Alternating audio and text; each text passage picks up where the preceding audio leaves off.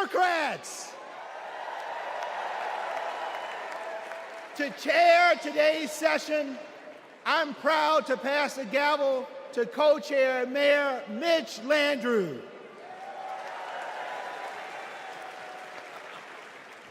Hello, America. Yeah, there you go. You want me to do it again? The second in-person session of the 49th Quadrennial National Convention of the Democratic Party will now come to order.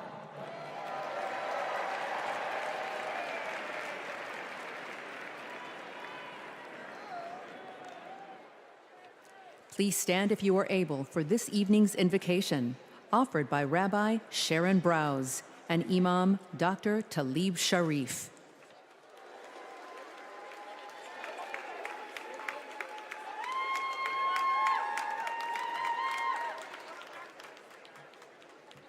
We have gathered together this week to craft a redemption story for America.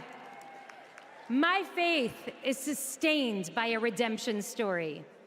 A people beleaguered and bereft, traversing the desert on a journey from degradation to dignity, from darkness to light.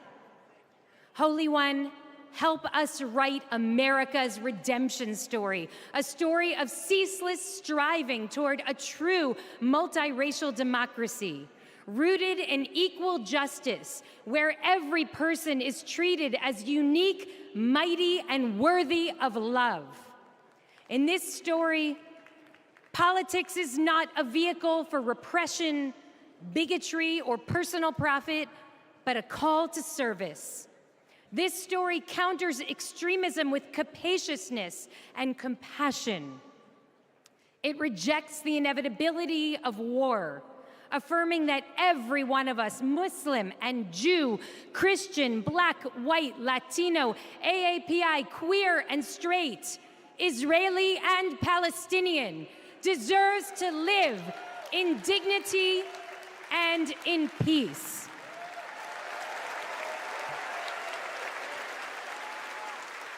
Some say that this story is impossible, but we know that the God of redemption specializes in the impossible, and so must we.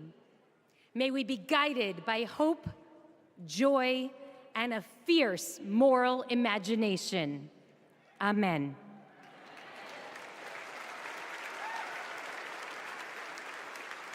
Greetings of peace.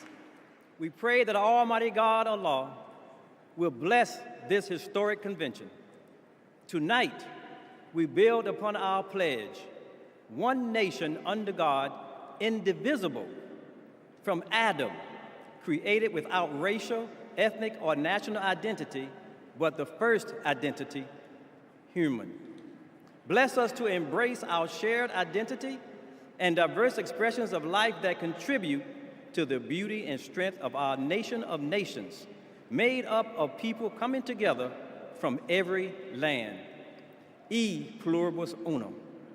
In moving forward with a bold vision for the future, we pray it will reflect our nation's diversity and intrinsic nature to live together intelligently. Bless our leaders with wisdom to do the right thing, consistent with God's ways, to stand firm against inhumane acts, to treat all humans as the sacred creation of the Almighty. And may we remember the inalienable rights service members sacrifice to protect. That is the America we vote for. Amen.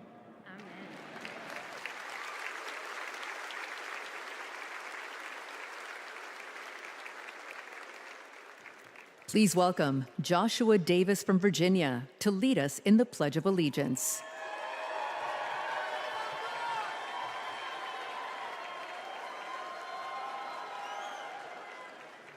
I pledge allegiance to the flag of the United States of America and to the republic for which it stands, one nation, under God, indivisible, with liberty and justice for all.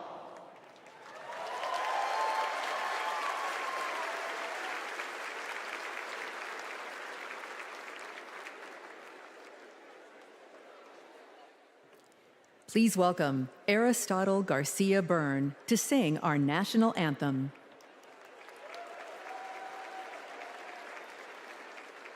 Oh, say, can you see by the dawn's early light what so proudly we hailed at the twilight's last gleaming, whose broad stripes and bright stars through the perilous fight o'er the ramparts we watched were so gallantly streaming, and the rocket's red glare, the bombs bursting in air, gave proof through the night that our flag was still there. Oh, say, does that star-spangled banner yet wave o'er the land of the free and the home of the brave?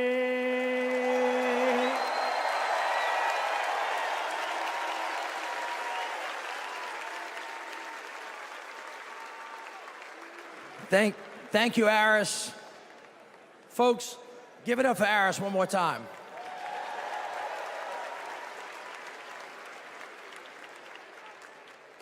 I'd like you to pause with me for a minute. 2 years ago, my dad died, the late Moon Landrieu. He was a great leader. He was a great mayor, secretary of HUD. He lived his life for others. We have lost so many patriots since the last convention. So before we go any further tonight, let's take a moment and join with me and let's remember them all.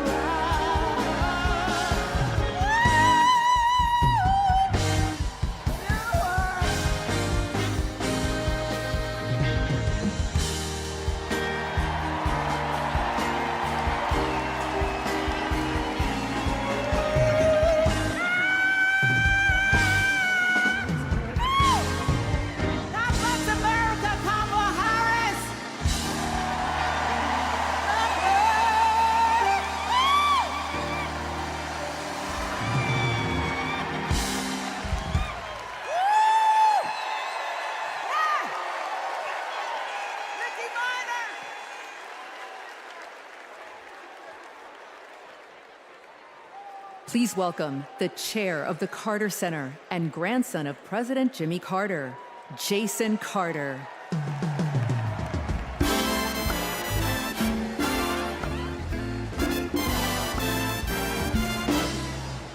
Hello, I'm Jason Carter. My grandfather, President Carter, will have his 100th birthday in October. I call him Pawpaw, and I can tell you that he wishes he could be here tonight. He and my grandmother led their lives with an unwavering faith in God, a respect for human dignity, honesty, and a commitment to loving their neighbors as themselves. Those principles guided them throughout their lives, including during their 4 years in the White House and the 4 decades since. For my grandfather, it was never about fame, recognition, accolades, or awards. His legacy is measured by the lives he has touched and the good he has done. Kamala Harris carries my grandfather's legacy. She knows what is right, and she fights for it. She understands that leadership is about service, not selfishness, that you can show strength and demonstrate decency, and that you can get a whole lot more done with a smile than with a scowl. Pawpaw is holding on. He's hopeful. And though his body may be weak tonight, his spirit is as strong as ever. My grandfather can't wait to vote for Kamala Harris. She reminds us all that the promise of America remains unchanged. We are one nation, indivisible, with liberty and justice for all. And my grandfather knows that with her as our next president, we will keep that promise. Thank you.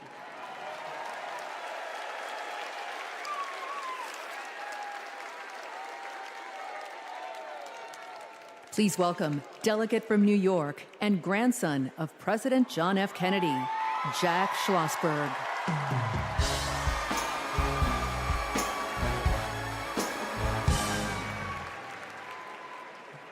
Hi, I'm Jack Schlossberg.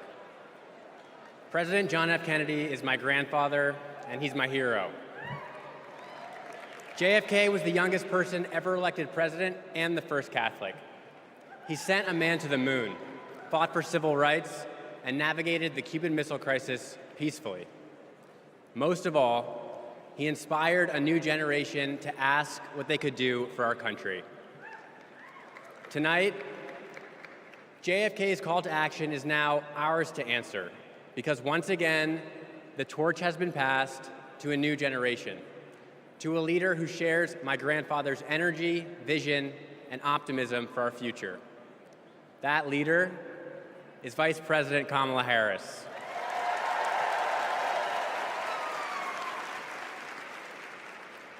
Like President Kennedy, Vice President Harris has dedicated her life to public service. She believes in America, like my grandfather did, that we do things not because they're easy, but because they are hard. As president, she will fight for working families. She will expand investments in clean energy so that my generation will have clean air and good jobs. She will defend our freedoms, the freedom for women anywhere in America to make their own healthcare choices, the freedom to be safe from gun violence, the freedom to vote easily and without fear. The choice is ours to make, and history is watching to see what we will do. Now, let's elect Kamala Harris the next President of the United States. Thank you.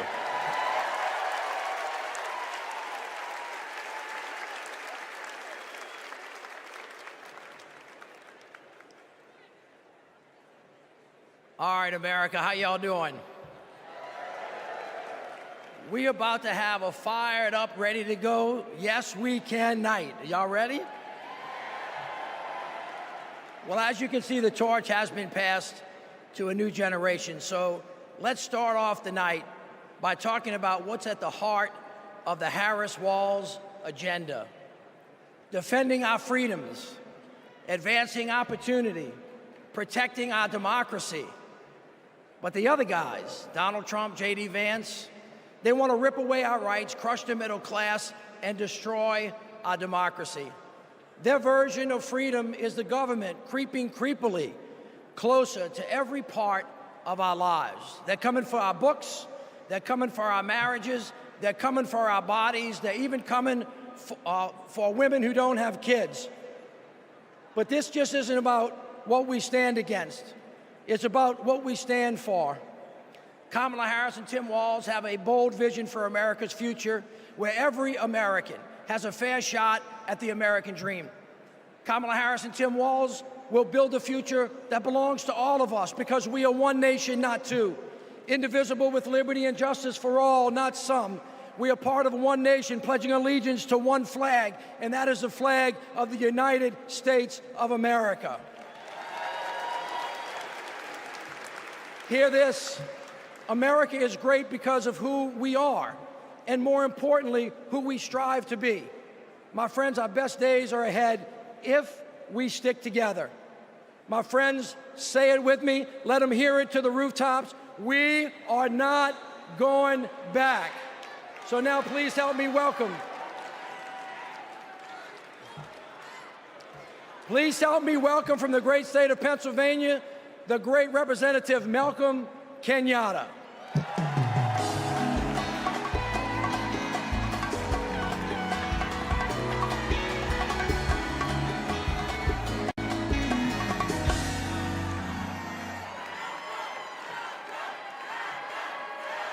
My fellow Americans, my name is Malcolm Kenyatta, a proud son of Pennsylvania. And as you saw, I brought back Trump's Project 2025, all 900 pages of it. And it's interesting because usually Republicans want to ban books, but now they're trying to shove this down our throats. It is a radical plan to drag us backwards, bankrupt the middle class, and raise prices on working families like yours and mine. Under Project 2025, a family making just $75,000 a year with just 2 kids would pay $1,800 more in federal taxes. No, but there's more. Because on page 465, Project 2025 would stop Medicare from negotiating to lower the price of prescription drugs and capping out-of-pocket costs. And on page 587, Project 2025 would cut overtime pay for hard-working Americans. But my friend, these bad ideas aren't new. As long as we have been fighting to make America work for working families, there have been greedy corporate interests trying to take us back. In 2019, my grandma, a civil rights warrior, called me, her voice cracking, and she said, "I'm so sorry, baby. I'm so sorry. I thought my generation had fixed this. And here you are, fighting the same battles." But I want to tell you tonight, my friends, what I said to my grandma. I said, "It's okay, Grandma. It's just our turn. It's just our turn to stand up for working people and to stand up for our nation's promise. It's just our turn to defend our rights and to ensure that democracy doesn't die on our watch. It's our turn to make history, my friends, by electing Kamala Harris as the next President of the United States of America. God bless you. May God protect our troops.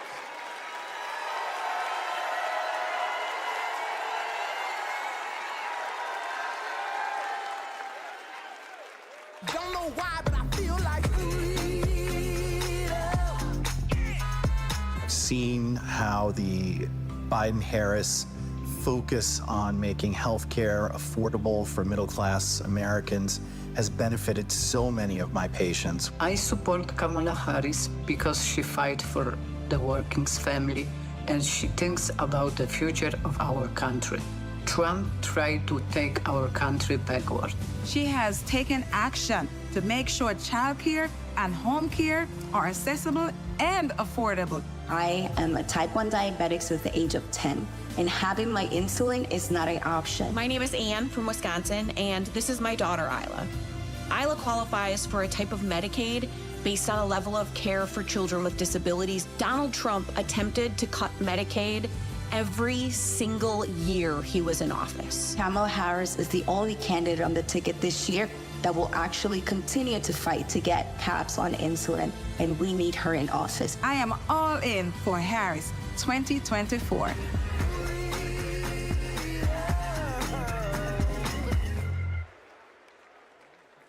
Hailing from the South Side of Chicago, please welcome Oscar and Grammy Award-winning artist, author, and longtime activist, Common, featuring Grammy Award-winning gospel singer, Jonathan McReynolds.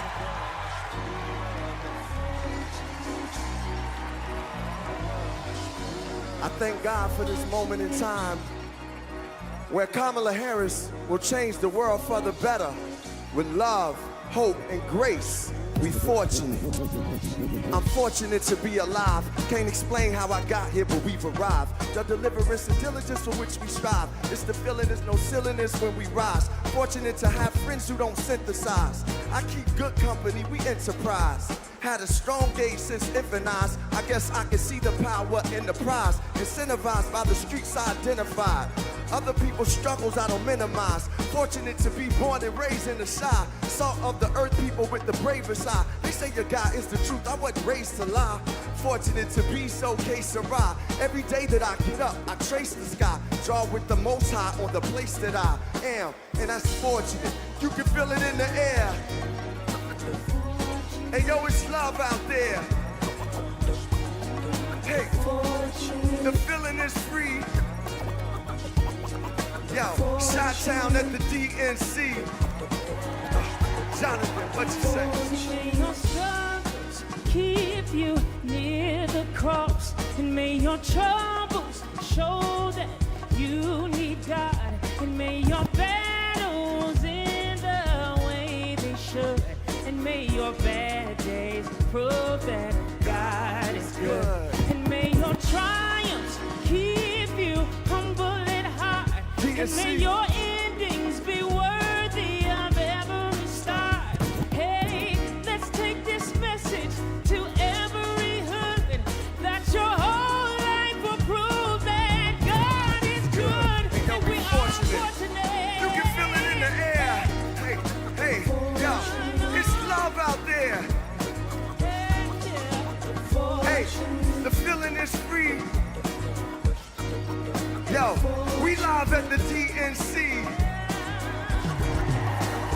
Fortunate, I was raised by my Uncle Steve and my Uncle Charles. They both told me believe the seeds of a revolutionary. Evolution's very necessary to become fruits and berries of our labor. Told to search for a savior. Fortunate, I had a chance to raise her. In the days of the unknown, I'm fortunate to come home to blocks we fought and swung on. Fortunate the Lord put me on the path to use the microphone for a ride and a staff. Fortunate, yo, we got to go to Paris. We fortunate, y'all, for Kamala Harris. Yo, we fortunate. Yo, the love is in the air. Yo, can you feel it out there? Hey, yo, the feeling is free. Chi-Town, we live at the DNC. We are fortunate. Thank you, God.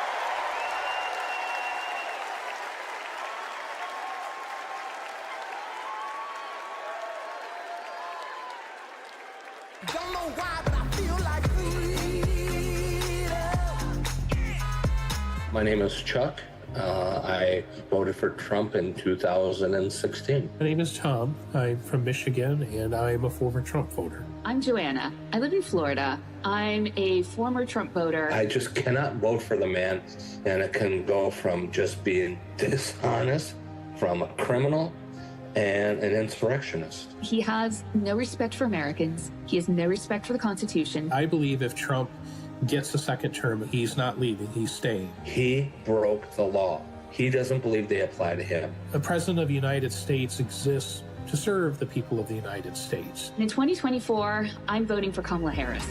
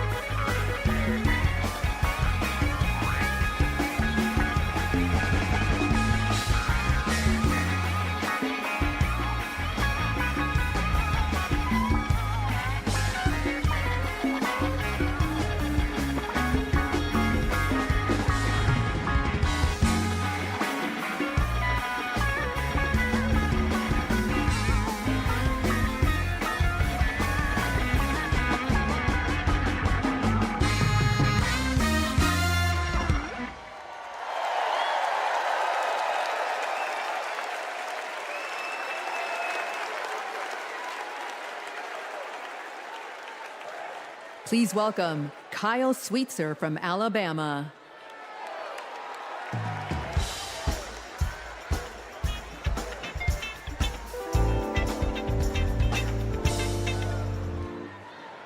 I voted for Trump not once, not twice, but 3 times. You see, I work in construction. I work with my hands. He told us he'd look out for blue-collar workers. So I made my first ever political donation to Trump, and I donated to him many times throughout his presidency. But then I started to see Trump's tariff policy in action. Costs for construction workers like me were starting to soar. I realized Trump wasn't for me. He was for lining his own pockets. Now, I'm not left-wing, period. But I believe our leaders should bring out the best in us, not the worst.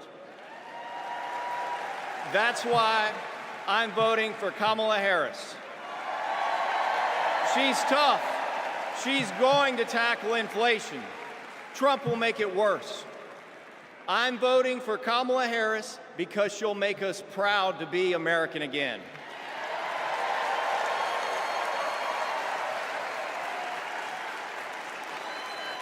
Nobody's ever called me weird. I'm a lot of things, but weird I'm not. The late, great Hannibal Lecter is a wonderful man. You know what I'd do if there was a shark or you get electrocuted? I'll take electrocution every single time. Bing, bing, bing, bing, bing. She said Kamala has one big advantage. She's a very beautiful woman. I'm a better looking person than Kamala. He says, you're not going to be a dictator, are you? I said, no, no, no. Other than day one. I'd like to congratulate Vladimir Putin for having made yet another great deal. Kim Jong-un I had a good relationship with. He's a tough, smart guy. Now, if I don't get elected, it's going to be a bloodbath. Well, they're the weird ones. JD is not at all. The people who are most deranged and most psychotic are people who don't have kids at home. Let's give votes to all children in this country, but let's give control over those votes to the parents of those children. In 4 years, you don't have to vote again. We'll have it fixed so good you're not going to have to vote.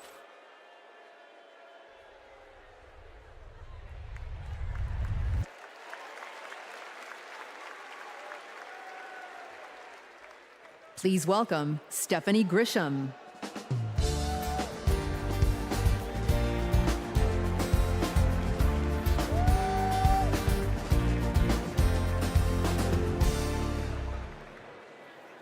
I wasn't just a Trump supporter.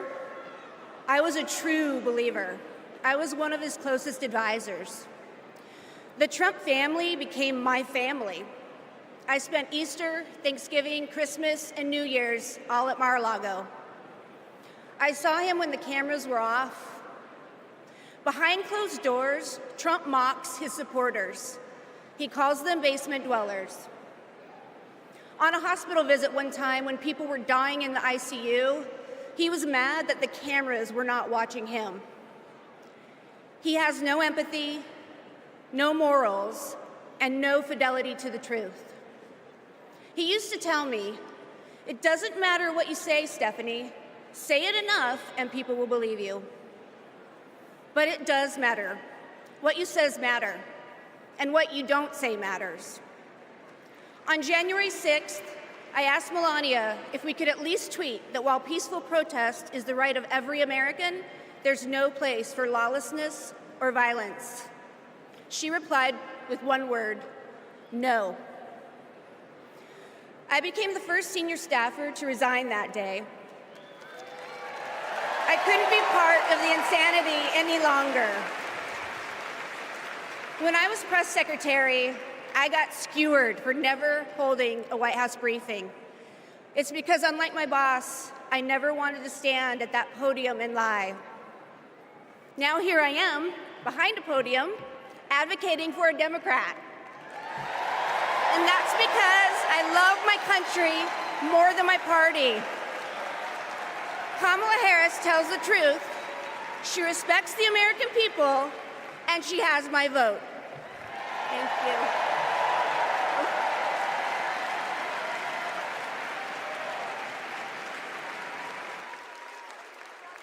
Don't know why, but I feel like freedom. At our 12-week ultrasound, our worst nightmares came true. The baby had stopped growing, but my body had not let go.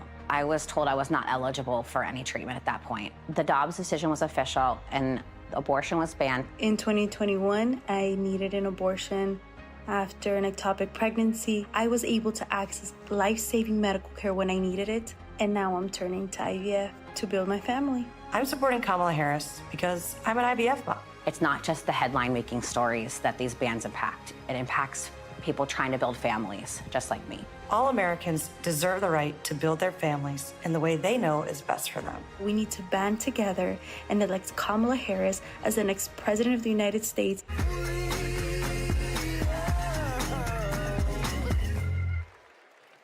Please welcome Nabella Noor.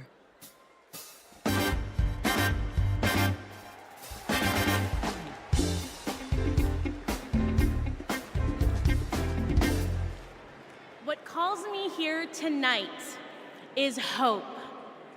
As a woman who has struggled with fertility, I have not always been hopeful, but today I am. I'd always dreamt of motherhood, and coming from a large Bangladeshi American family, I imagined it'd be easy. It wasn't. My husband and I tried to conceive. We failed.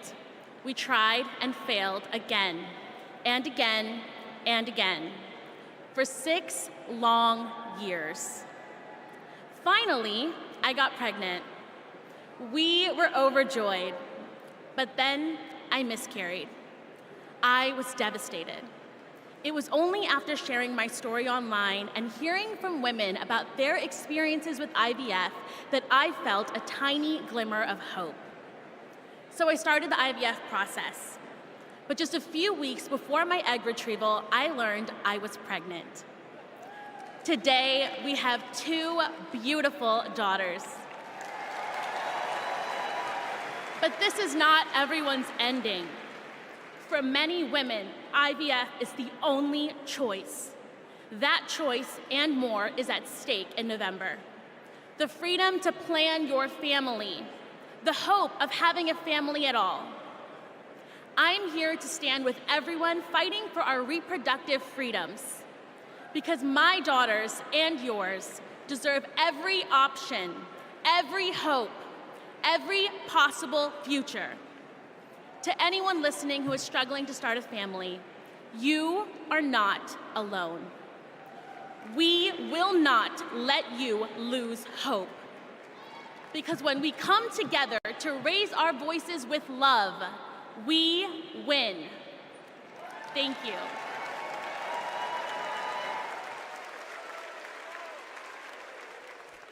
Please welcome Michigan Senator Gary Peters.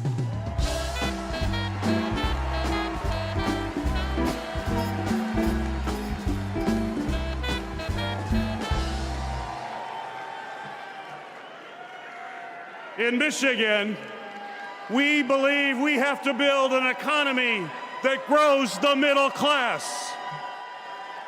And we know that when unions succeed, all workers win.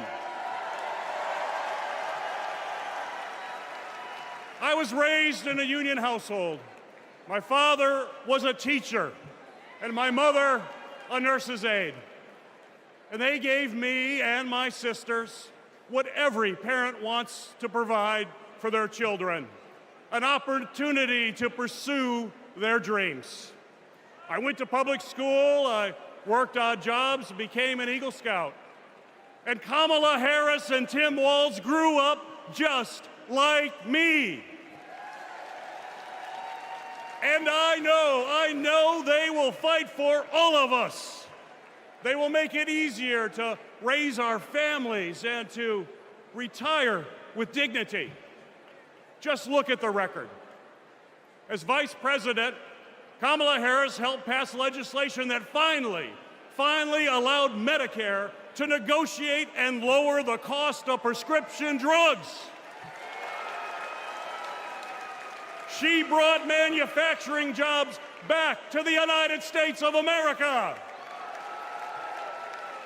And as governor, Tim Walz signed the largest infrastructure investment in Minnesota history.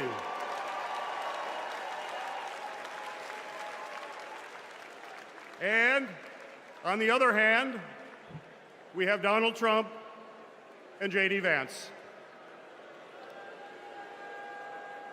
And let's be clear, if they win, working people like my friends here from the Teamsters will pay the price.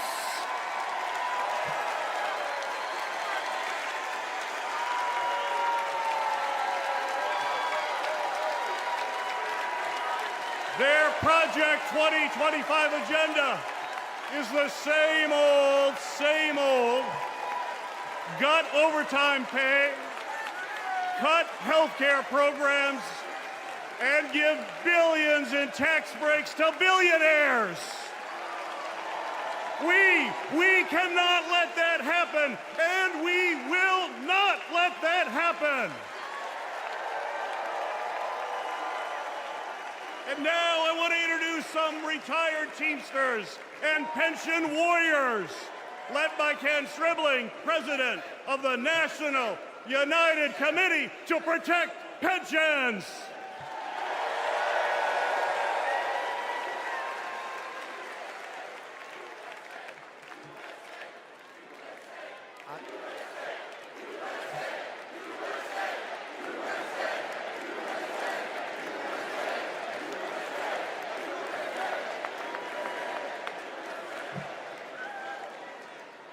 I am Kenneth Stribling, a proud retired Teamster from Local 200 in Milwaukee, Wisconsin.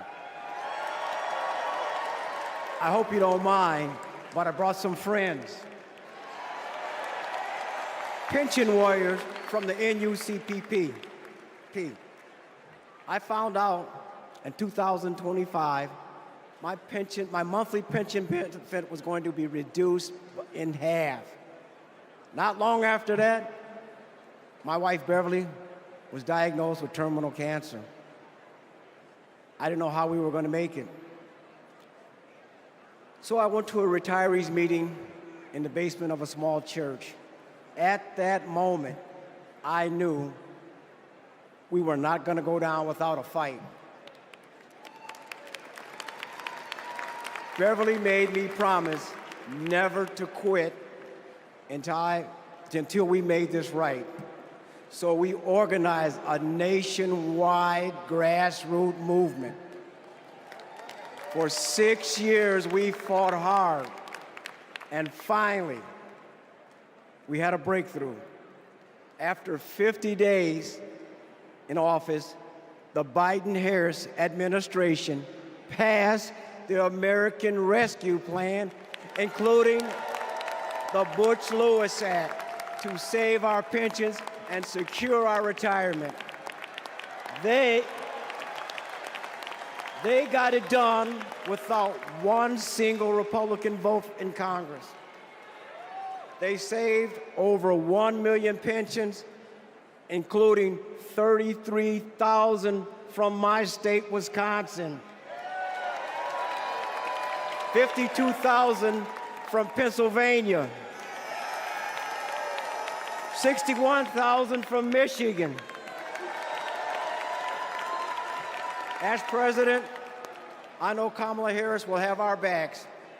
She will fight for our retirement, Social Security, and Medicare. Beverly passed away in 2019, but I kept my promise, because a promise is a promise is a promise. Thank you.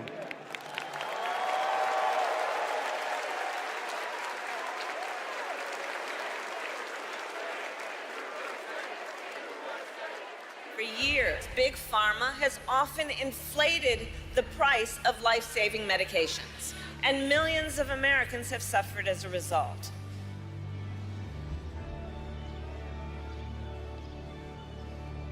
Those costs got passed on to our seniors, but not anymore.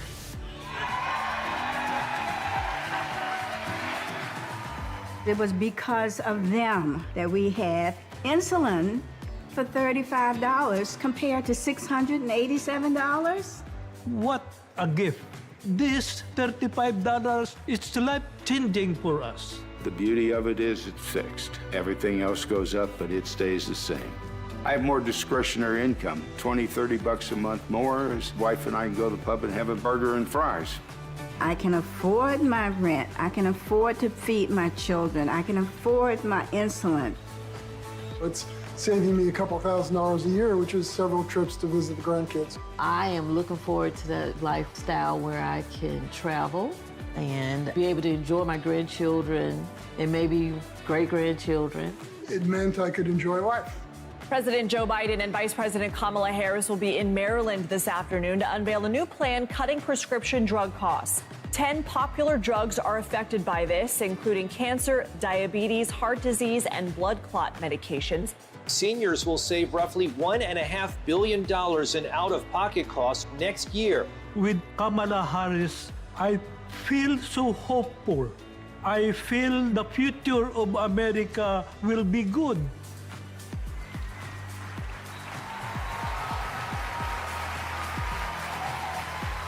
As president, I'll lower the cost of insulin and prescription drugs for everyone. I am so excited. I can't hardly stand it. We're going to only go forward. We can't go back.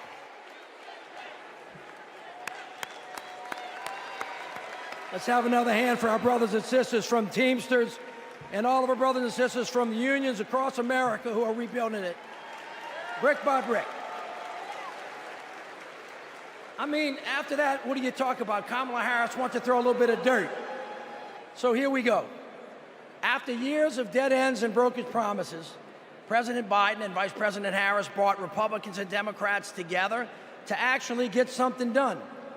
Trump promised Infrastructure Week but never built anything. But this time, the Biden-Harris administration is actually breaking ground, and we're starting to turn dirt, ushering in an infrastructure decade. All I see is possibilities ahead. You see, the foundation of a strong economy is literally a country's infrastructure. It's the cornerstone upon which all rest. We finally got a president and a vice president who puts their money where their mouth is. Already, $460 billion out the door, $1 trillion of private sector investment building roads and bridges and airports and ports and water systems so that kids don't have to drink dirty water out of lead pipes and little girls don't have to sit on the back of their mama's car trying to do their homework so they can have a better future for us. We're building a clean energy economy. All of it is moving out of the door. And we're touching every part of the country, from the Pakiak, Alaska, all the way down to Lowndes County. We have over, hear me now, 60,000 projects all across this country with funding already underway. We're hitting the ground running, and it's right in everybody's backyards. 2 years ago, after President Biden and Vice President Harris passed the biggest infrastructure investment since President Eisenhower, he called on me and others to help carry out that vision as we rebuild America. As a senior advisor to the president, we pushed out funding for the roads and the bridges. We're literally building bridges to the future. High-speed internet and the clean energy economy. With these projects, we're ushering in a brighter future, a future in which everyone has clean air to breathe, everyone has clean water to drink, a future in which everyone has the opportunity to build generational wealth, a future in which the most vulnerable communities aren't forced to bear the brunt of progress. And we have made historic progress towards that vision. Let's take a look with what progress is being made in communities across the country with products that are being made right here in the USA. Since passing the bipartisan infrastructure law and the American Rescue Plan, the Biden-Harris administration is putting billions of dollars into cities and counties across the country over the next 5 years. I want to particularly thank the mayors of America. You make things work. Thanks to the Biden-Harris administration, the city of Phoenix has a much greener bus fleet. In San Antonio, we're building the airport of the future in the heart of our city. Until 1970, Scranton and New York were connected by passenger rail. And within 5 years, finally, we're getting that connection back. Our vision is to create a truly multimodal city, a city where people can walk, ride public transportation, or ride a bike to get to their destination. Our city is able to create over 2,000 jobs and move our transit system into the future. We are investing over $50 million to take vacant buildings just like this one to turn them into shovel-ready job sites in the heart of our city. We were able to use American Rescue Plan funding for safe, affordable housing for our neighbors. When a dilapidated apartment complex was condemned, we were able to swiftly relocate these tenants. In Tucson, we have planted or distributed over 100,000 drought-tolerant trees to combat extreme heat. From the great city of Baltimore, Maryland, we're opening brand new rec centers that are closing in our city, and many, many, many more investments thanks to President Biden and Vice President Harris.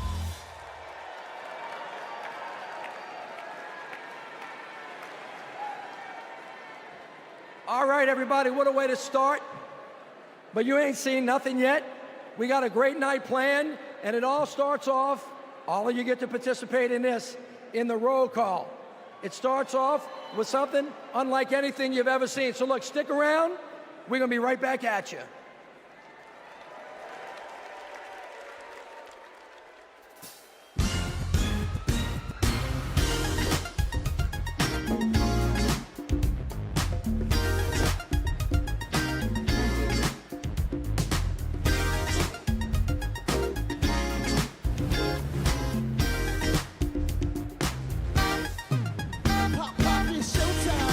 Showtime, guess who's back again? Oh, they don't know, they don't know. I bet they know as soon as we walk in. I'm wearing Cuban links, designer minks, Inglewood's finest shoes. Don't look too hard, might hurt yourself. Don't look at the red, the blue. Woo! I'm a dangerous man with some money in my pocket. Keep up. So many pretty girls around me and they're breaking up the rocket. Keep up. Don't be mad, fix your face, and my father, y'all be trying to keep up. Players only. Put up, pick it, put up, pick up. Girls, what y'all trying to do? 24 karat magic in the air. It's all so bad. Sing your face for the hustlers, gangsters, and your little friends. Can I preach? I gotta show them how I'm built, get it in first. Do your dip, spend your money like money ain't. Woo, woo. Gotta blame it on Jesus. Hashtag close aren't ready for me. I'm a dangerous man with some money in my pocket. Keep up. So many pretty girls around me and they're waking up the rocket. Keep up. Don't be mad, fix your face, and my mother, y'all be trying to keep up. Players only, come on, put your pinky, put your to the moon. Cut. 24 karat magic in the air. It's all so bad.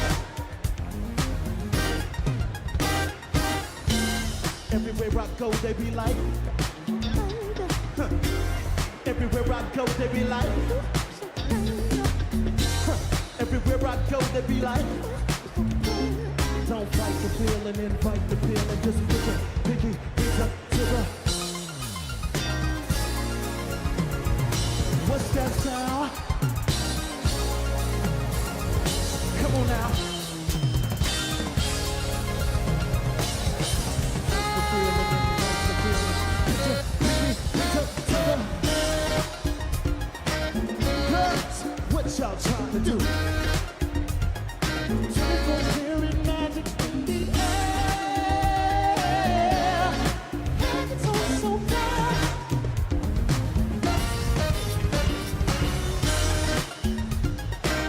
Girls, what y'all trying to do? 24 karat magic in the air.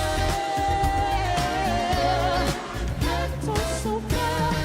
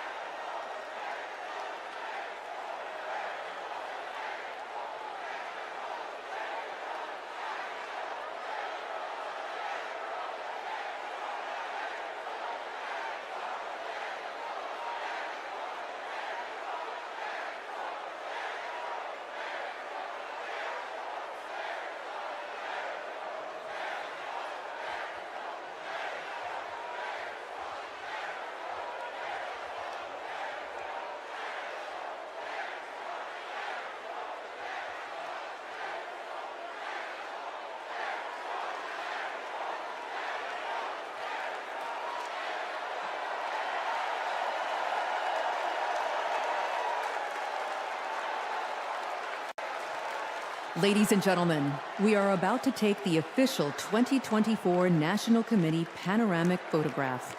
At this time, we would ask all of the delegates and guests to take their seats and get ready for this historic photo. During the photo, there should not be any movement in the hall.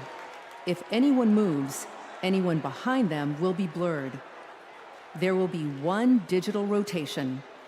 There will be one photo taken with a 110-year-old film camera by Abbas Shir Mohammadi, fourth-generation photographer who has captured all of the past Democratic and past 10 swearing ceremonies. The camera is ready. Please listen to Abbas, who is located in the center blue press stand in the center of the hall.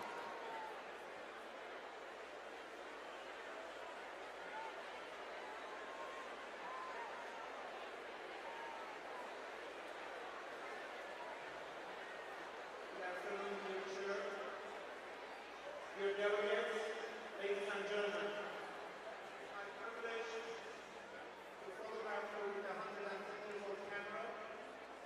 I have a request, please. This camera is a film, 110 years old, capturing the images. If there's a slight movement in the hall, not only you will be blurred, the person behind you also will be blurred. I would appreciate if everyone, please, wherever you are, regarding your seat or somewhere else, stand still, look into the camera in the center platform of your press, and hold your hands in the front, please. Do not move. The camera is going to start in about 22 seconds. Please do not move. There are some moving in the hall. Please, wherever you are, stay right there. You're going to make other people there. Please hold it right there. I greatly appreciate that. Right now, please do not move.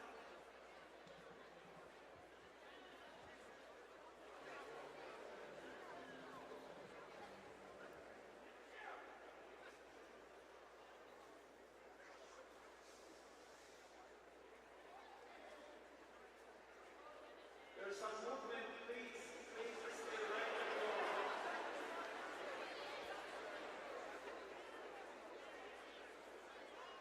Right there, sis. Please put your hands down. I appreciate that. This is your photo. I'm moving, damn it!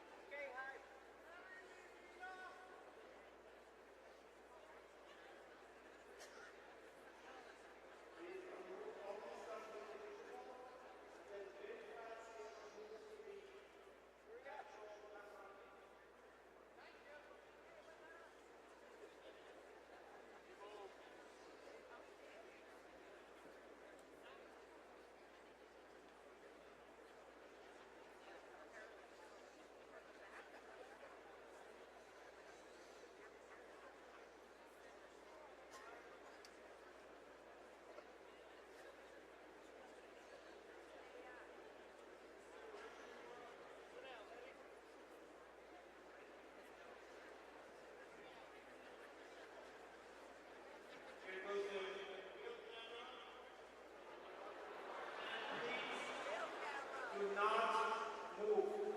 It's an extremely sensitive camera. Thank you.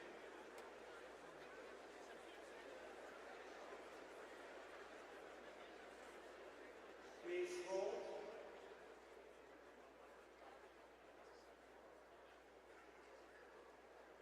You can see this photograph at democraticphotos.com. 48 hours.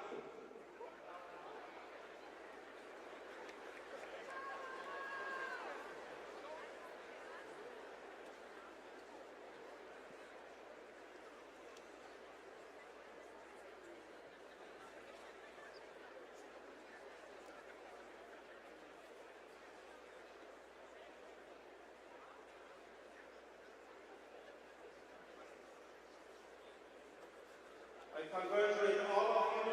Thank you for your attention.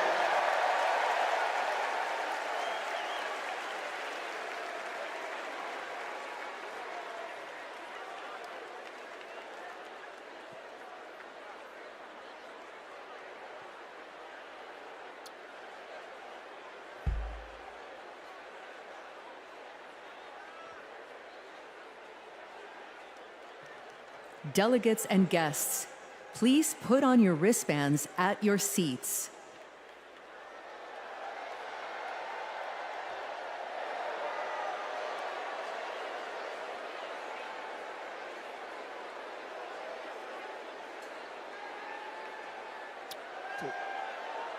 I'm gonna just count y'all off.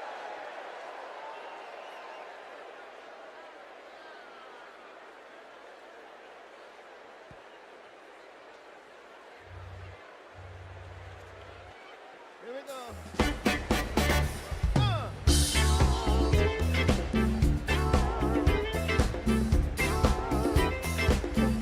Knock me out.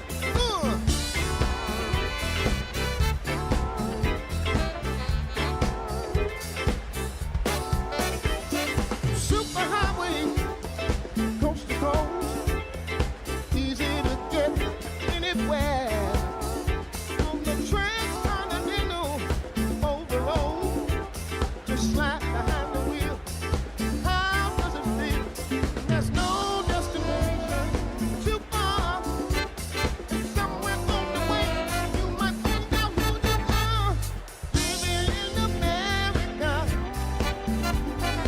eye to eye, station to station. Living in America, hand in hand, across the nation. Living in America, got to have a celebration. Pop my soul, yeah, yeah. Smoke back, fat back, many miles of railroad track. All night, radio, keep on running through your rock and roll soul. All night diners, keep you awake on black coffee and a hard roll. Might have to walk the fine line, you might take the hard line, but everybody's working overtime. Living in America, eye to eye, station to station. Living in America, hand in hand, across the nation. Living in America, yeah. Live in America. Help me out. I said I live in America.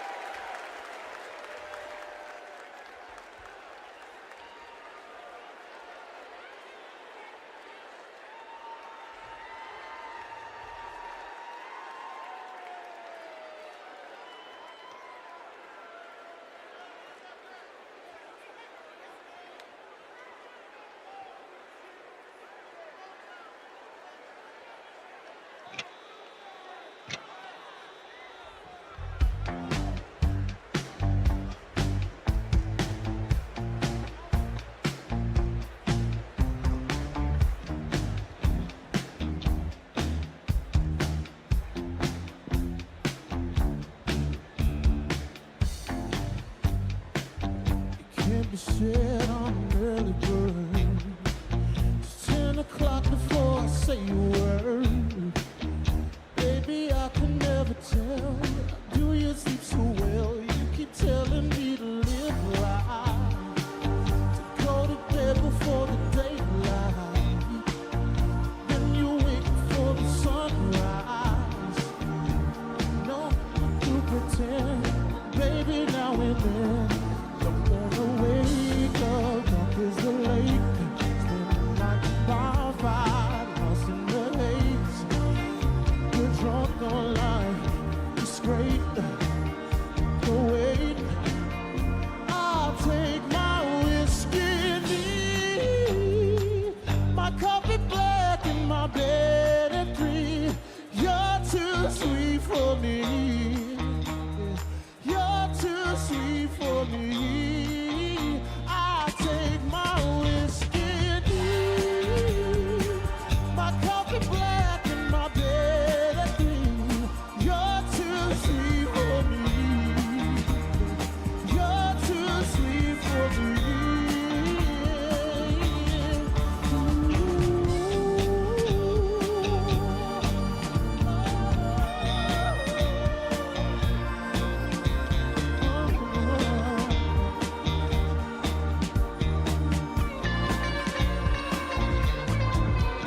Ain't low, ain't true, but the ground's where I go. Wordplay where I'm free from my phone. The job gets done, don't you worry, son. I know who wants to live forever, baby. You treat your mouth like it's a levitate. The rest of you is like a TSA. How is it get along? Babe, don't get me wrong. There's your partner on the rain. Some days will rain, it was great. If you sit on the barrel, baby, I'll wait until that day. I think I'll take my whiskey neat, my coffee black and my bed at 3. You're too sweet for me. You're too sweet for me. I'll take my whiskey neat, my coffee black and my bed at 3. You're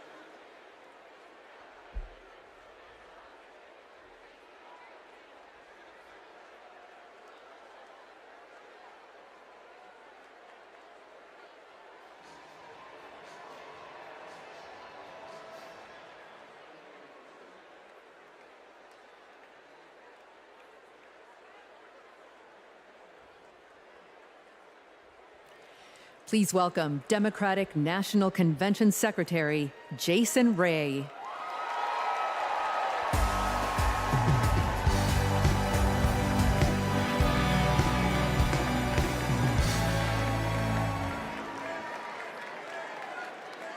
Well, good evening, delegates. My name is Jason Ray, and I'm honored to serve as the secretary of both the Democratic National Committee and the Democratic National Convention. I remember watching my very first convention on television when I was just 10 years old. It was the 1996 convention right here at the United Center. Now, nearly 3 decades later, I could not be more thrilled to join you in making history as we nominate Vice President Kamala Harris.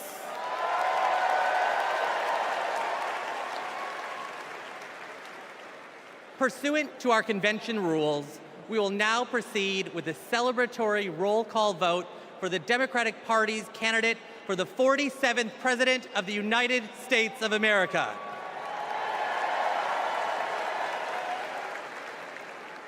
As a reminder, our nomination was made official on August 6th upon the certification of the virtual roll call. This roll call will reflect those results. The chair of each delegation or their designee will report its delegation's voting results for the presidential nomination.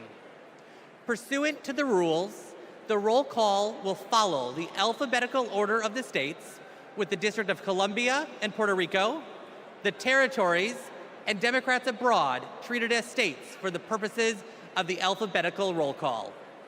Delegates, are you ready? Let me hear you. Ladies and gentlemen, my name is DJ Cassidy, and I'd like to welcome you all to the Democratic National Convention roll call. Now we're gonna pass the mic from state to state so that all our voices are heard all around the nation. But first, let me pass it back to Secretary Ray to get the celebration started.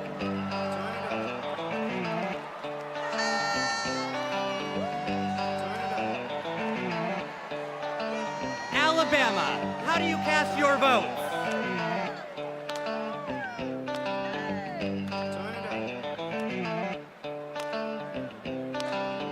Alabama passes. Delaware, how do you cast your votes? On behalf of the great state of Delaware, home of our beloved 46th President of the United States, Joseph Robinette Biden Jr., it is our honor to unanimously cast our 34 votes for the next President of the United States, Vice President Kamala Harris!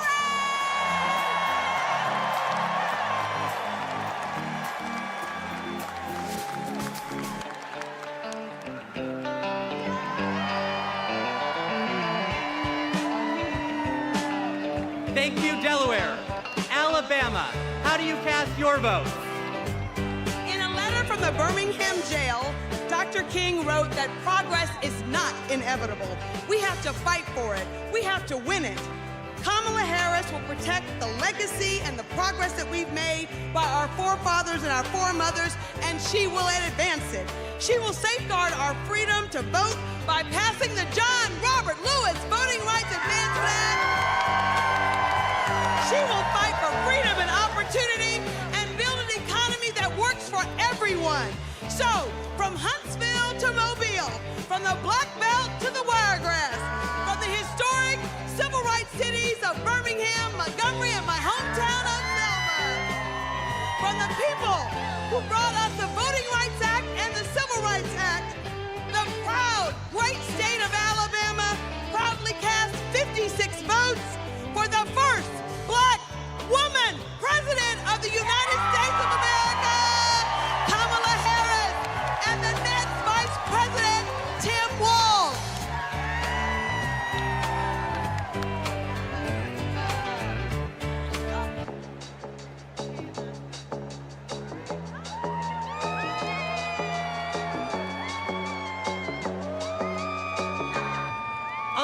Alaska, how do you cast your vote? Alaska's motto is North to the Future. And that's exactly where Kamala Harris and Tim Walz are going to take us. A future full of opportunity for everyone. As a teacher, a union member, and a proud Black woman, it is my honor to cast Alaska's 19 delegates for the next president of these United States, Kamala Harris.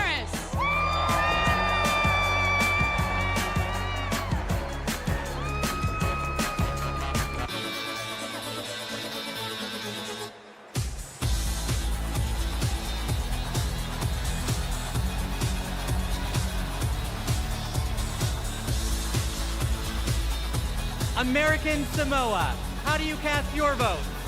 Salofalava. Here in American Samoa, faith, service, and community are everything. That's why we cast 10 votes for our next president, Kamala Harris.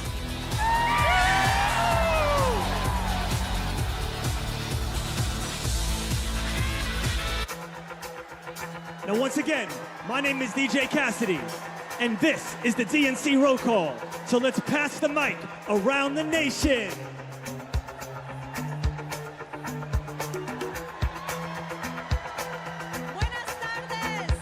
Arizona, how do you cast your vote?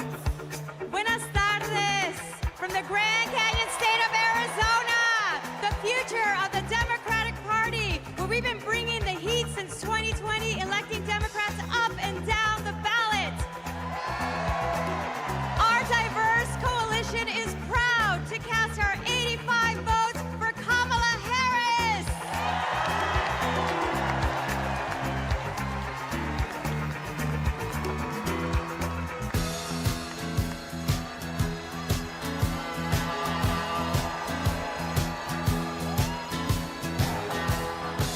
Arkansas, how do you cast your vote? On behalf of the great state of Arkansas, home of American legends Johnny Cash and Sister Rosetta Tharpe, home of the trailblazing civil rights leaders Daisy Bates and the Little Rock Nine, and home of the birthplace of President William Jefferson Clinton, who inspired all of us in a place called Hope. Arkansas casts our votes for Vice President Kamala Harris and Governor Tim Walz.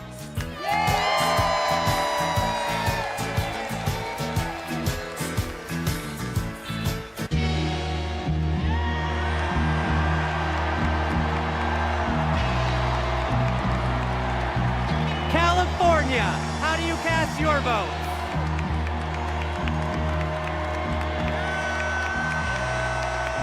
Mr. Secretary, the great state of California passes at this time. California passes.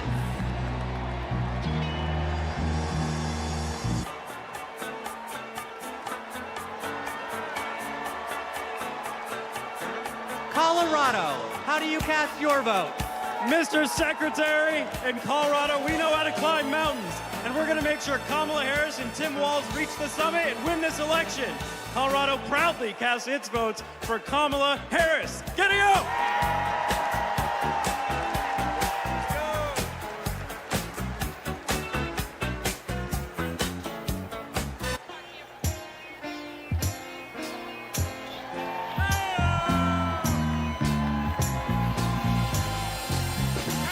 Connecticut, how do you cast your vote?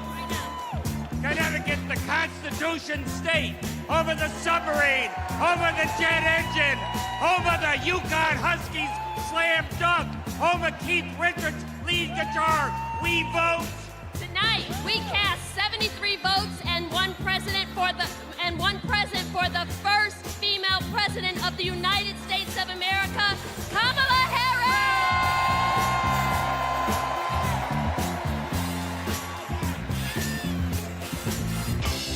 Now we're passing the mic all around the world tonight. So let's join together. Here we go, here we go, here we go, let's go!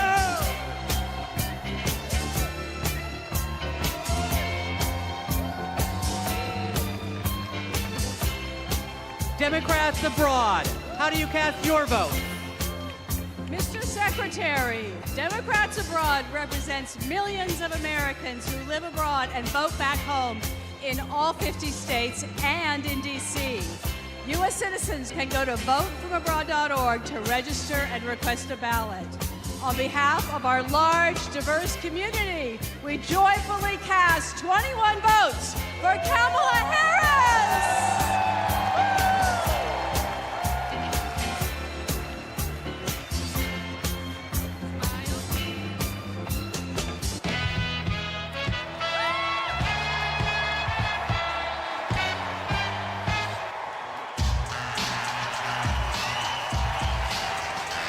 The District of Columbia, how do you cast your vote? We are Washington, D.C., home to 700,000 Americans, where millions have marched for jobs and justice, where Dr. King had a dream and Obama had hope, and where in January 2025, we will host the inauguration of President Kamala Harris.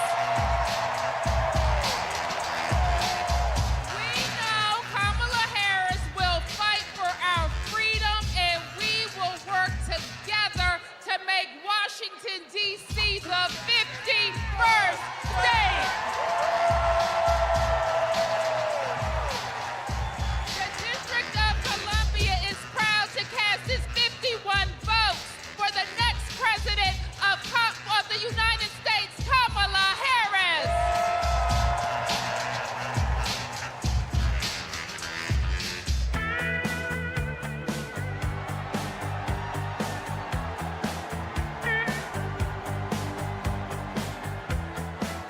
Florida, how do you cast your vote?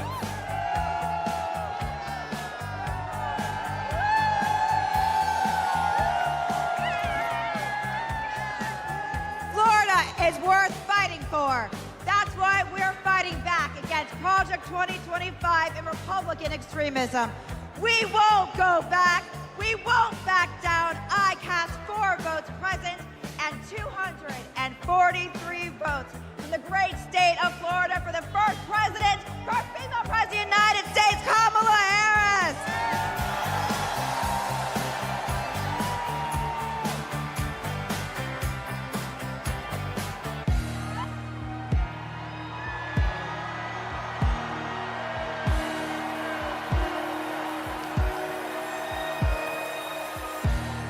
Georgia, how do you cast your vote?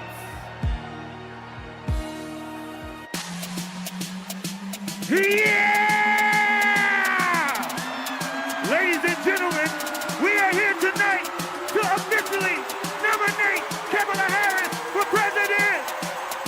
Five, get loud, another round of shots. DAC, turn out for what? Turn out for what? Hey, turn out for what? Yeah! Turn out for what? Let's go, let's go! Turn out for what? Hey, everybody get your hands up! Hey, everybody get your hands up! Hey, everybody get your hands up! Now, say, we're not going back! We're not going back! We're not going back! We're not going back! VP Harris! Coming to wall! VP Harris! Giving the wall! Hey!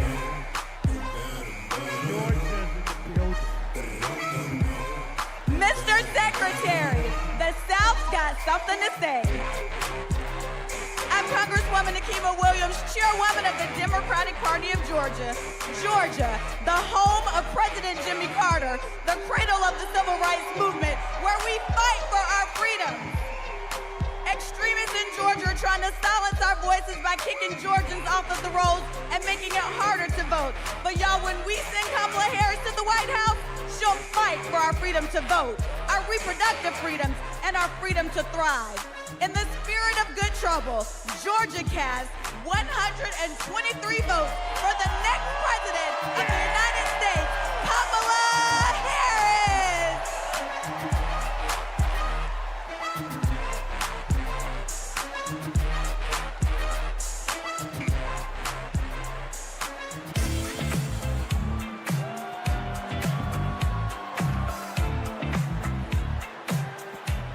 Guam, how do you cast your vote? Hafide Todo Centro. I am Governor Noom Young Guerrero, the first female governor of our beautiful island of Guam. The home of the indigenous Chamorro people. And where America's Day begins. And we proudly cast our 12 votes to the next first female president of the United States of America. Viva Kamala! Viva Kamala! Viva Kamala!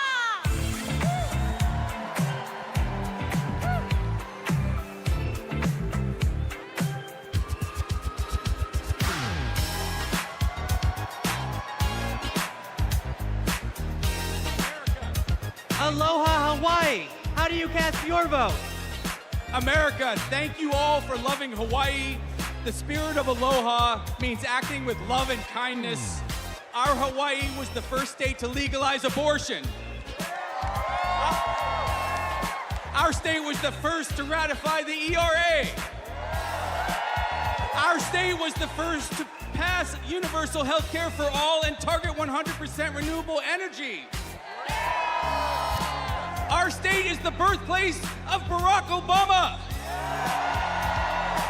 Our state shares the values of Kamala Harris, and we cast 6 votes present and 23 votes for Kamala Harris. First woman president.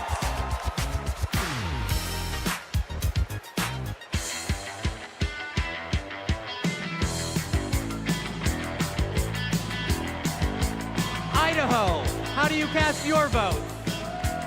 Republicans ripped away our reproductive freedoms. The Idaho Democrats are mounting our comeback. For the first time in decades, we're running in every legislative district. We are not going back. Idaho cast 27 votes for Kamala Harris.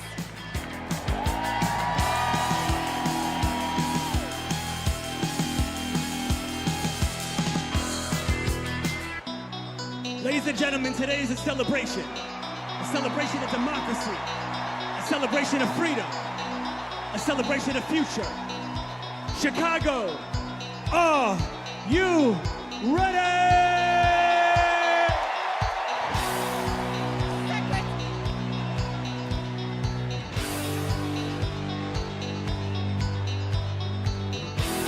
Our convention host, Illinois, how do you cast your vote?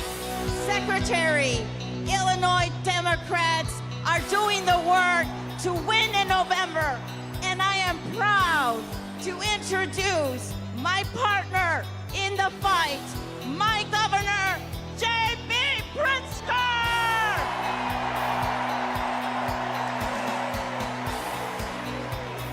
The great state of Illinois, the prairie state, home of 4 presidents, including President Barack Obama. The birthplace of skyscrapers and the adopted home of Superman. The cornerstone of the Midwest Blue Wall. The first state to ratify the 13th Amendment ending slavery. And the 19th Amendment granting women the right to vote. Illinois casts 1 vote present and 176 votes for the next president of the United States, future Madam President Kamala Harris.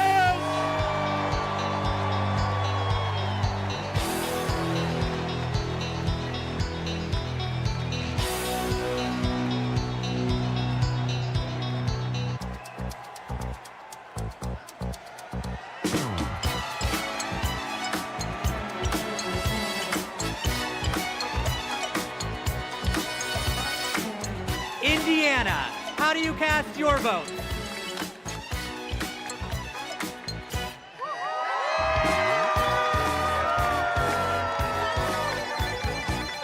Indiana welcomed me into its heart.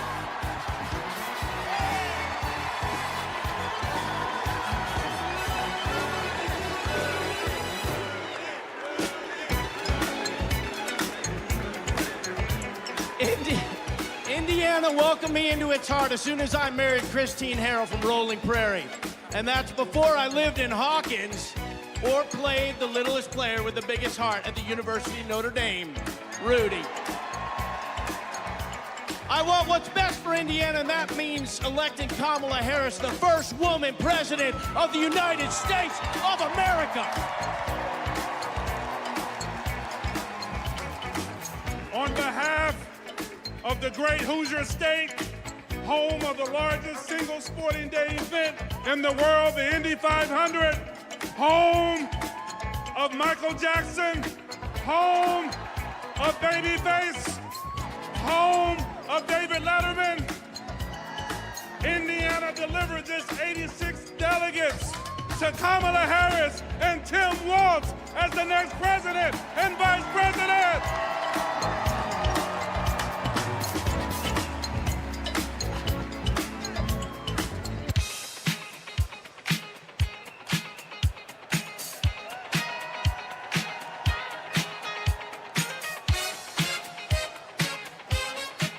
Iowa, how do you cast your vote?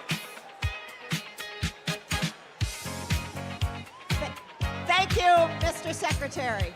The tall corn state of Iowa, the state that launched Barack Obama on his way to the presidency,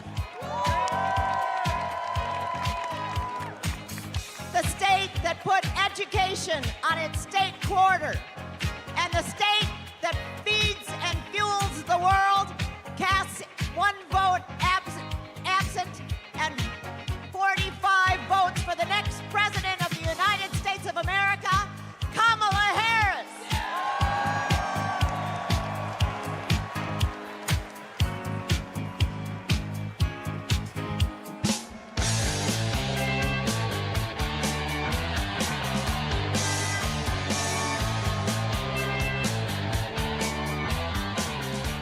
Kansas, how do you cast your vote? I can't hear. Hello, delegates from the center of America, the Sunflower State, Kansas, where our farmers feed America, where we elect strong women who govern from the middle. As the first ever black chair of Kansas, I am proud to cast our 39 votes for the first black woman president, Kamala Harris!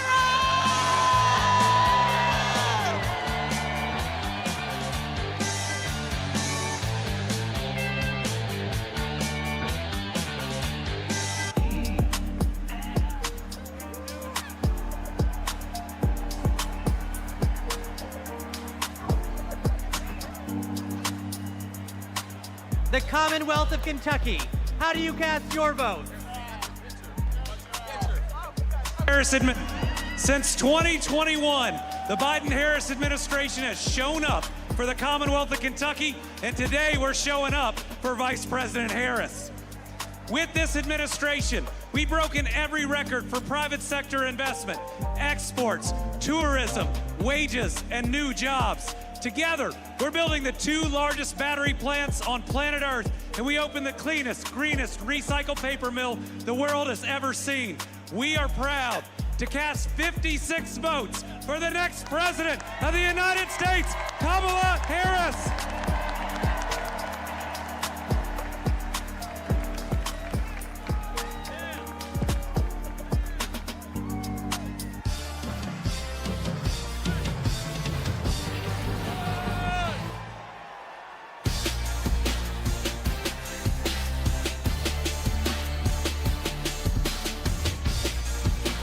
Louisiana, how do you cast your votes? Greetings from Louisiana. Mr. Secretary, my name is Wendell Pierce, and I'm a proud son of Louisiana. And Louisiana always about family, and I'm surrounded by my family of the delegates of Louisiana. And our great Congressman, Troy Carter. Louisiana casts its votes in support of our democracy, and we stand in line for a more perfect union. And born out of that democracy from the Big Easy, the northernmost Caribbean city, the last Bohemia was jazz. And nothing could be more emblematic of jazz and democracy than what we swing with in the Big Easy. And it's because of that that I am here to cast my personal vote for the next President of the United States, Kamala Harris. And now, the leader of our party, Mr. Randall Gaines. The great state of Louisiana, a state that embodies the principles and spirit of hope and resilience, and so does Kamala Harris. The great state of Louisiana cast its one vote present, and our 47 votes for the next President of the United States, Kamala Harris.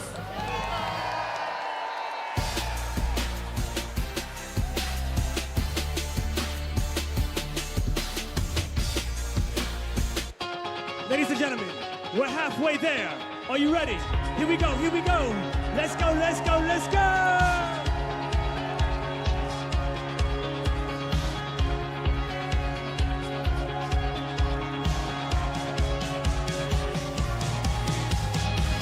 Next up is Maine.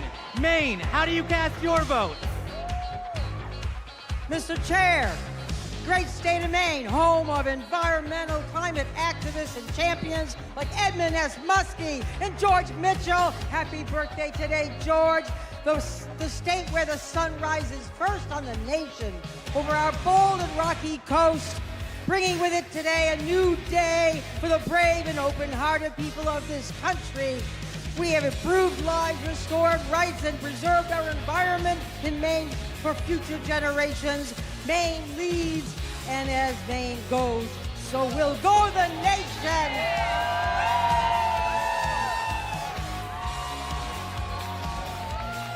Maine proudly cast 30 votes for our next president, Kamala Harris.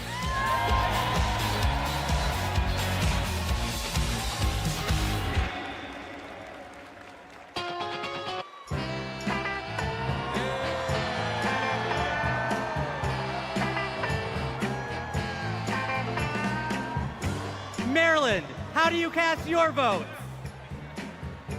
We are Maryland!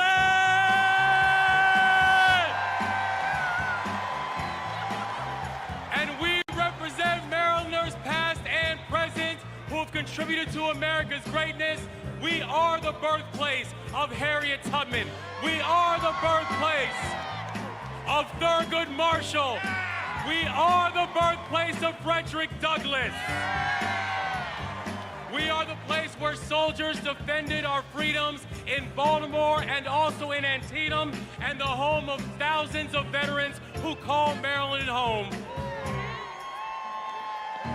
And this community of patriots is proud to cast our votes for the next President of the United States, Kamala Harris!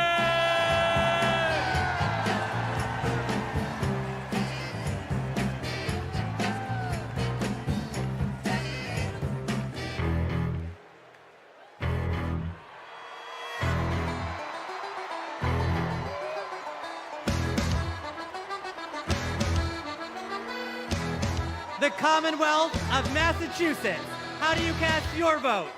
Mr. Secretary, the people of Massachusetts know something about making history. The first Thanksgiving in Plymouth, the first public school, the first public library where we don't ban books. Health care for all, and the first shots fired in our revolution. And we are proud, as the Commonwealth of Massachusetts, to make history once again.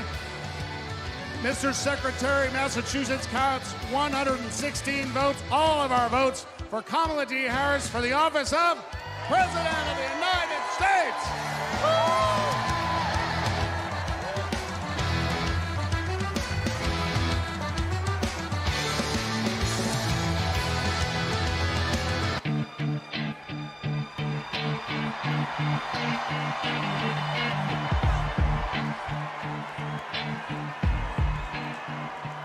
Michigan, how do you cast your votes? Good evening from the Great Lakes State. I'm Michigan Democratic Party Chair LaVora Barnes.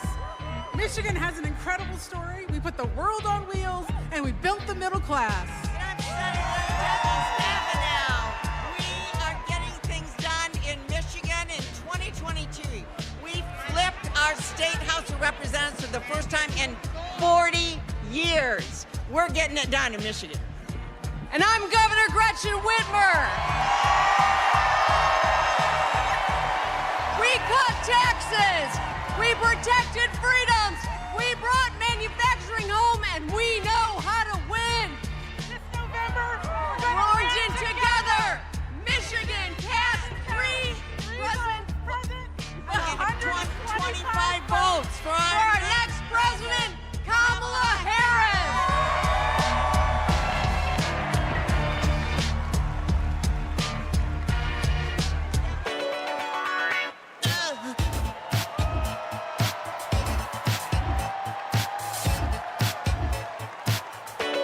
Minnesota, how do you cast your votes?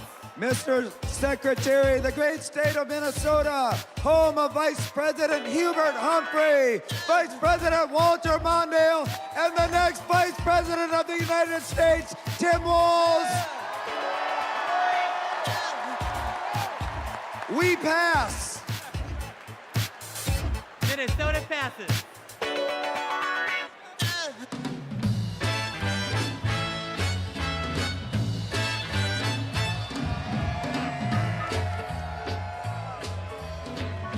Mississippi, how do you cast your votes?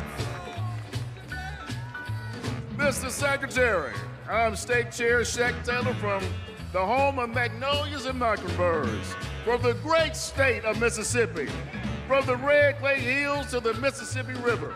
To our Gulf Coast, we're proud of our heroes such as Fannie Lou Hamer and our special guest, Mr. January 6th, the Honorable Benny T. Thompson. With great joy, Mississippi delivers 40 votes for our future president, Ms. Kamala Harris.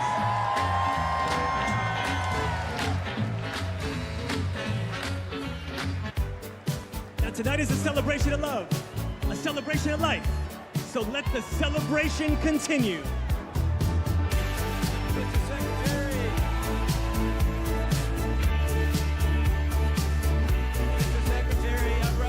Missouri, how do you cast your vote?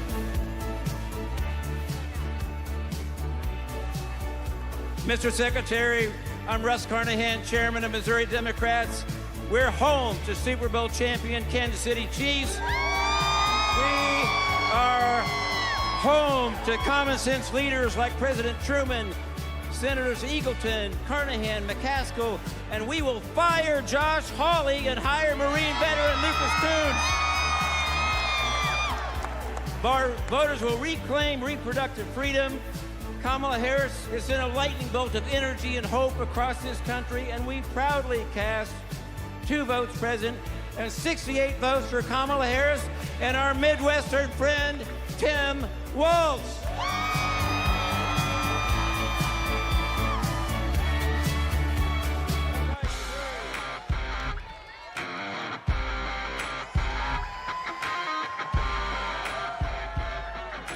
Montana, how do you cast your vote? We, the delegates of the proud state of Montana, on behalf of Big Sky Country, the last best place in these United States, I'm grateful for the beauty of our land and determined to protect it for future generations. We who sent the first woman to Congress proudly cast our 24 delegate votes to send the first woman to the White House, Kamala Harris!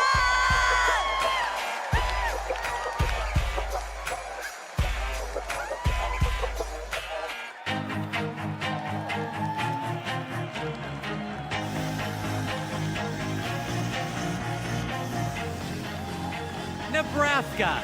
How do you cast your vote?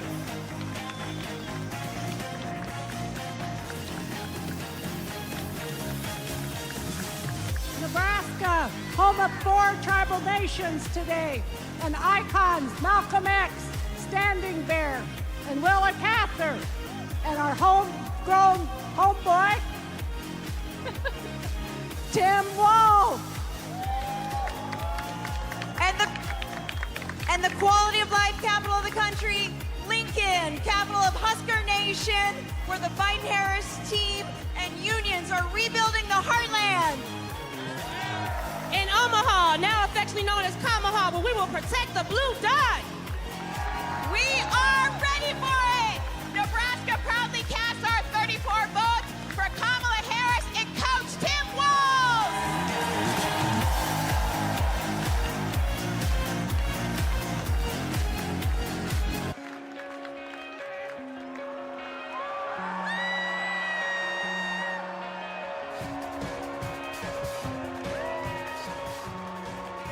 Nevada, how do you cast your vote? As a survivor of the largest mass shooting in modern American history, I'm voting for Kamala Harris because America is done running from gun violence.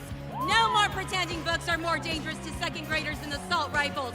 No more stolen lives. No more silent streams. No more shattered families. As Vice President, she helped pass the nation's first significant gun safety law in 30 years. Nevada is the battle-born state, and Kamala Harris was born for this battle! Now our chairs and Yo Moreno. Nevada is the most diverse battleground state in the country, home of the late, great Senator Harry Reid, the only Latina ever to serve in the U.S. Senate, Catherine Cortez Masto, and we are the first and only women-majority state legislature. As Nevada's first black woman chair, I proudly deliver the Silver State's 48 votes for the next president of the United States of America, Kamala Harris.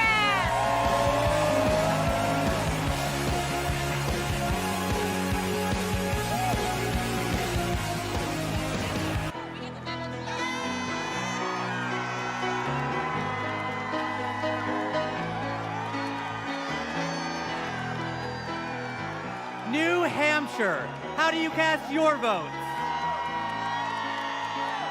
Good evening. My name is Joanne Dowdell from the great state home of the nation's first primary, New Hampshire, where we stand granite strong.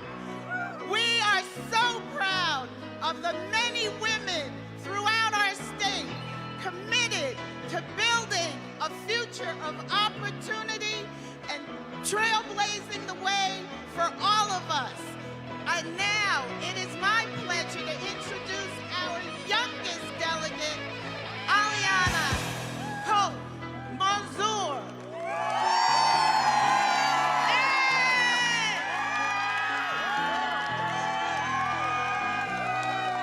The great Live Free or Die state of New Hampshire casts all 34 of our votes for our next black woman and first South Asian president, Kamala Harris.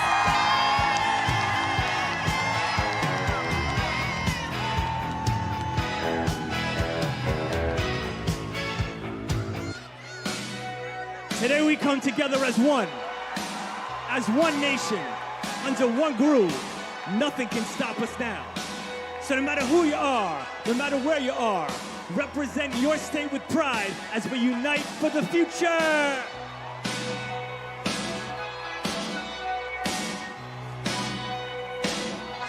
New Jersey, how do you cast your vote? Everybody, I'm Governor Phil Murphy. We're from Jersey, baby, and you're not. In the Great Garden State, we care about protecting women's rights and lifting up vulnerable communities. That's what we mean when we say the Great Garden State. My name is Dr. Joey Perella, pronouns she, her, hers. I'm a proud resident of the Garden State. I'm proud to stand with Kamala Harris and Tim Walz because they stand with the LGBTQ community.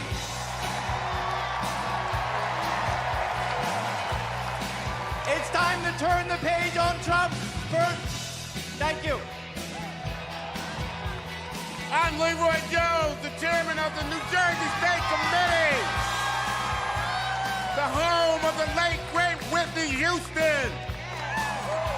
And New Jersey and these amazing delegates cast 2 votes present and 142 votes for Kamala Harris, President of the United States of America. When we fight, we win. When we fight, we win. When we fight, we win.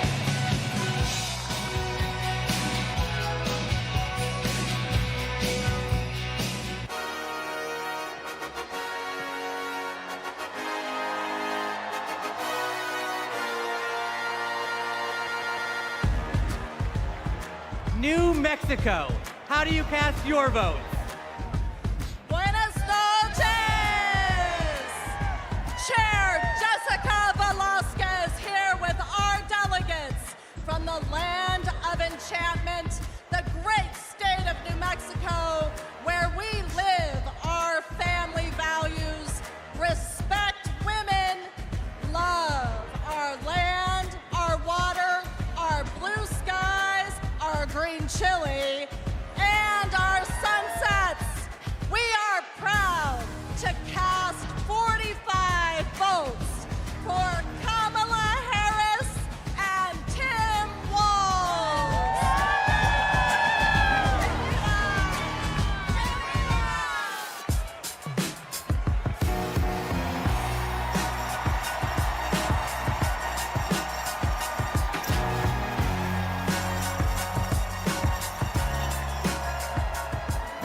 New York, how do you cast your vote?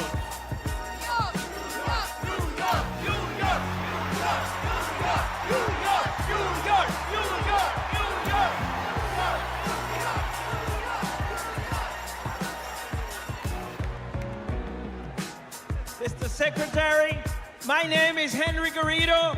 I am from the great state of New York. Unions not only built the Empire State, they built a strong middle class across this country. That is why I'm so proud to introduce the governor of the greatest labor state of the country, Governor Kathy Hochul. As governor of the greatest state that ever existed. Hey, we're New Yorkers, get used to it.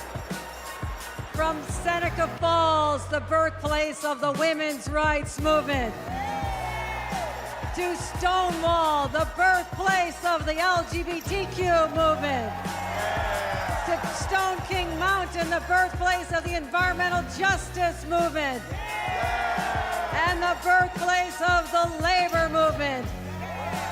We are also not just the birthplace of great progressive movements, we are the birthplace of Shirley Chisholm. We are the birthplace of Geraldine Ferraro. And we are the home of Hillary Clinton. And that's why, as the first woman governor of New York, I am so proud to cast 298 votes to make Kamala Harris the first female president of the United States of America.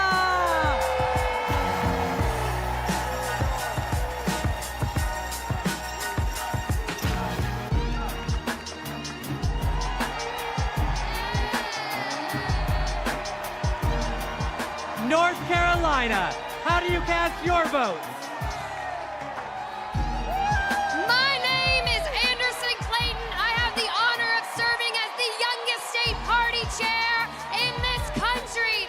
And North Carolina is the home of folks like Anthony Hamilton. Yeah, Governor Jim Hunt, Dr. Reverend William Barber, Nina Simone. We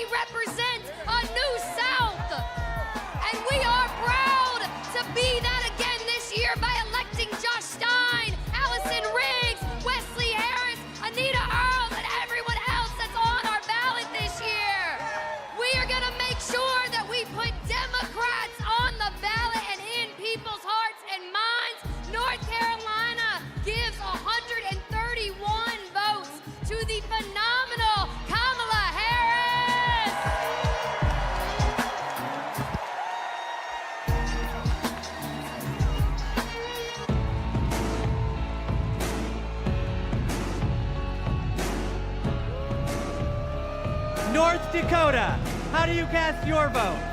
Mr. Secretary, the Democrats of North Dakota, the Peace Garden State, are proud to cast our 17 votes for Vice President Kamala Harris and the best neighbor you could ever hope to have, Governor Tim Walz, for President and Vice President of the United States of America. Let's go!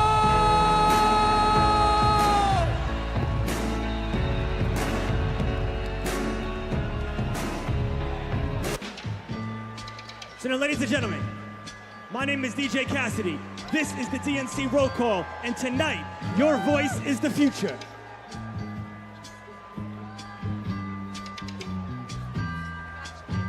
Northern Mariana Islands, how do you cast your votes?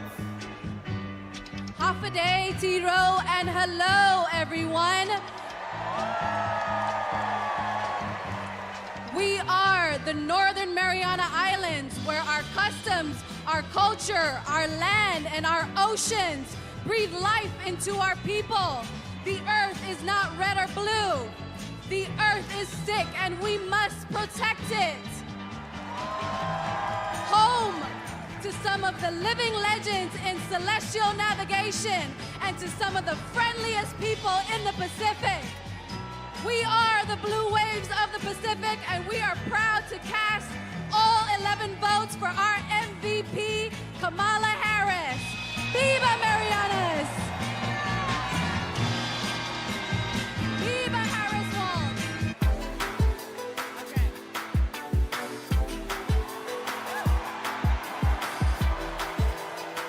Ohio, how do you cast your vote?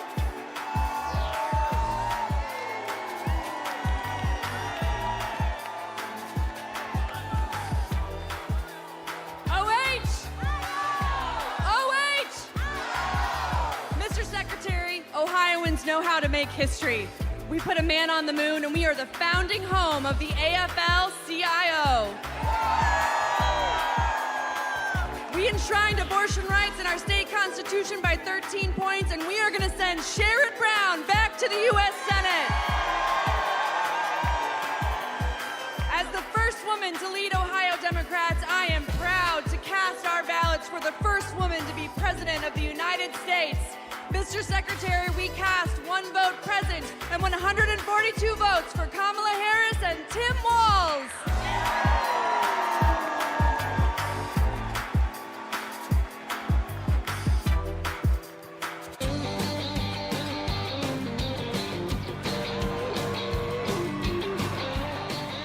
Oklahoma, how do you cast your vote?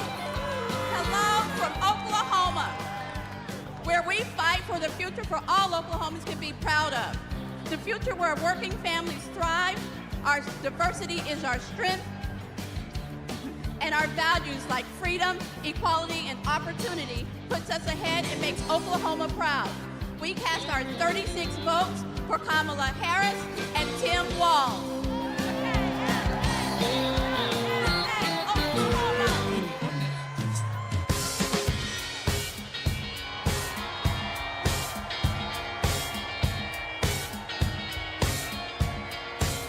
Oregon, how do you cast your vote?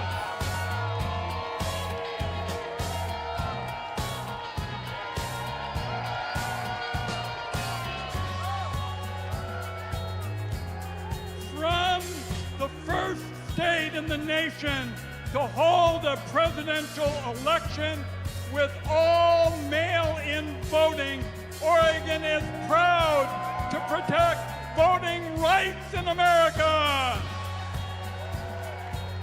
And hailing from the heart of the beautiful Pacific Northwest, Oregon protects our planet and fights for LGBTQ equality.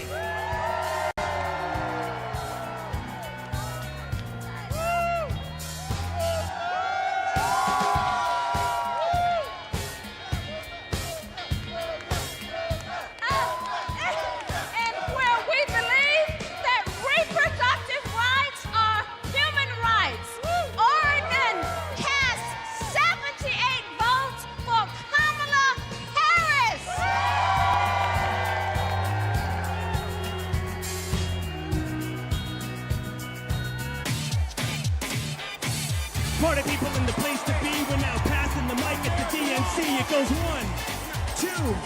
1, 2, 3, let's go!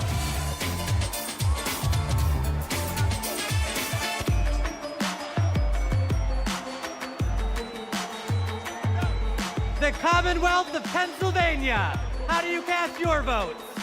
Let's go, Pennsylvania, let's go! My name is Mayor DeJuan Walker from the great city of Aliquippa, Beaver County. My city's a city of legends, the only high school in America with 3 Hall of Famers. I took this seat in 2009 when my sister was murdered. I wanted to do better. 15 years she's been gone. 12 years this city has been under my watch. I'm grateful for the opportunity to lead my city. I'm grateful for the state of Pennsylvania. God bless everyone in this room. I love this state, thank you. I'm Governor Josh Shapiro. The proud governor of the Commonwealth of Pennsylvania, the birthplace of democracy, the birthplace of freedom, the greatest Commonwealth of all. And together, Pennsylvania cast 178 votes for the next Madam President of the United States, Kamala Harris, and Vice President Tim Walz.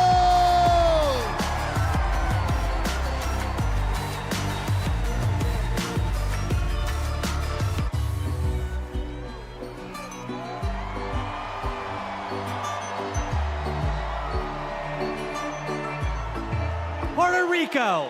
How do you cast your vote? Buenas noches. Puerto Rico, a U.S. territory known as the Commonwealth of Puerto Rico, and the next state of the... It's 60 votes para la primera mujer afroamericana de ascendencia asiática y caribeña que será presidenta de los Estados Unidos, Kamala Harris. ¡Viva Kamala!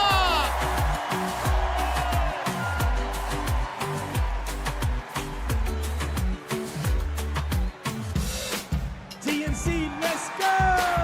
Roll call, keep it coming now. Roll call, keep it coming now. Roll call, keep it coming now. 1, 2, 3, let's go!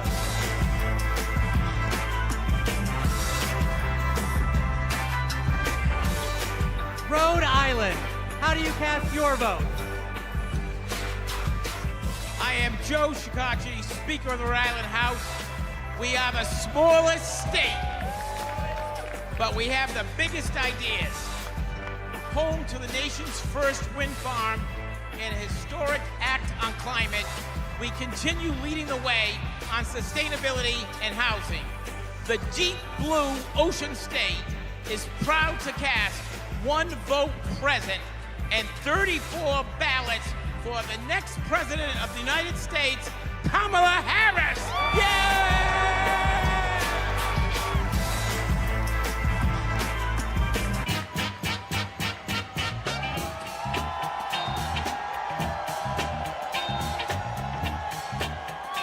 South Carolina. How do you cast your vote? I'm Crystal Spain.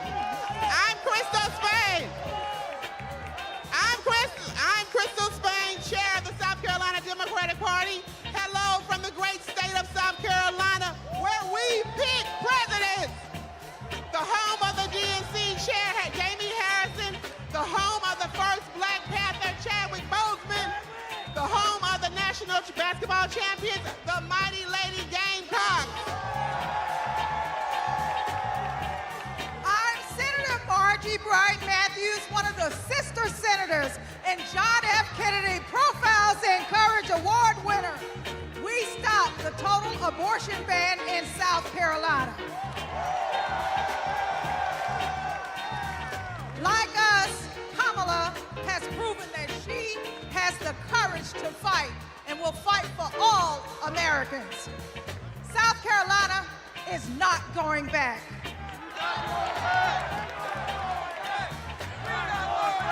We're going forward on reproductive rights. We're going forward on voting rights. We're going forward against hate crimes forward with a prosecutor and not a crook. That's why we are proud to cast our 65 delegates for Kamala Harris. ¡Sí se puede!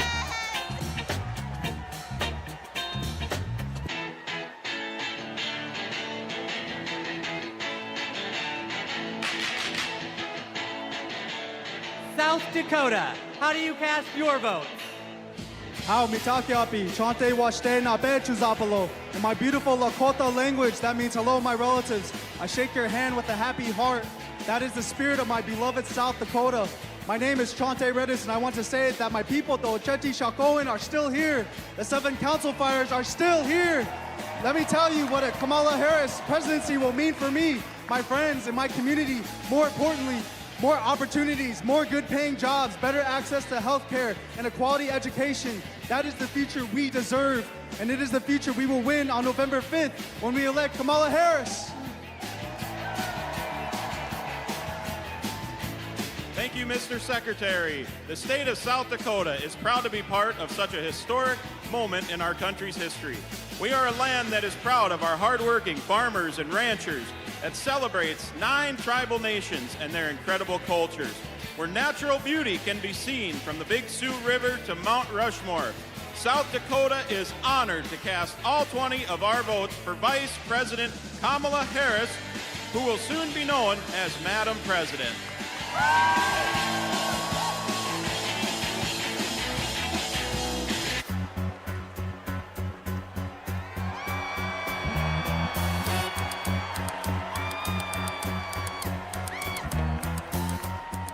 Tennessee, how do you cast your votes? Mr. Secretary, the great state of Tennessee, birthplace of rock and roll, hometown to the blues, home of 7 HBCUs, and the state that gave women the right to vote. From the bluffs of Memphis to the peaks of Mountain City, the movement for justice rooted in love in Tennessee is still strong. It is a movement where kids are free from gun violence, a movement where women have the right to choose, a movement where working people get access to economic opportunity, a movement where those who have been pushed to the periphery are brought to the center, a movement where those who have been pushed down are lifted up. It is alive in Tennessee because we believe that justice will roll down like waters and righteousness like an ever-flowing stream, which is why we are so proud to have been the first state in the union to have pledged all of our delegates to Kamala D. Harris. We cast 72 votes for the first woman and next president of the United States, Kamala D. Harris.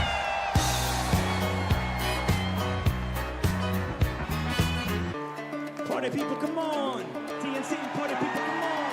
Roll call, party people, come on. TNC, party people, come on.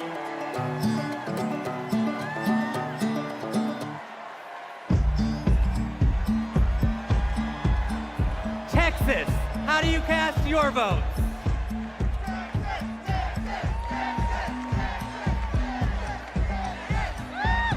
Hello, Chicago! I'm Eva Longoria from Corpus Christi, Texas, home of Selena Quintanilla, and I'm here to introduce native Texan Cecile Richards.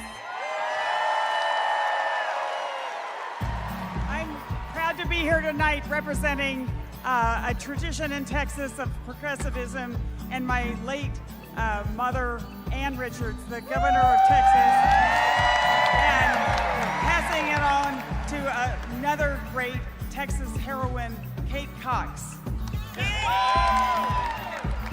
I'm Kate Cox, and I love being a mom. I have 2 beautiful children, and my husband and I have always wanted a third. But when I got pregnant, doctors told us our baby would never survive. And if I didn't get an abortion, it would put a future pregnancy at risk. But Trump didn't care. And because of his abortion bans, I had to flee my home. There there's nothing pro-family about abortion bans. There's nothing pro-life about letting women suffer and even die. Today, because I found a way to access abortion care, I am pregnant again.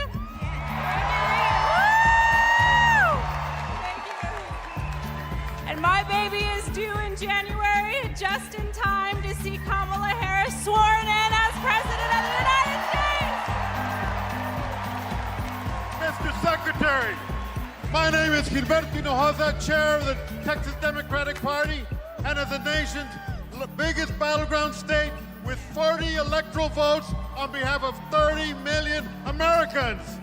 Texas cast 3 votes present and 263 votes for freedom, for the future, for the first woman to serve as the next President of the United States, Kamala Harris.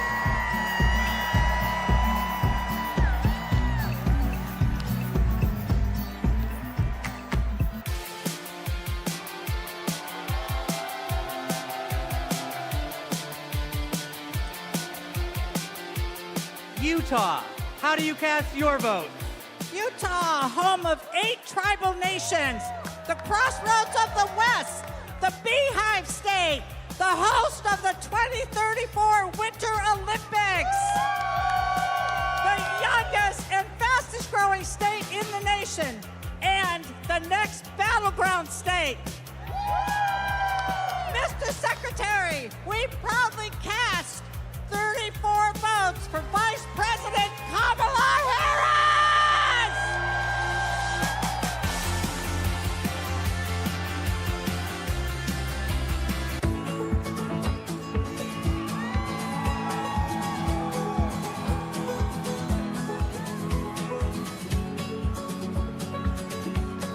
Vermont, how do you cast your vote? Vermont knows the value of public education. We even have a teacher as our congresswoman. And in 1777, we were the first state to place public education in our Constitution. As someone with significant learning disabilities, I know the value of investing in every single child. We are proud to call Vermont home, and we are proud to cast our 24 votes for Kamala Harris because we are not going back.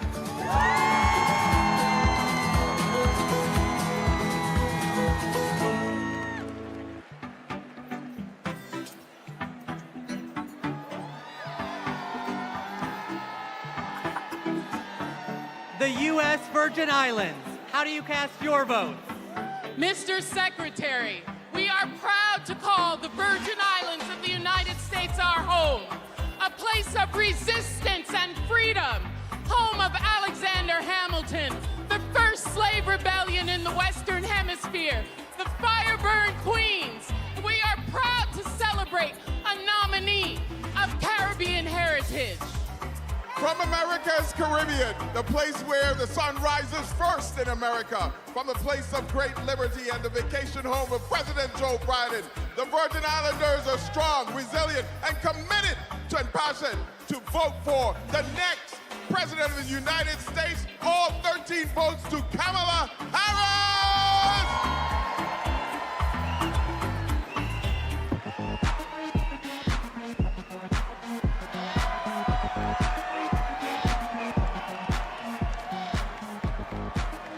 The Commonwealth of Virginia, how do you cast your vote? Mr. Secretary, the Commonwealth of Virginia is proudly represented by Senator Mark Warner and Senator Tim Kaine, majorities in the House of Representatives with 6 hardworking Congress members and majorities in the General Assembly. We also are proud to be represented by 25,000 hardworking, mostly union workers who build freedom by building aircraft carriers and submarines. Senator Warner. Virginia, where this year we're going to return Tim Kaine to the United States Senate.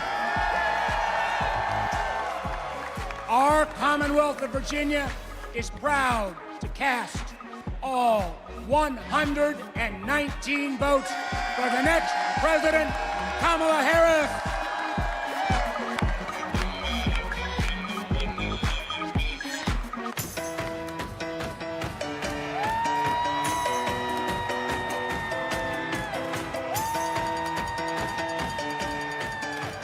Washington, how do you cast your vote?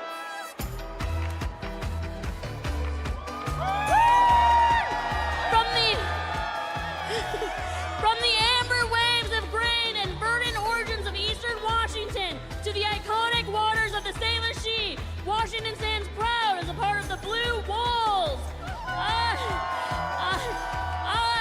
I, the first South Asian woman leading a state party, am honored to pledge 9 votes present and a lucky 101 votes for Vice President Kamala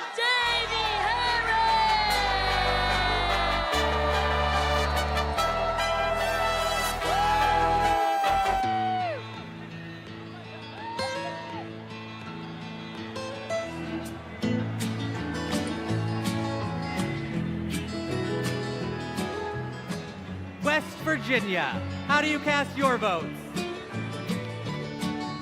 My name is Jean Evansmore, and I'm 83 years old.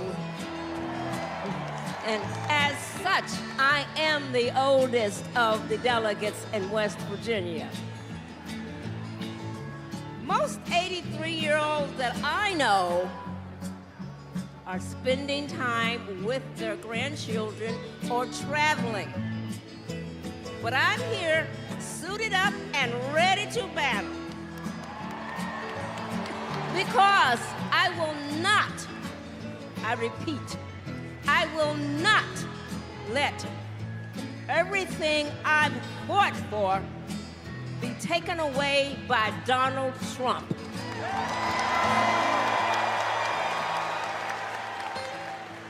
My name is Catherine Prather. I am 18 years old, and I am the youngest delegate from West Virginia. I'm suited up and ready for battle because I will not let my freedoms and my future be taken away by Donald Trump.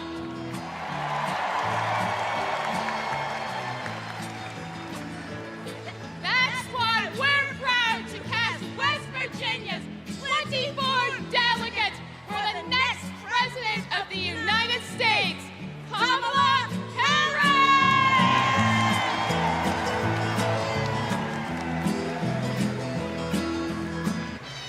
Ladies and gentlemen, my name is DJ Cassidy.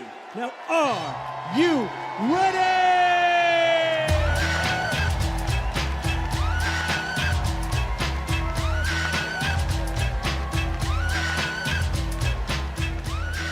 My home state of Wisconsin, how do you cast your vote? Thank you, Badger Jason Ray, for all your good work. As a proud governor of the great state of Wisconsin, we're home of the Green Bay Packers. We're home of the Wisconsin Badgers. We're home of the Milwaukee Brewers. And the Milwaukee Bucks, as well as U.S. Senator, our best U.S. Senator, Tammy Baldwin. And our great congressional folks, Gwen Moore and Mark Pocan. I'm here because I'm jazzed as hell to announce that Wisconsin cast 1 vote present and 94 votes who are we at? Got me going here. Former Wisconsinite, former state, oh my God. We love you, Jody! We love you, Jody! 94 votes for.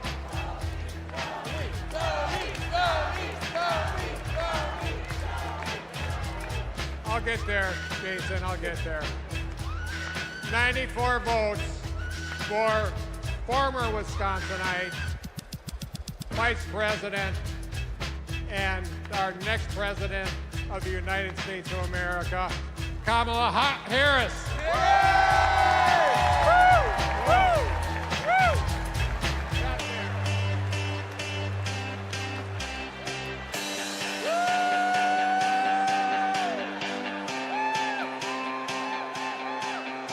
Wyoming, how do you cast your vote? Mr. Secretary, delegates, my name's Joe Barbudo, and these folks around me, we are honored to be representing the great state of Wyoming. Both the first state and territory in this nation to recognize a woman's right to vote, and the state that 100 years ago elected Democrat Nellie Taylor Ross, our nation's first female governor. With that legacy in mind and heart, the Equality State cast all of our votes for the woman who will be the first woman president of the United States. Say it with me now, Kamala Harris!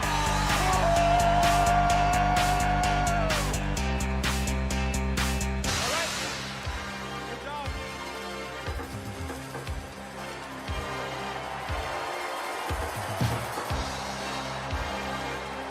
The great state of Minnesota, how do you cast your vote? Hello, Minnesota! My name is Hans Storvik, and Tim Walz was my neighbor, coach, and favorite teacher. We were excited to go to his classroom every day. And if you've ever been in high school, you know that can be rare.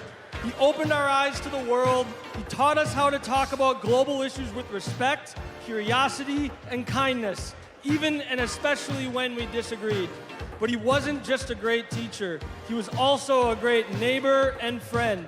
In fact, when he was in the midst of a budget battle as governor of our state, he still found time to attend my brother's funeral. Mr. Walz means the world to my family. He's always been there for us, and that's how I know he'll always be there for you as vice president.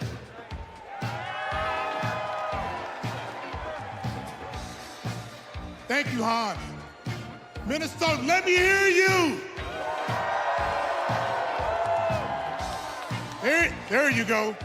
14 years in the National Football League taught me a lot about leadership. A good leader cannot be selfish. He has to look out for his team. Coach Walz is unselfish as they come. He has led Minnesota with honesty and integrity. And in November, Minnesota is going to send Tim Walz and Kamala Harris to the White House. Let's go! Klobuchar, the senator from the great state of Minnesota, where nearly everyone votes and purple reigns. And I'm Tina Smith from the great state of Minnesota, the home of the next Vice President of the United States, Tim Walz. Minnesota, we cast 10 votes present, and we deliver 81 votes for Kamala Harris and Tim Walz.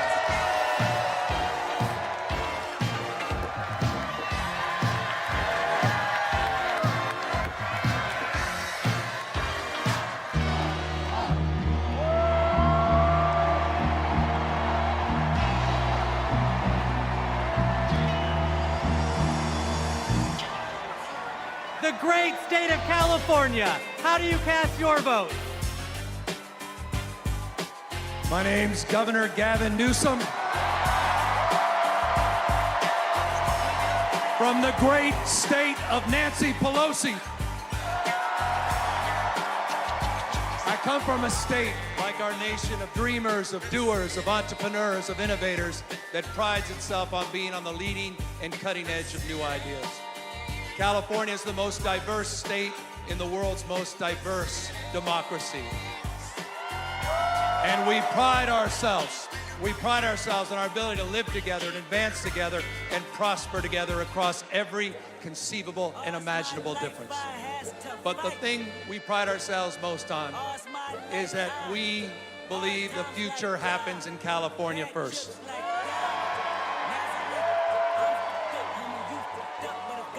And Democrats, I've had the privilege for over 20 years to see that future taking shape. with a star in Alameda courtroom by the name of Kamala Harris. I saw that star fighting for criminal justice, racial justice, economic justice, social justice. I saw that star get even brighter as Attorney General of California, as a United States Senator, and as Vice President of the United States of America. Kamala Harris has always done the right thing. A champion for voting rights, civil rights, LGBTQ rights, the rights for women and girls. So Democrats and independents, it's time for us to do the right thing, and that is to elect Kamala Harris as the next President of the United States of America. California, we proudly cast our 482 votes for the next President, Kamala Harris.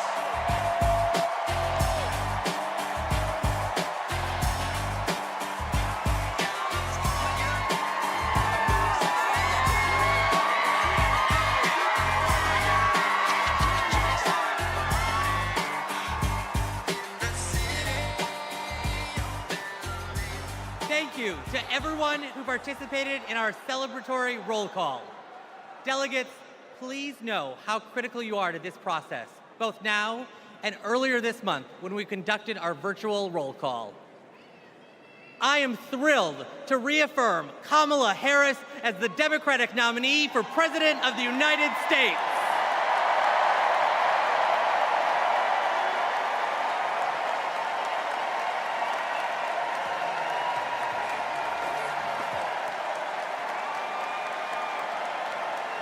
Pursuant to the convention rules of procedure, Vice President Kamala Harris has been invited to make an acceptance speech, which she will give on Thursday, August 22nd.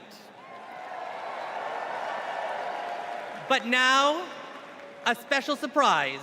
It's my pleasure to introduce our party's official nominee for President of the United States, live from my home state of Wisconsin, Vice President Kamala Harris.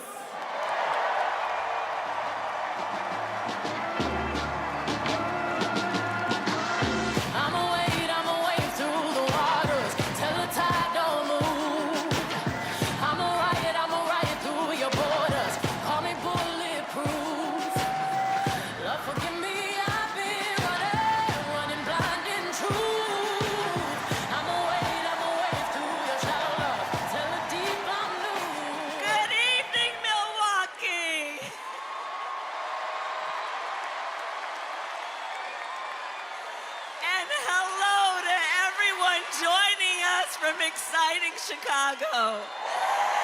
The delegates at the Democratic National Convention, well, they just completed their roll call.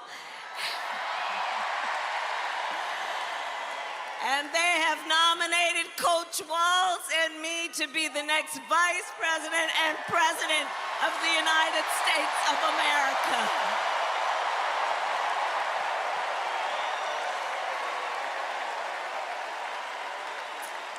And I thank everyone there and here for believing in what we can do together. We are so honored to be your nominees. This is a people-powered campaign, and together we will chart a new way forward. A future for freedom, opportunity, of optimism and faith. So to everyone in Chicago and across America, thank you. Thank you. Thank you. And you're gonna hear from our wonderful second gentleman shortly. I'll see you in 2 days, Chicago.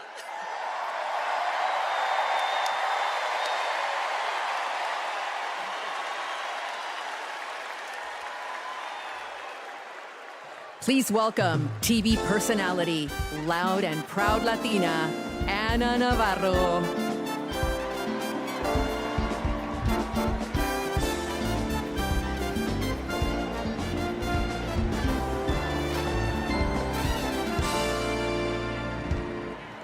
Buenas noches, Chicago. So tell me, are you excited? Wow, what energy, what a moment. I have to tell you, I will never stop being the little refugee girl who came to this country at the age of 8. Thank you for inviting me to be here. Welcome to the second night of the Democratic National Convention. Let me tell you about the Kamala Harris I know.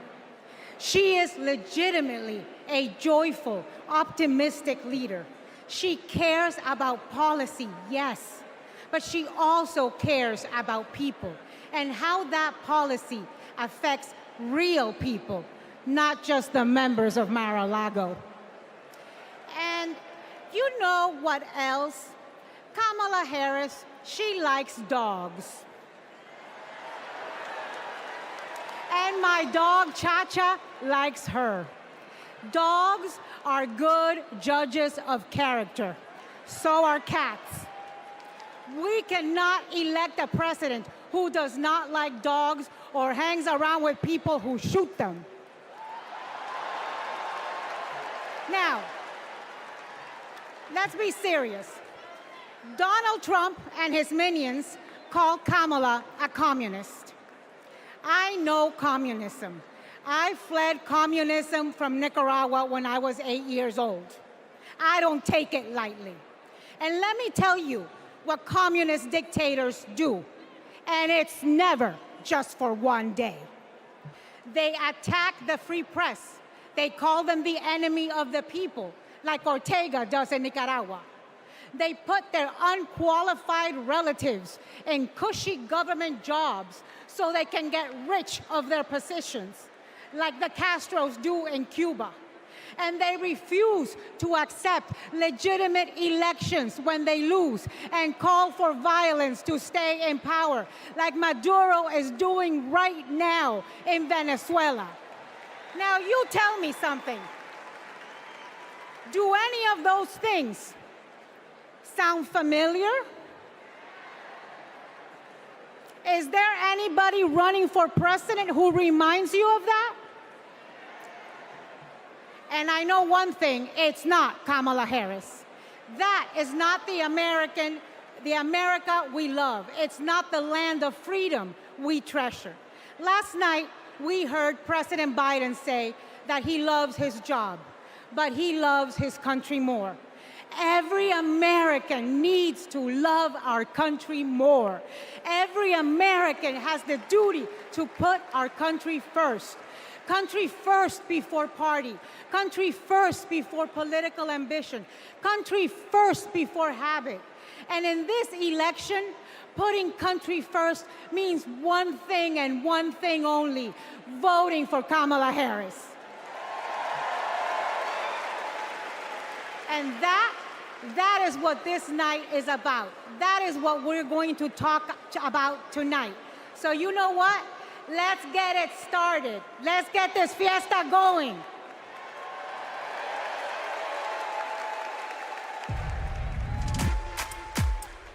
The ayes are 50, the nays are 50. The Senate being equally divided, the Vice President votes in the affirmative, and the nomination is confirmed.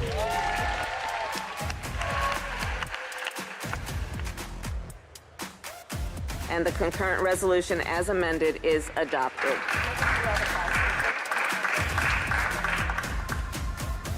The Vice President votes in the affirmative, and the motion to proceed is agreed to.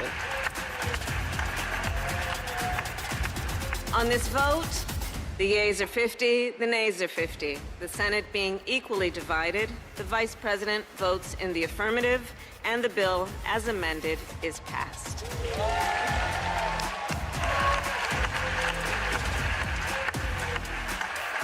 It is my honor to present the Golden Gavel to Vice President Harris, 32 tie-breaking votes.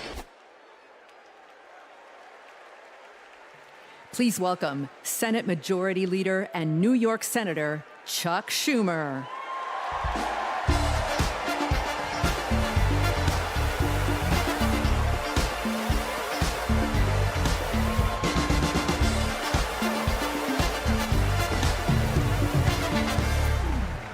Everybody, wasn't that a great roll call? Now just let me hear you if you're ready for President Kamala Harris. Friends, we're here to talk about one thing, tomorrow, and building a better tomorrow for all Americans. This November, we can choose a brighter, a fairer, a freer future, or we can relive the dark night of Trump's American carnage. Only one candidate will move America forward, Kamala Harris. Vice President Harris has been the best partner Senate Democrats could ever have asked for.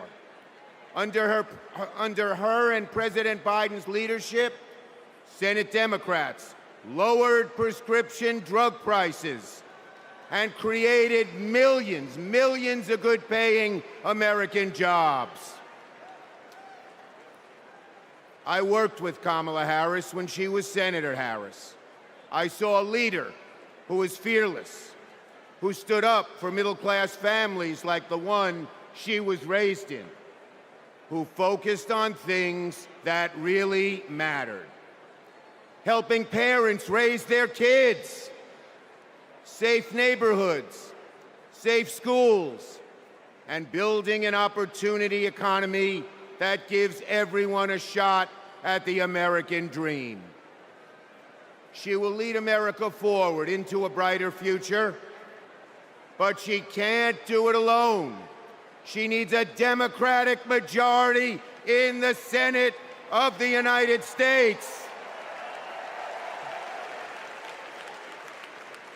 Now, my friends, 2 years ago, the naysayers said Senate Democrats stood no chance in the midterms. I told them, just you wait. We're going to keep the Senate and maybe pick up a seat or two, and that's exactly what happened. Well, ladies and gentlemen, my good friends at this convention, I am telling all of you now, we're going to hold the Senate again, and we're poised to pick up seats.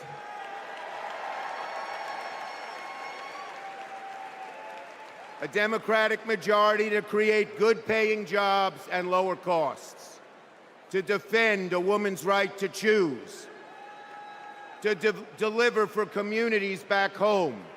Our senators are doing it, like Jackie Rosen, delivering high-speed rail for Nevada, John Tester, bringing high-tech jobs to Montana, and Bobby Casey and Sherrod Brown and Tammy Baldwin and Martin Heinrich fixing bridges in Pennsylvania and Ohio and Wisconsin and New Mexico.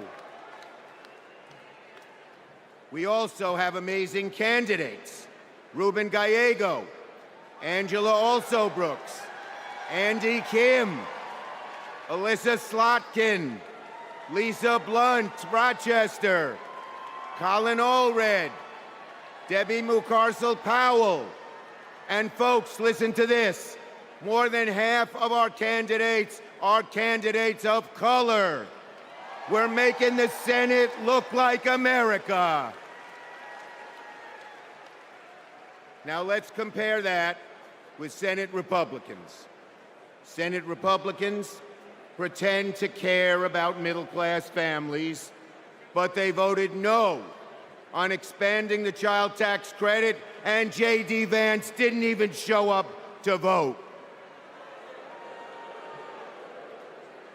Senate Republicans pretend to care about the border, but they voted no on the strongest border bill in a decade. Republicans tend to care about freedom, but they voted no on a woman's right to choose. No to safeguard IVF. No to birth control. That is just a taste of their extreme agenda. Is that what we want for America? Do we want a Republican Senate that assaults reproductive freedoms? Do we want a Republican Senate that cuts taxes for the rich, rigs the game for big oil and big pharma? Well, folks, the choice is ours. Now, let me close on a personal note. As the highest-ranking Jewish elected official in American history, I want my grandkids and all grandkids to never, never face discrimination because of who they are. But Donald Trump, this is a guy who peddles anti-Semitic stereotypes. He even invited a white supremacist to Mar-a-Lago. And unfortunately, his prejudice goes in all directions. He fuels Islamophobia and issued a Muslim ban as president. Tonight, folks, I am wearing this blue square to stand up to anti-Semitism, to stand up to all hate. Our children, our grandchildren, no matter their race, no matter their creed, their gender or family, deserve better than Donald Trump's American carnage. So, are you ready to make sure Donald Trump never, ever gets near the White House again? So let's elect Kamala Harris, Tim Walz, and a Democratic majority in the Senate and keep the torch of freedom burning bright for generations to come. On to victory in November.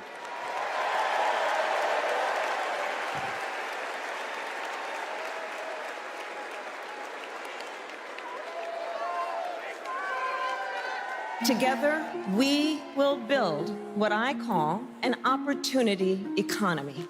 I will take on the high costs that matter most to most Americans. Compare my plan with what Donald Trump intends to do. He wants to impose what is, in effect, a national sales tax on everyday products and basic necessities that we import from other countries. It will mean higher prices on just about every one of your daily needs. Donald Trump's plan would cost a typical family $3,900 a year.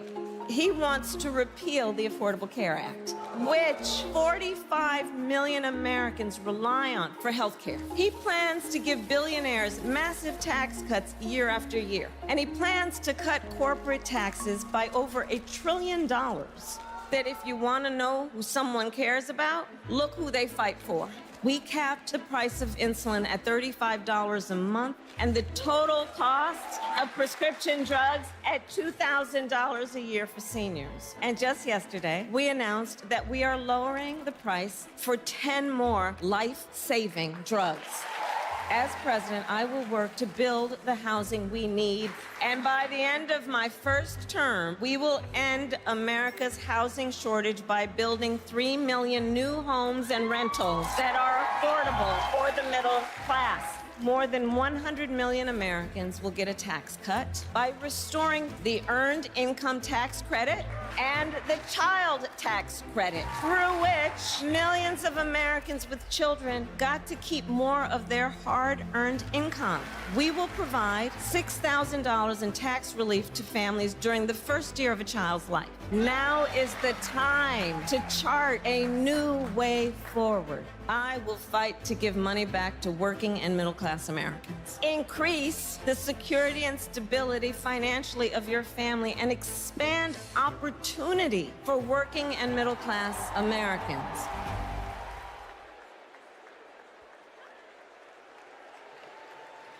Please welcome Vermont Senator Bernie Sanders.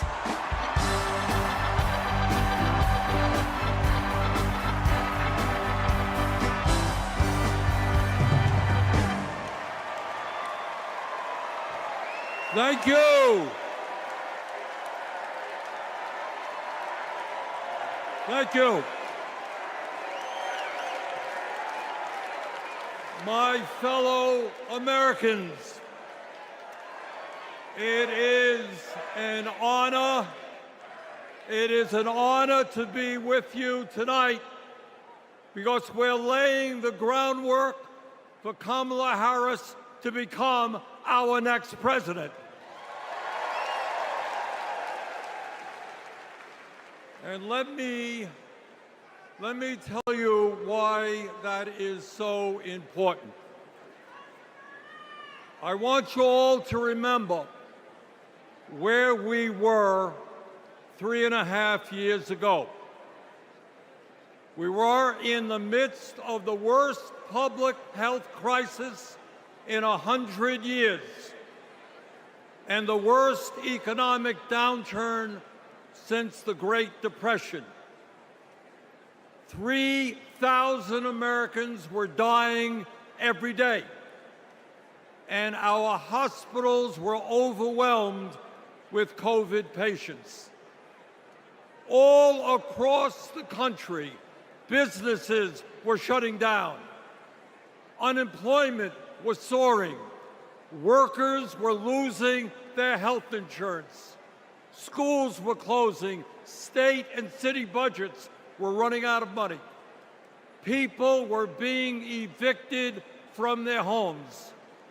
Children in America were going hungry. That was the reality the Biden-Harris administration faced as they entered the Oval Office.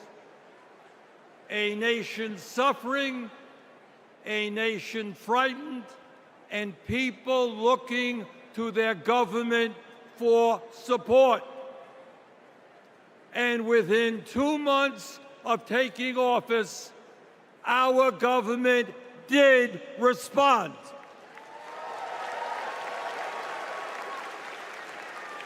We passed the American Rescue Plan, which provided $1,400 for every man, woman, and child in the working class.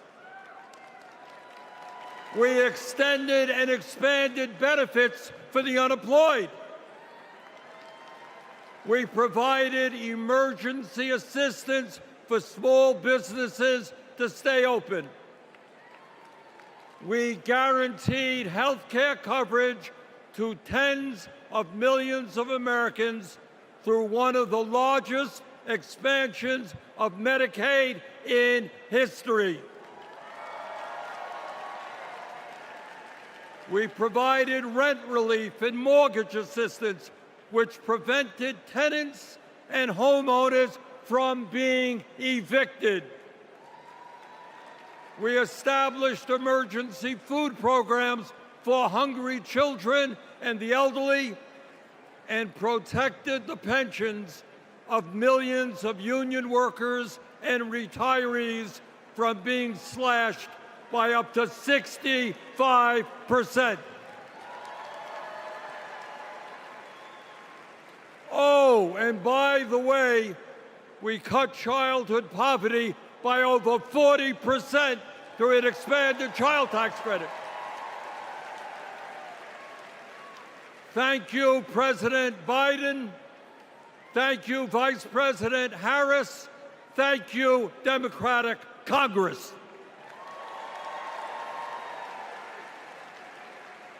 Now, I say all of this not to relive that difficult moment, but to make one simple point. When the political will is there, government can effectively deliver for the people of our country. And now we need to summon that will again, because too many of our fellow Americans are struggling every day to just get by, to put food on the table, to pay the rent, and to get the health care they need. Brothers and sisters, bottom line, we need an economy that works for all of us, not just the billionaire class.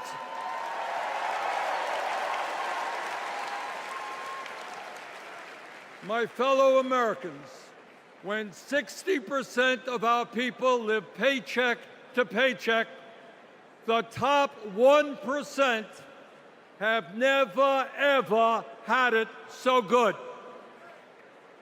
And these oligarchs tell us we shouldn't tax the rich.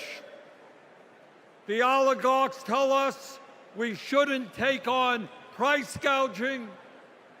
We shouldn't expand Medicare to cover dental, hearing, and vision. And we shouldn't increase Social Security benefits for struggling seniors. Well, I've got some bad news for them.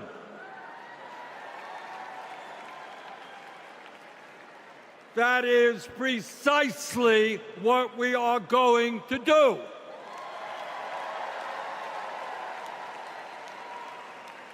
And we're going to win this struggle because this is precisely what the American people want from their government.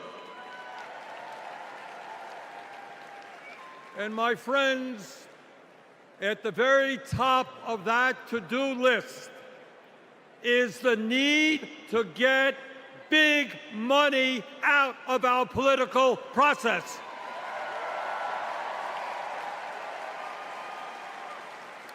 Billionaires in both parties should not be able to buy elections, including primary elections.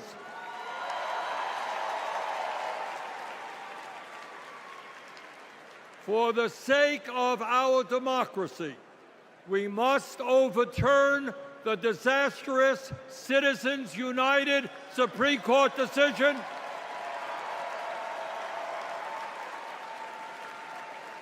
and move toward public funding of elections.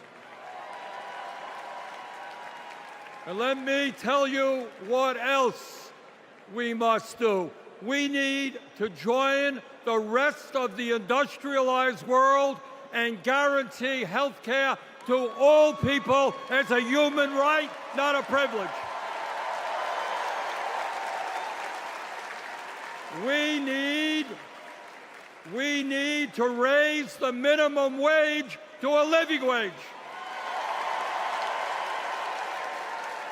We need to pass the PRO Act so that workers can organize in unions and gain the decent pay and benefits they deserve. We need to strengthen public education, raise teachers' salaries, and make sure that every American, regardless of income, receives the higher education he or she needs.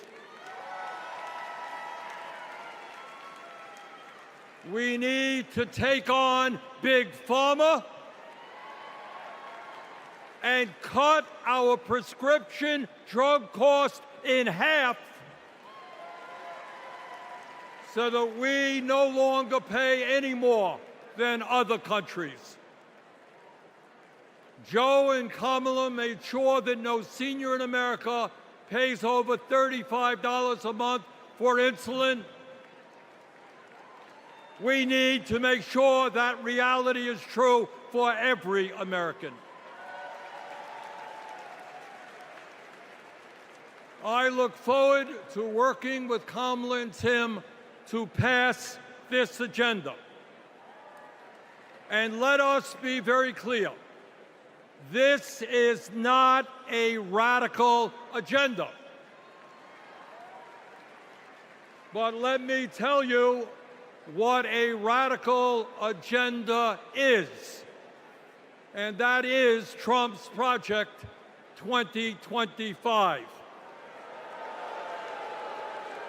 At a time of massive income and wealth inequality, giving more tax breaks to billionaires is radical. Putting forth budgets to cut Social Security, Medicare, and Medicaid is radical. letting polluters destroy our planet is radical. And my friends, we won't let that happen.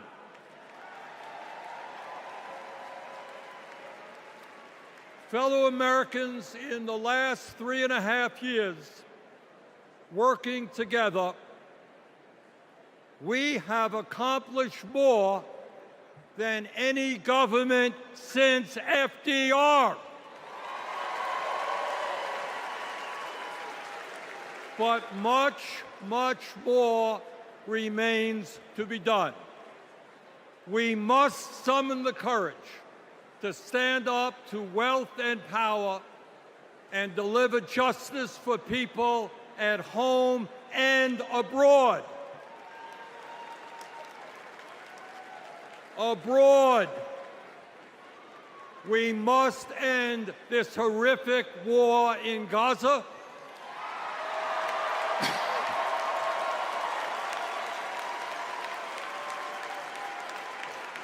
Bring home the hostages and demand an immediate ceasefire.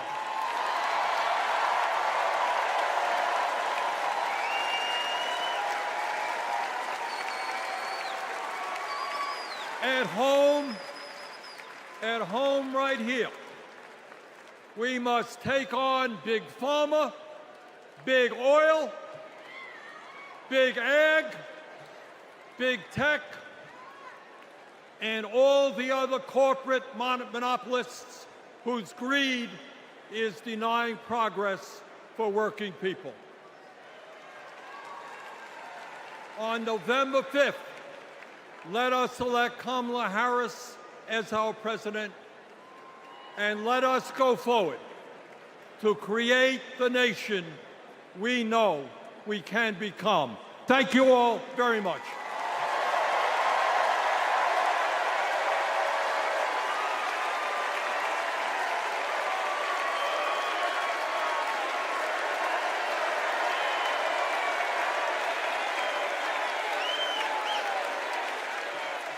Please welcome Illinois Governor J.B. Pritzker.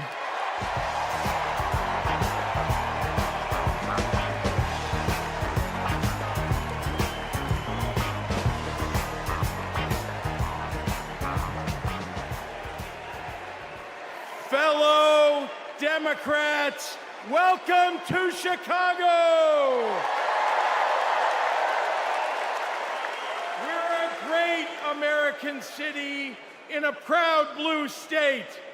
Our patriotism was formed in frost and in fire, and in the steel we forged to survive both. Our love of country has been a tapestry of faith that weaves from Abraham Lincoln reuniting a house divided to Barack Obama declaring blue states and red states make one United States.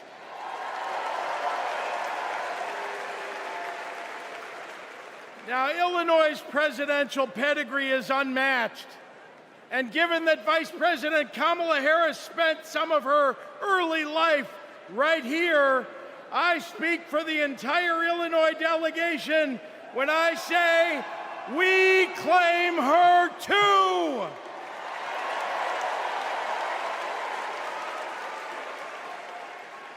Now, one president we will never claim is the con artist the Republicans nominated in Milwaukee last month. Donald Trump once called Chicago embarrassing.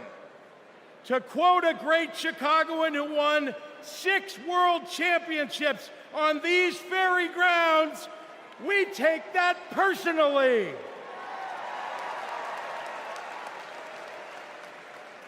I had to govern for 2 years while Trump was president. Let me tell you what's embarrassing. In Illinois, we passed a massive bill to fix our roads and bridges.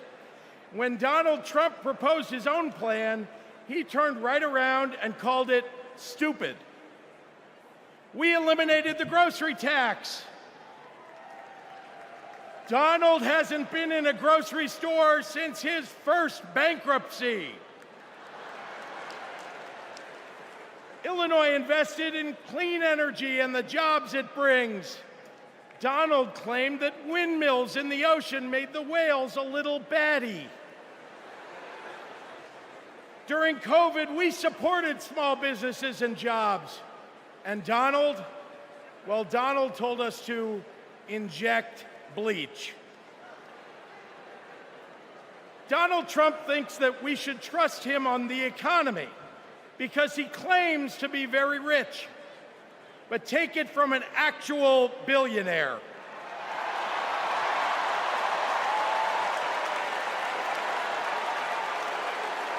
Trump is rich in only one thing: stupidity.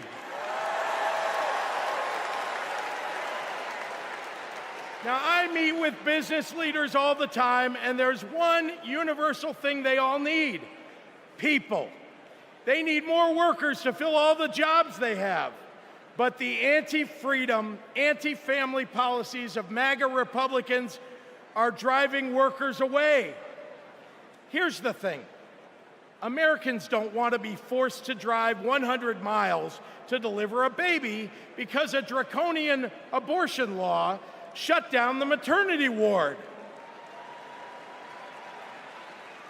Americans want the hope of giving birth through IVF, not the fear that it might be taken away. Americans with LGBTQ kids don't want them facing discrimination at school because the state sanctioned it. Americans want to go to their neighborhood grocery store and not have to worry about some random guy open carrying an AR-15.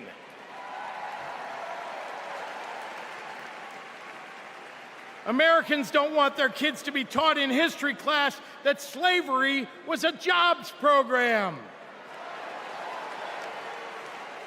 And if Americans are black or brown, they want to get promoted at work without being derided as a DEI hire for the sin of being successful while not white.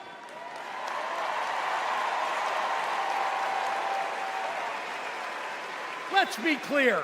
It's not woke that limits economic growth. It's weird. And these guys aren't just weird, they're dangerous. Democrats are for lower taxes and higher wages, less inflation and more business growth. We just think it's wrong to craft those policies for Elon Musk and not for everyday working people. That includes a secure retirement and good health care.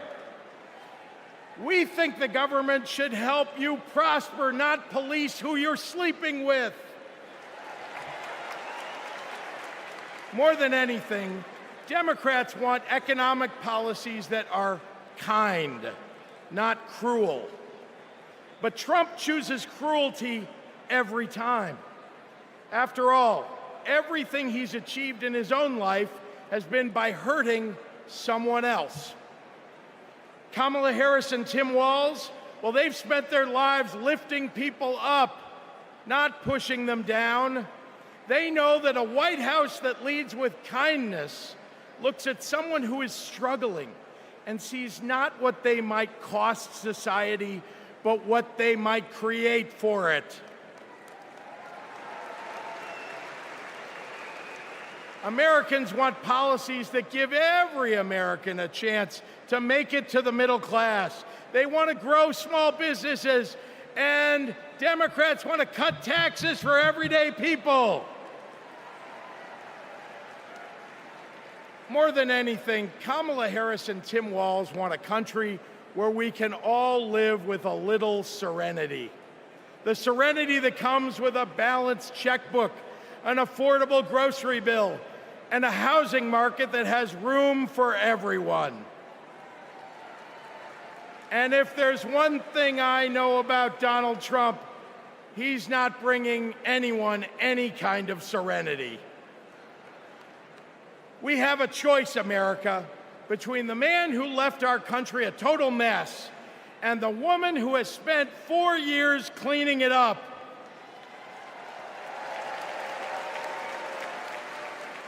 And I think it's time we stop expecting women to clean up messes without the authority and the title to match the job.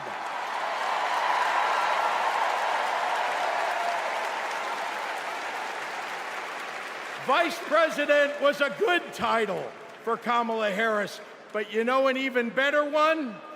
President of the United States of America! Let's go get 'em!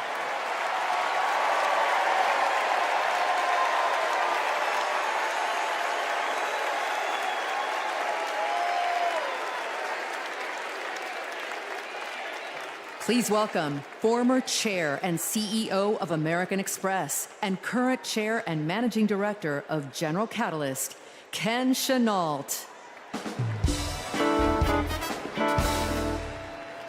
My fellow Americans, for 17 years, I ran American Express, one of the greatest companies in this country. America has thousands of great companies, more than any other nation in the world. And that's not by accident.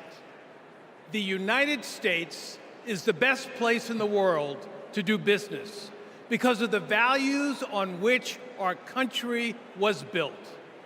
Democracy, the rule of law, free and fair elections, the peaceful transfer of power. As a business leader, I have seen firsthand why democracy is so important. Democracy provides the foundation upon which American business and our economy depend. Character and values matter. In business, nothing is more important than trust. In America, we have to trust our president will protect democracy. We have to be certain they'll follow the law and serve the nation, not themselves. Business requires stability and certainty that our democracy will endure. Our economy and democracy are tightly linked. Both only grow stronger when Americans, despite our differences, are willing to work together. At this moment, when our politics pits one group against another, that's what's remarkable about Kamala Harris. She is for all Americans. She understands it's possible, in fact necessary, for a president to be both pro-business and pro-worker. Kamala Harris understands that government must work in partnership with the business community. She knows that a market-based economy needs a strong and effective government.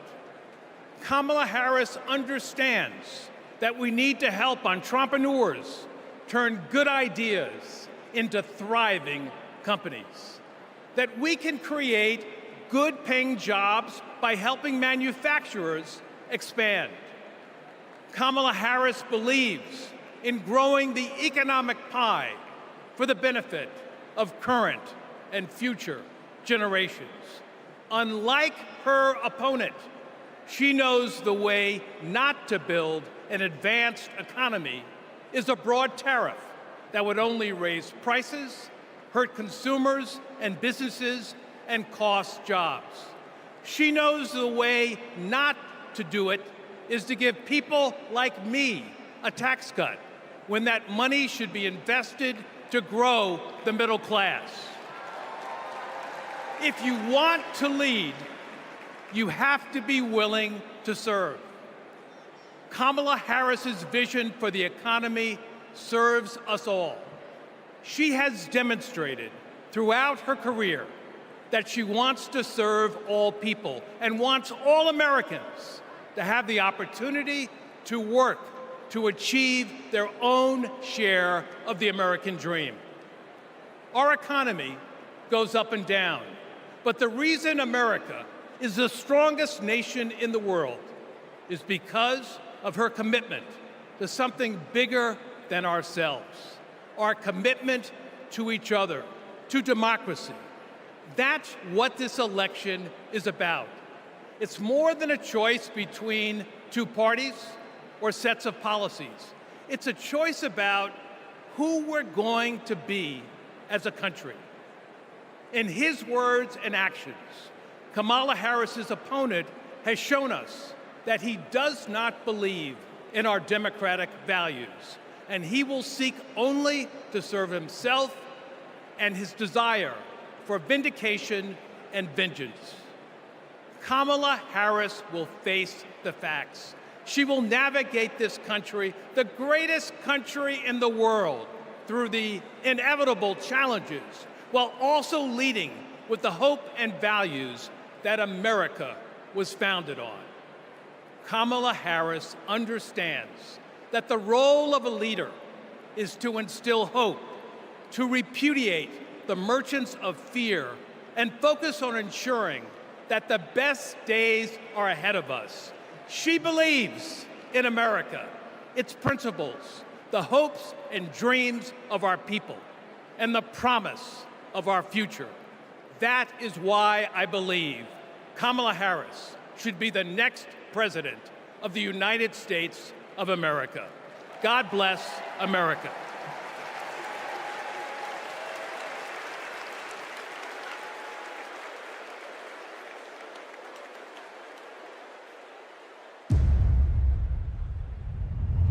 Repeal Obamacare. Donald Trump over the weekend again threatened to repeal Obamacare. This would lead to Americans having their health insurance taken away. There are about 19 million people with coverage through Medicaid expansion, another 16 million enrolled through the ACA's health insurance marketplaces, and we'd probably be talking about many millions of people becoming uninsured. Biggest worries, losing the safety net of pre-existing conditions coverage. What happens if you lose this insurance? Our son would die. What makes you think this isn't just a hollow threat? This is one of the few campaign promises that he actually tried very hard to keep. So we better believe him when he says he's coming after this. Even if you have insurance from your employer, you will be affected because your premiums would be going up. We're looking at a lot of people who could lose their health insurance. Please welcome New Mexico Governor Michelle Lujan Grisham.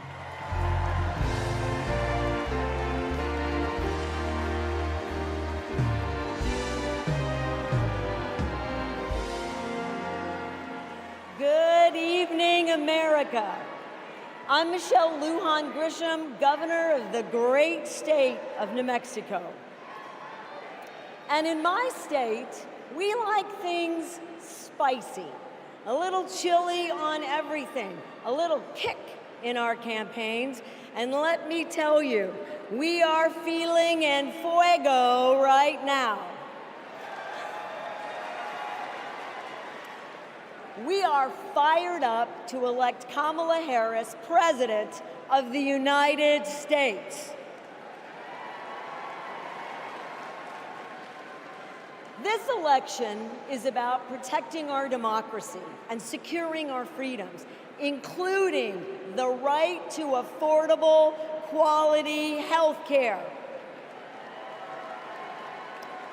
Now, this issue is personal to Vice President Harris, whose mom passed away after a battle with colon cancer. And it's personal to me. At 2 years old, my sister was diagnosed with a tumor that was incurable and made her uninsurable by the time she was 3. And it's personal to Americans across the country who know what it's like when someone they love gets sick. Donald Trump and J.D. Vance want to dismantle our healthcare system, repeal the Affordable Care Act, and eliminate protections for pre-existing conditions. Either these guys don't get it, or they just don't care. You know who gets it? Kamala Harris gets it, and she cares.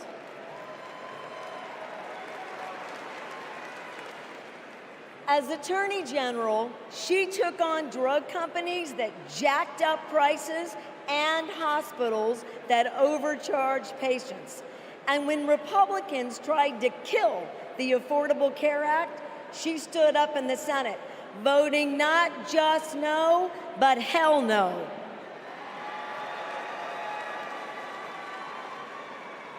And Kamala Harris hasn't just stopped Republicans from making our healthcare system worse. She fights every day to make it better. And I know, I spent 20 years working to get Medicare the ability to negotiate lower drug prices. As Vice President, Kamala Harris delivered it. You know what Donald Trump delivered? Junk plans, higher premiums, and abortion bans. And if you don't think a second term would be worse, then I've got a box of Trump steaks to sell you. We have not just a better choice. America, we have the best choice. Yes, we do.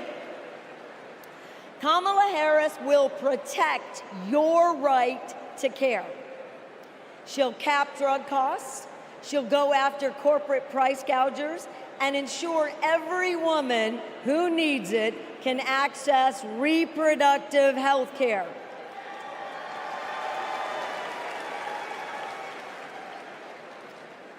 That's the president I want. And that's the president America needs. And with your help, that's the next president of the United States. President Kamala Harris.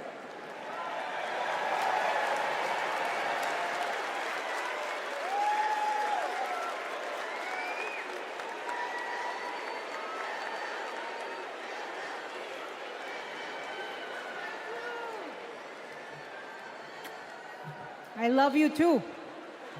Y en español, los quiero. So, my mom, like Kamala's mom, got sick. When my mom died in 2021, Kamala called me. She had lost her mother to cancer in 2009. Kamala helped me navigate my grief. She said that heartbreak and loss are the price for having loved and having been loved. How I wish our mothers could be here to see this moment.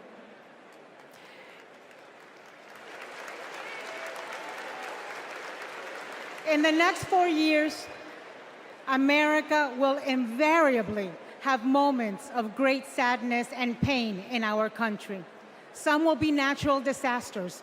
Some will be man-made disasters. We need a president who can not only be commander-in-chief, but also consoler-in-chief. We need a president with empathy, capable of lifting us up when we are down. We need a president who is capable of holding us in a big, great hug when we need it. That is Kamala Harris. Donald Trump is only capable of holding two things, a grudge and a golf club.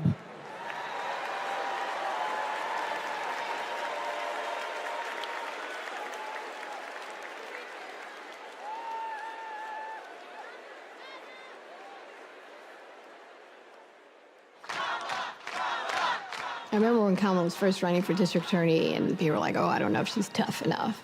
And I just had to laugh because I'm like, you don't know my sister.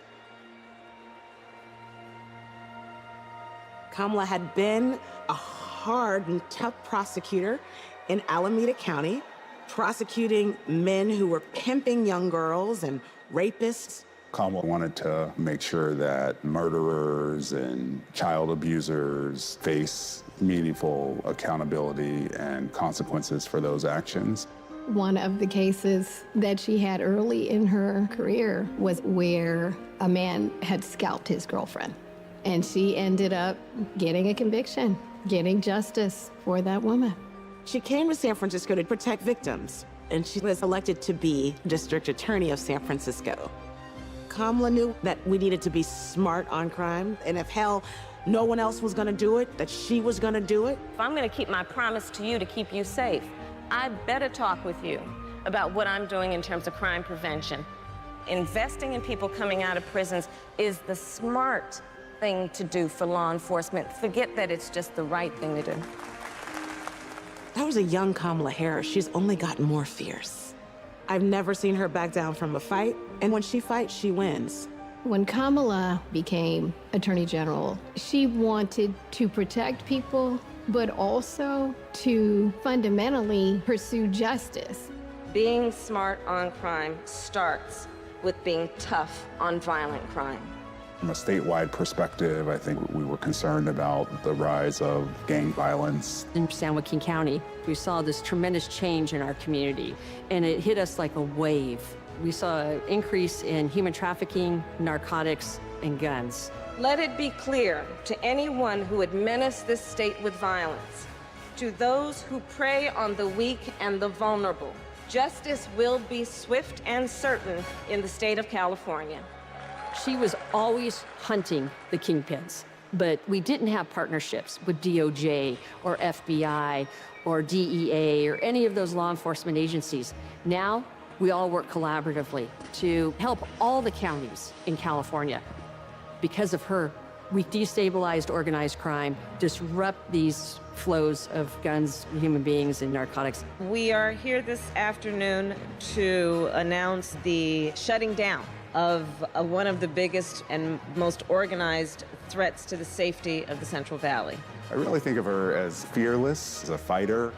Kamala just perseveres, and mommy would say it's too hard is never an excuse. Making excuses is a failure to not only take responsibility, but to take action. If you have the will, the desire, the passion, the commitment, there is no challenge that is insurmountable.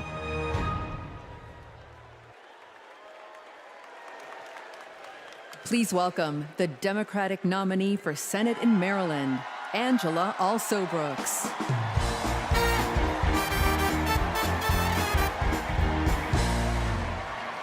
Good evening, America, and hello, Maryland. People like me, thank you. People like me, stories like mine don't usually make it to the United States Senate, but they should. I'm the proud granddaughter of a housekeeper, Sarah Daisy, who raised her 3 children in a 1-bedroom apartment. It was her dream to work in government to help people. That meant taking a typing test. But she didn't know how to type, and she couldn't afford a typewriter. So she put a white piece of paper on the refrigerator and drew a keyboard on it. And every night, she stood in front of that refrigerator and taught herself to type. She took the test, passed it, and got the job she dreamed of. I am her legacy. And tonight, I am a candidate for United States Senate from the great state of Maryland.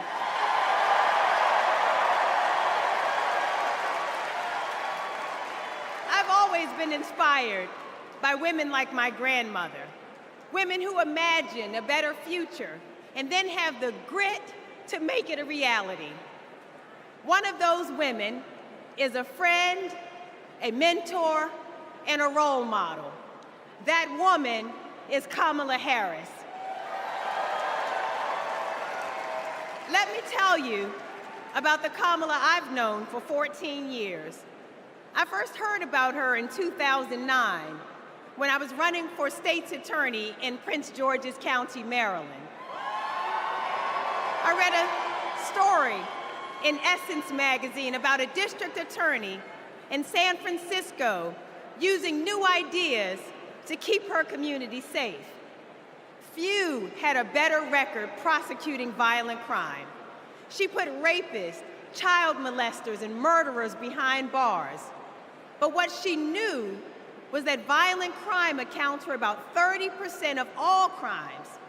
For the 70% that are nonviolent, she created a first-of-its-kind program called Back on Track.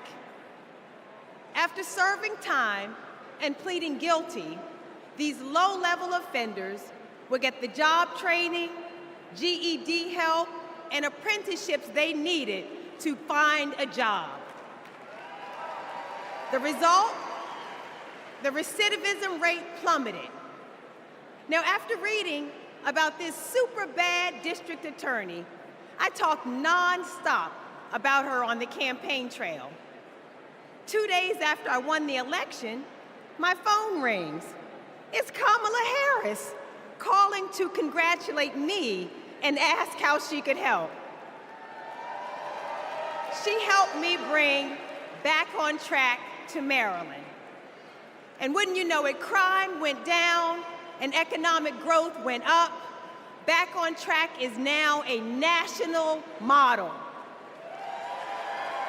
Now Donald Trump says if Kamala Harris is elected, tough guys will treat her like a play toy. Do you know who else thought that? The drug cartels she busted, the big oil companies she made pay for polluting, the big banks that she made pay $20 billion to homeowners they ripped off. Getting justice for others isn't a power trip for her. It's a sacred calling. And hear me, Kamala Harris knows how to keep criminals off the streets. And come November, with your help, she'll keep one out of the Oval Office.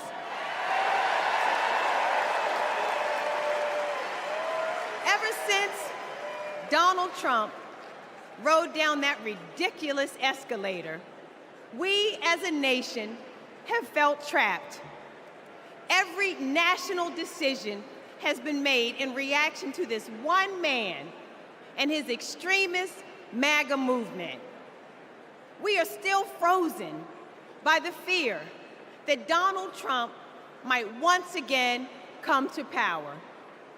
And it's not just our politics that have been trapped, it's our imagination. And then Kamala came along. Kamala has reminded us that we don't need to fear anything, not the future, and certainly not that man. This is our moment to leave Donald Trump where he belongs, in America's past. We stand with Kamala Harris because we as a country are not going back. For the ancestors who sat at lunch counters and made sure that we all had the right to vote, we are not going back. For the mamas and grandmamas who marched to make sure that women could control our own bodies, we are not going back. For the parents who work from can't see in the morning until can't see at night, not so that they will have a better future, but so that their children will have a better life. We are not going back. When facing an obstacle, my father has often said to me, your faith is stronger than your fears. Tonight, our faith is stronger than our fears. faith in the promise of America, faith in the American idea, in the American values that we share, faith that we, the people, can choose a new leader, a better future for the people. Faith that as dark as our days and challenges have sometimes felt, it's always darkest before the dawn. We know that we can endure for a night because joy cometh in the morning. Morning is coming. Morning is coming. And that joy will be led by Kamala Harris. Thank you so much.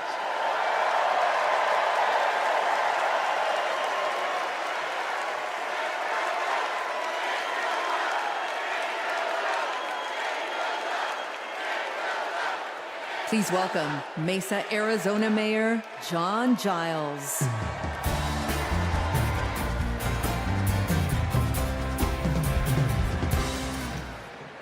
Good evening. I have a confession to make. I'm a lifelong Republican. So I feel a little out of place tonight, but I feel more at home here than in today's Republican Party. The grand old party has been kidnapped by extremists and devolved into a cult, the cult of Donald Trump.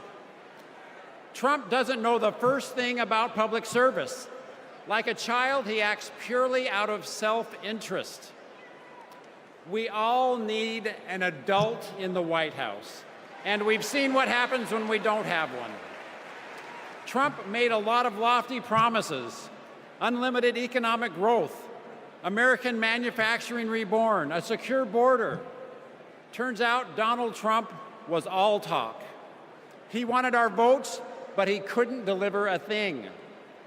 But these days, my city of Mesa, Arizona is on the move. I'm going to ribbon cuttings every single week, all because Joe Biden and Kamala Harris reached across the aisle and they delivered for my conservative community and countless more across the country. My hero, John McCain, taught us to put country over party. And that's how Vice President Harris and Governor Walz will lead too.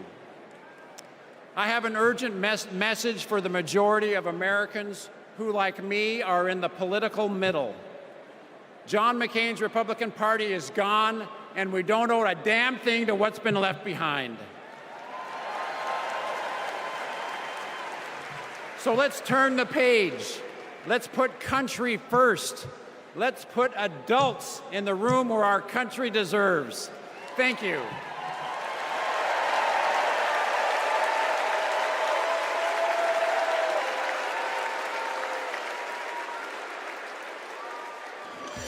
It's our dream to have a large family. Being a parent, it's the most important thing in my life. For decades, Americans have turned to the miracle of IVF treatments. She felt like a dream come true. The fact that she was able to build a family, that's why I do what I do. Without IVF, I don't know how this would have been possible. IVF treatment gives many patients an opportunity to have a family. I love that I get to help people every day become parents. But a party that pretends to be pro-family wants to put a stop to this. They are attacking the right to expand and start a family. It's unthinkable. They may never have the family that they've dreamt of. In the U.S. Senate, Republicans blocked a Democratic bill that would have established protections for in vitro fertilization. Mr. Vance, no. If Republicans actually cared as much about protecting IVF, this would have been a simple yes vote. Family means support. To me, family is your whole world. It's the life that you build. IVF made my family. It made my heart whole. It made my life full. It made my life full. And it made my life full. And we will always fight for you, for your family, for your freedoms, and for your future. Kamala Harris and Tim Walz honor the freedoms of all families to make decisions about what is right for them, for this generation and generations to come.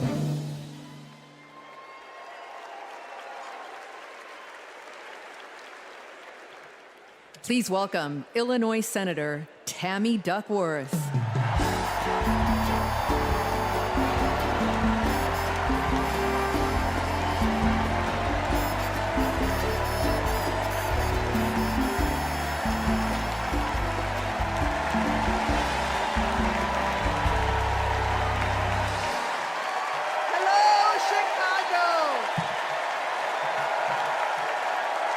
Chicago.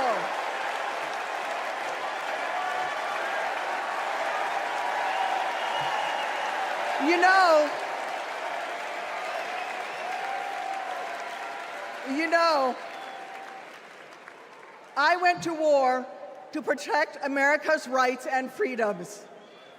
So I take it personally when a 5-time draft-dodging coward like Donald Trump tries to take away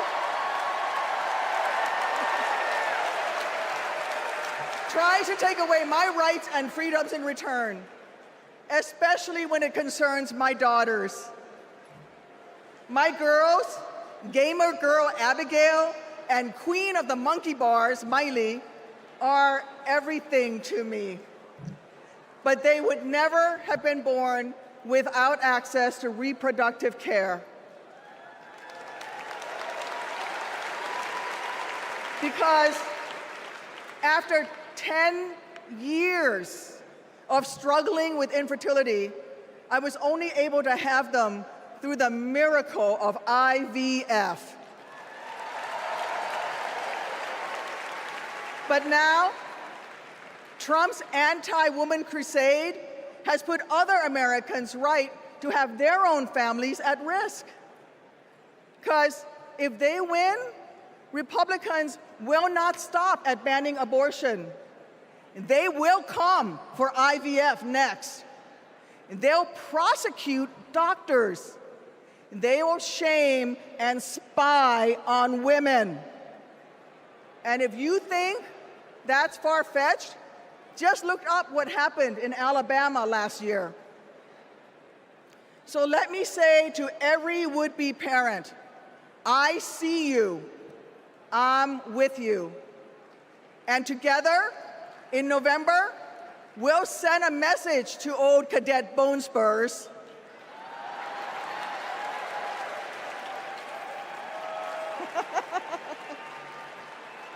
Stay out of our doctors' offices, and where you're at it, out of the Oval Office too.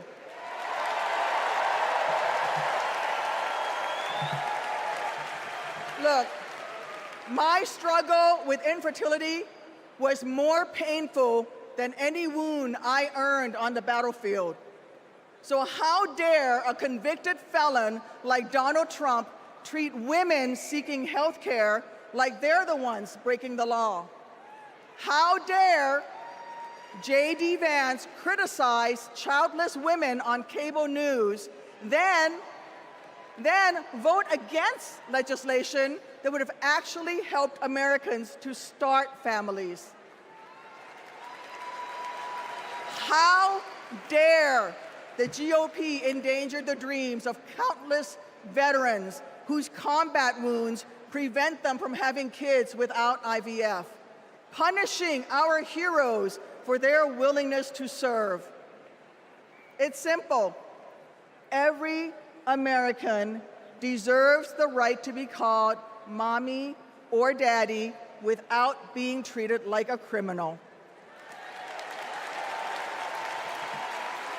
Kamala Harris believes that. So let's make some history and elect her in November. God bless America.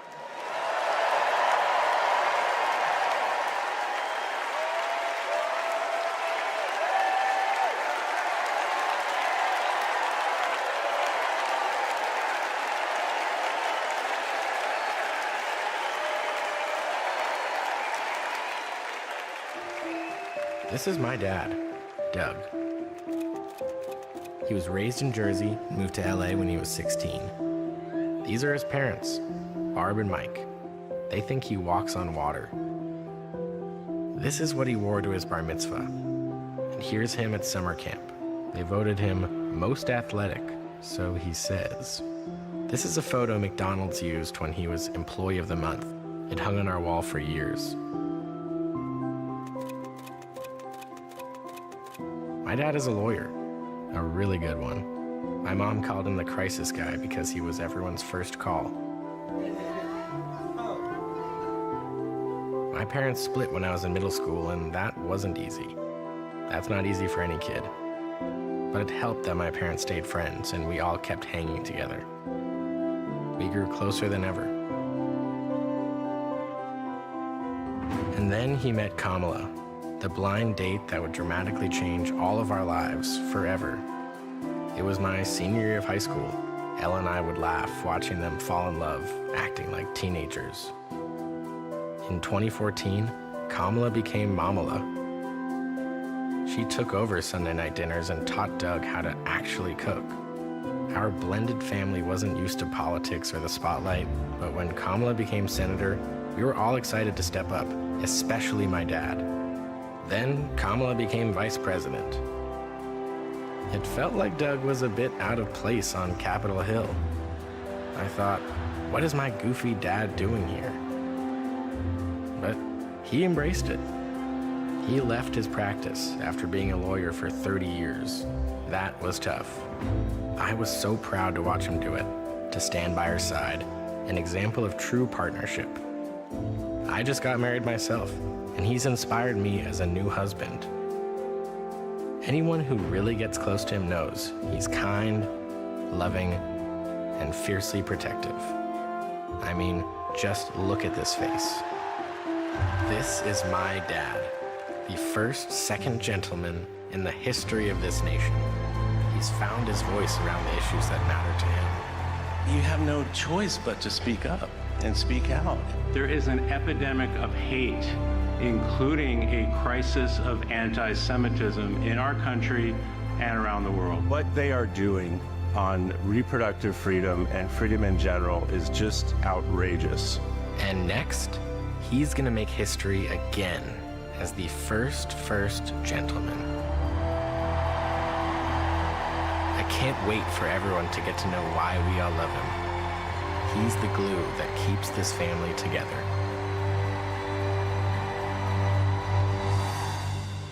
We might not look like other families in the White House, but we are ready to represent all families in America.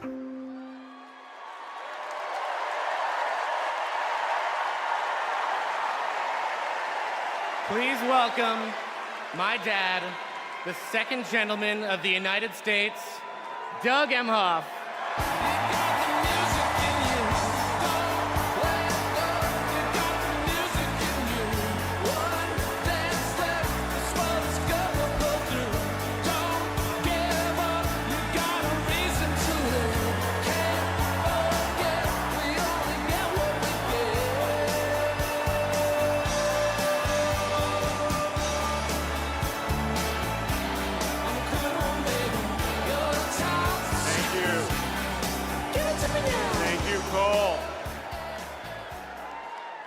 I guess he didn't want me to give this speech. He just...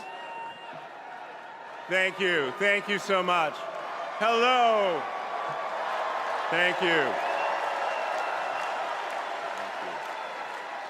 Hello to my big, beautiful, blended family up there. I love you so much. Aren't you proud of Cole? Wow. And a special shout out to my mother. I see you. My mother is the only person in the whole world who thinks Kamala is the lucky one for marrying me. And to Kamala, who, well, we just saw where she is. She's out on the trail, listening to and talking with voters. Honey, I can't wait for you to come back to Chicago because we're having a great time here.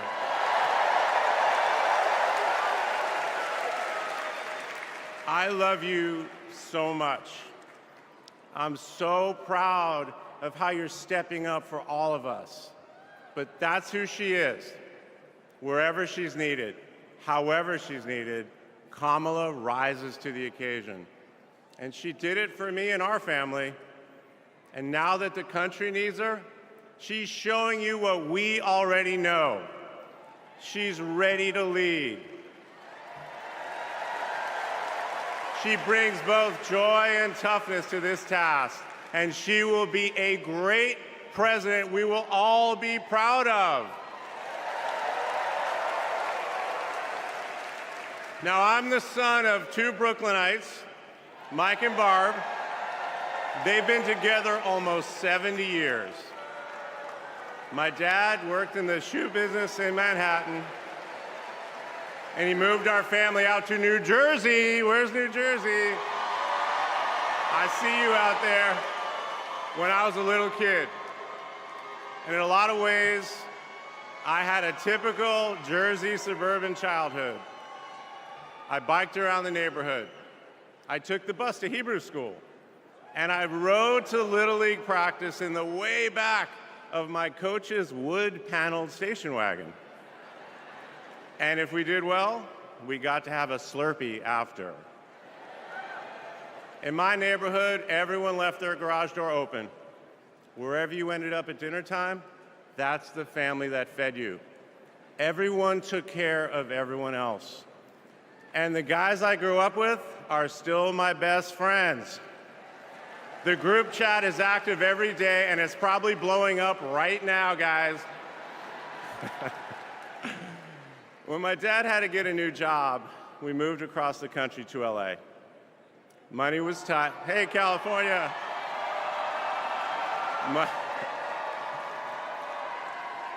Money was tight, so I worked at McDonald's in high school for some extra cash.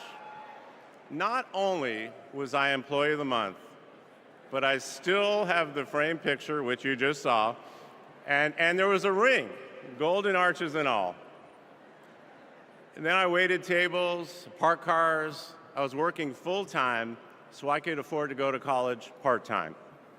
And thanks to partial scholarships, student loans, and a little help from my dad, I got myself through law school.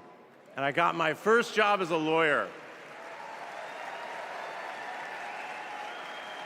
which is also where I met the guys in my fantasy football league. And a lot has changed in our lives since the early 90s, but my team name is still Nirvana. Yes, after the band. I worked hard, and I love being a lawyer. And by the way, I still get to be part of the profession by teaching students at Georgetown Law School. I got married, became a dad to Cole and Ella. Unfortunately, I went through a divorce, but eventually started worrying about how I would make it all work. And that's when something unexpected happened. In 2013, I walked into a contentious client meeting. We worked through the issue, and by the end of the meeting, the now happy client offered to set me up on a blind date, which is how I ended up with Kamala Harris's phone number. Now, for generations, people have debated when to call the person you're being set up with. And never in history has anyone suggested 8:30 a.m. And yet, that's when I dialed. I got Kamala's voicemail, and I just started rambling. Hey, it's Doug. I'm on my way to an early meeting. Again, it's Doug. I remember I was trying to grab the words out of the air and just put them back in my mouth. And for what seemed like far too many minutes, I hung up. By the way, Kamala saved that voicemail, and she makes me listen to it on every anniversary. But that message wasn't the only unusual thing about that day. Now, Kamala, who normally would have been working hard at her office, just happened to be waiting at her apartment for a contractor to do some work on her kitchen. I was eating at my desk, which was not a regular occurrence for a busy lawyer like me who appreciated a good business lunch. But that's when she called me back. And we talked for an hour, and we laughed. Well, you know that laugh. I love that laugh.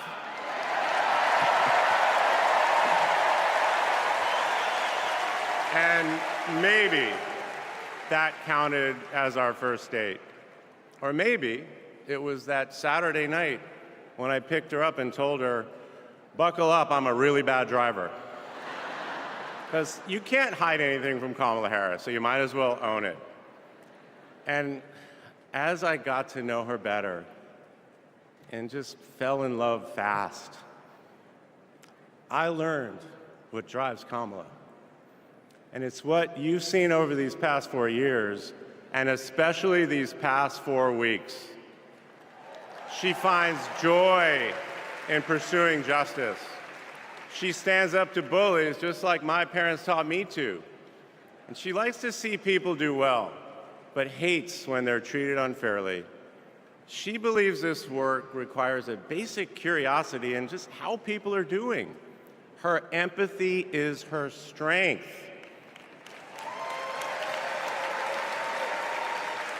Over the past decade, Kamala has connected me more deeply to my faith, even though it's not the same as hers.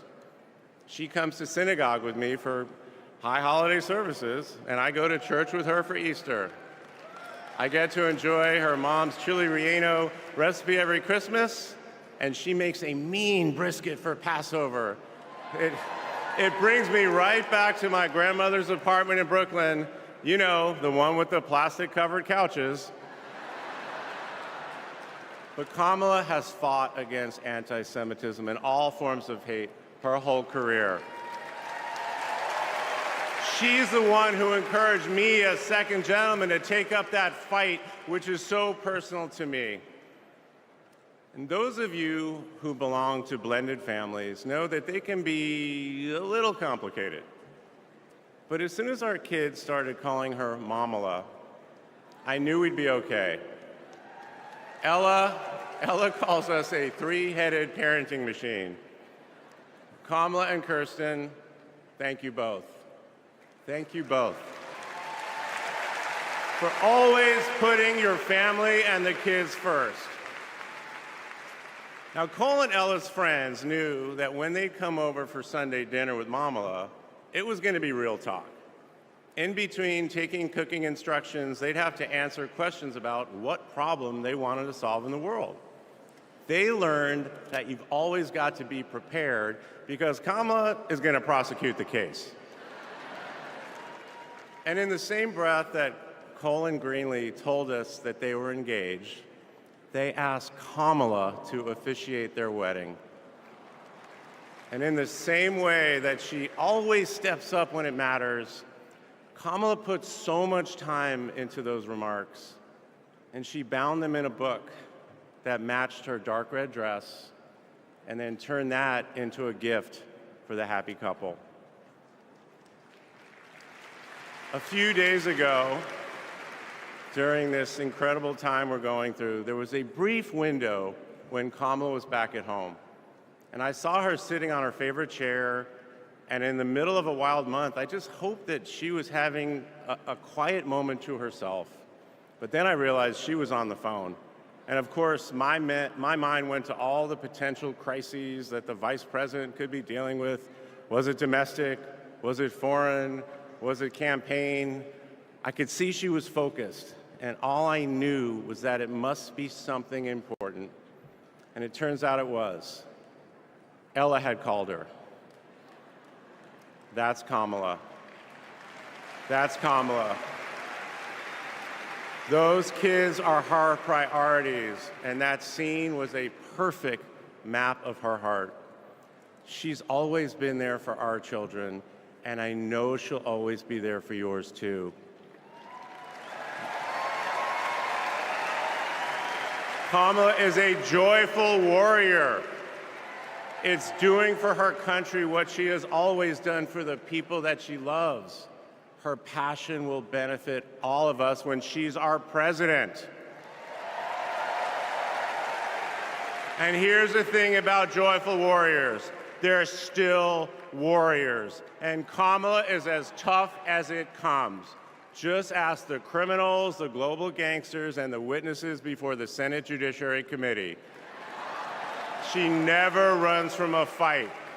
And she knows the best way to deal with a coward is to take him head on. Because we all know cowards are weak, and Kamala Harris can smell weakness.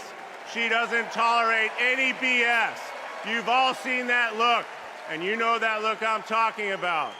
That look is not just a meme. It reflects her true belief in honest and direct leadership. And it's also why she will not be distracted by nonsense. Kamala knows that in order to win, we cannot lose focus. America, in this election, you have to decide who to trust with your family's future. I trusted Kamala with our family's future. It was the best decision I ever made. This Thursday will be our 10th wedding anniversary, which I know it means I'm about to hear that embarrassing voicemail again. However, that's not all I'll be hearing. That same night, I'll be hearing my wife, Kamala Harris, accept your nomination for President of the United States. And with your help, she will lead with joy and toughness, with that laugh and that look, with compassion and conviction.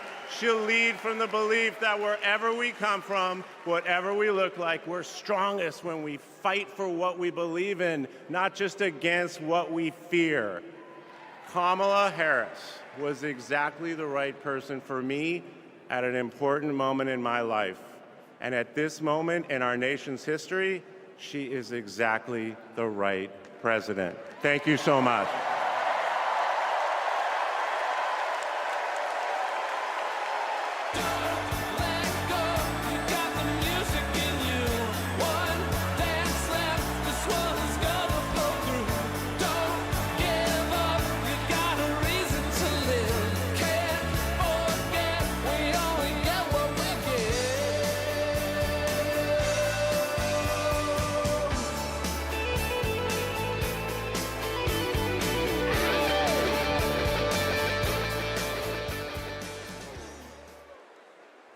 Please welcome former First Lady Michelle Obama.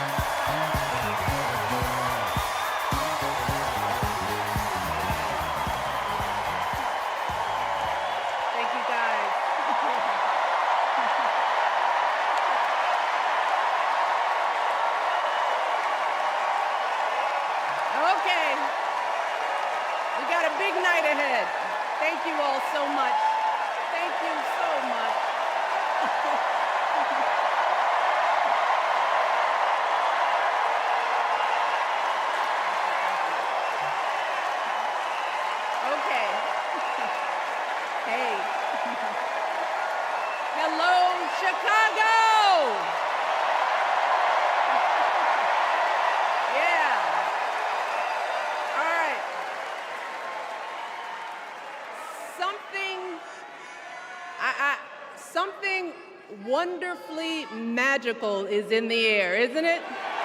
Yeah. You know, we're feeling it here in this arena, but it's spreading all across this country we love. A familiar feeling that's been buried too deep for far too long. You know what I'm talking about. It's the contagious power of hope. The anticipation, the energy, the exhilaration of once again being on the cusp of a brighter day. The chance to vanquish the demons of fear, division, and hate that have consumed us and continue pursuing the unfinished promise of this great nation, the dream that our parents and grandparents fought and died and sacrificed for. America, hope is making a comeback. Yeah.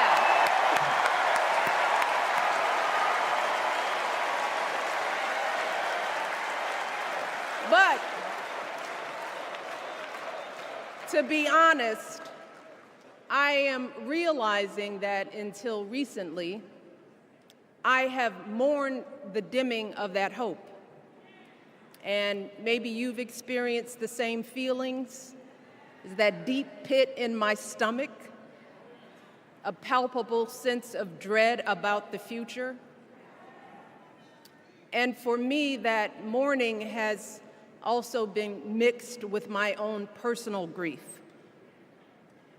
The last time I was here in my hometown was to memorialize my mother, the woman who showed me the meaning of hard work and humility and decency, the woman who set my moral compass high and showed me the power of my own voice. Folks,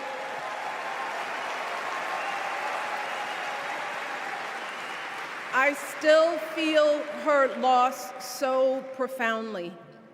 I wasn't even sure if I'd be steady enough to stand before you tonight, but my heart compelled me to be here because of the sense of duty that I feel to honor her memory and to remind us all not to squander the sacrifices our elders made to give us a better future.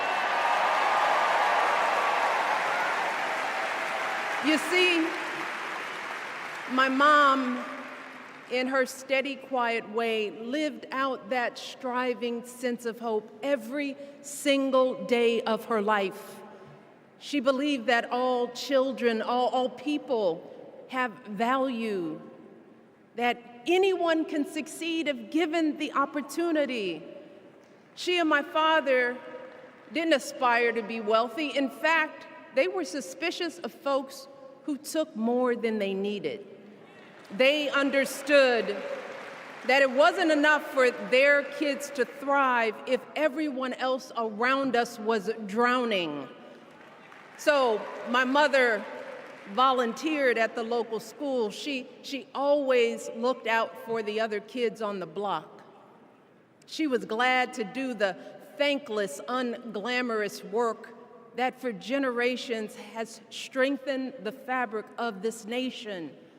The belief that if you do unto others, if you love thy neighbor, if you work and scrape and sacrifice, it will pay off. If not for you, then maybe for your children or your grandchildren. You see, those values have been passed on through family farms and factory towns, through tree-lined streets and crowded tenements, through prayer groups and National Guard units and social studies classrooms. Those were the values my mother poured into me until her very last breath. Kamala Harris and I built our lives on those same foundational values. Even though our mothers grew up an ocean apart, they shared the same belief in the promise of this country. That's why her mother moved here from India at 19. It's why she taught Kamala about justice, about the obligation to lift others up, about our responsibility to give more than we take. She'd often tell her daughter, "Don't sit around and complain about things, do something." So, with that voice in her head, Kamala went out and she worked hard in school, graduating from an HBCU, earning her law degree at a state school. And then she went on to work for the people, fighting to hold lawbreakers accountable, strengthening the rule of law, fighting to get folks better wages, cheaper prescription drugs, a good education, decent health care, child care, elder care. From a middle-class household, Kamala worked her way up to become Vice President of the United States of America. My girl, Kamala Harris, is more than ready for this moment. She is one of the most qualified people ever to seek the office of the presidency.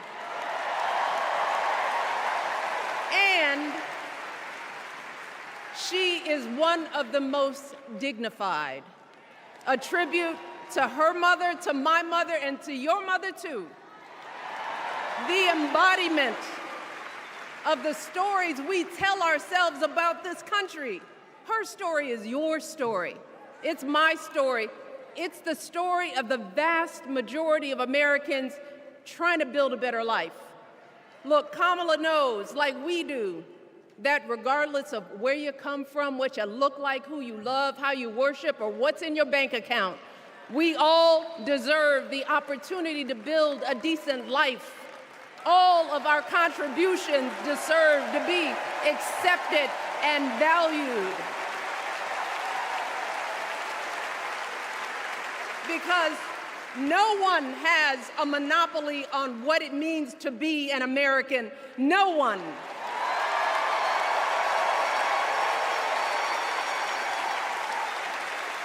Kamala has shown her allegiance to this nation, not by spewing anger and bitterness, but by living a life of service and always pushing the doors of opportunity open to others. She understands that most of us will never be afforded the grace of failing forward. We will never benefit from the affirmative action of generational wealth.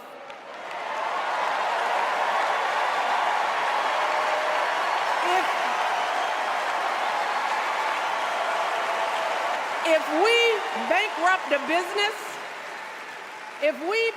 a business or choke in a crisis, we don't get a second, third, or fourth chance. If things don't go our way, we don't have the luxury of whining or cheating others to get further ahead. No. We don't get to change the rules so we always win. If we see a mountain in front of us, we don't expect there to be an escalator waiting to take us to the top. No. We put our heads down. We get to work. In America, we do something. And throughout her entire life, that's what we've seen from Kamala Harris. The steel of her spine, the steadiness of her upbringing, the honesty of her example, and yes, the joy of her laughter and her light. It couldn't be more obvious. Of the two major candidates in this race, only Kamala Harris truly understands the unseen labor and unwavering commitment that has always made America great.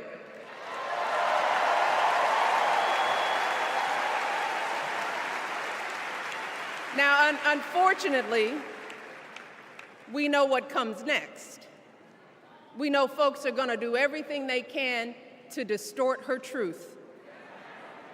My husband and I sadly know a little something about this. For years, Donald Trump did everything in his power to try to make people fear us. See, his limited, narrow view of the world made him feel threatened by the existence of two hardworking, highly educated, successful people who happen to be black.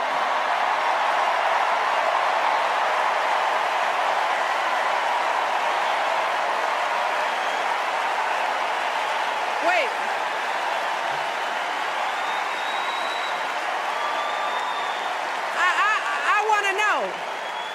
I want to know.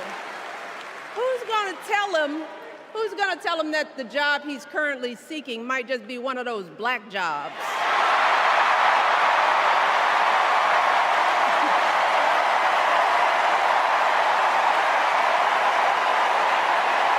Look, it's his same old con. His same old con. Doubling down on ugly, misogynistic, racist lies as a substitute for real ideas and solutions that will actually make people's lives better. Look, because cutting our health care, taking away our freedom to control our bodies, the freedom to become a mother through IVF like I did, Those things are not going to improve the health outcomes of our wives, mothers, and daughters. Shutting down the Department of Education, banning our books, none of that will prepare our kids for the future. Demonizing our children for being who they are and loving who they love, look, that doesn't make anybody's life better.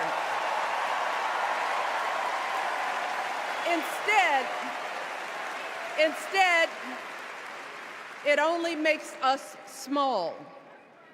And let me tell you this, going small is never the answer. Going small is the opposite of what we teach our kids. Going small is petty, it's unhealthy, and quite frankly, it's unpresidential.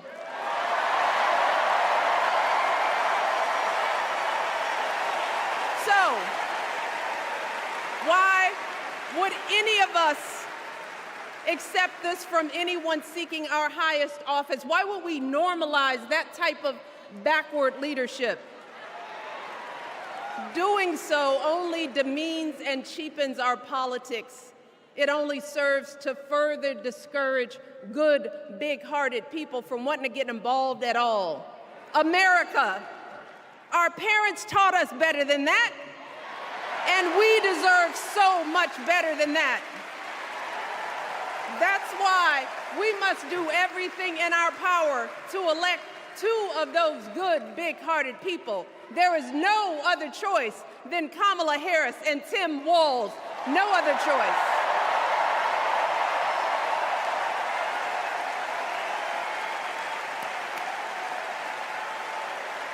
But as we embrace this renewed sense of hope, let us not forget the despair we have felt. Let us not forget what we are up against. Yes, Kamala and Tim are doing great now. We're loving it. They're packing arenas across the country. Folks are energized. We are feeling good. But remember, there are still so many people who are desperate for a different outcome, who are ready to question and criticize every move Kamala makes, who are eager to spread those lies, who don't want to vote for a woman, who will continue to prioritize building their wealth over ensuring that everyone has enough.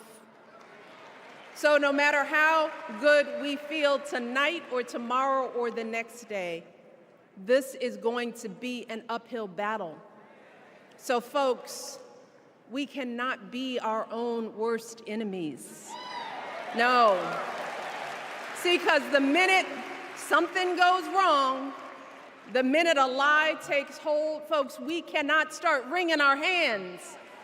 We cannot get a Goldilocks complex about whether everything is just right. And we cannot indulge our anxieties about whether this country will elect someone like Kamala instead of doing everything we can to get someone like Kamala elected.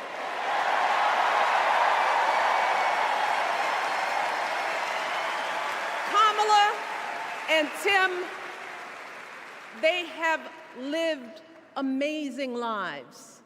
And I am confident that they will lead with compassion, inclusion, and grace. But they are still only human. They are not perfect. And like all of us, they will make mistakes. But luckily, y'all, this is not just on them. No, this is up to us, all of us, to be the solution that we seek. It's up to all of us to be the antidote to the darkness and division. Look, I don't care how you identify politically, whether you're Democrat, Republican, Independent, or none of the above. This is our time to stand up for what we know in our hearts is right.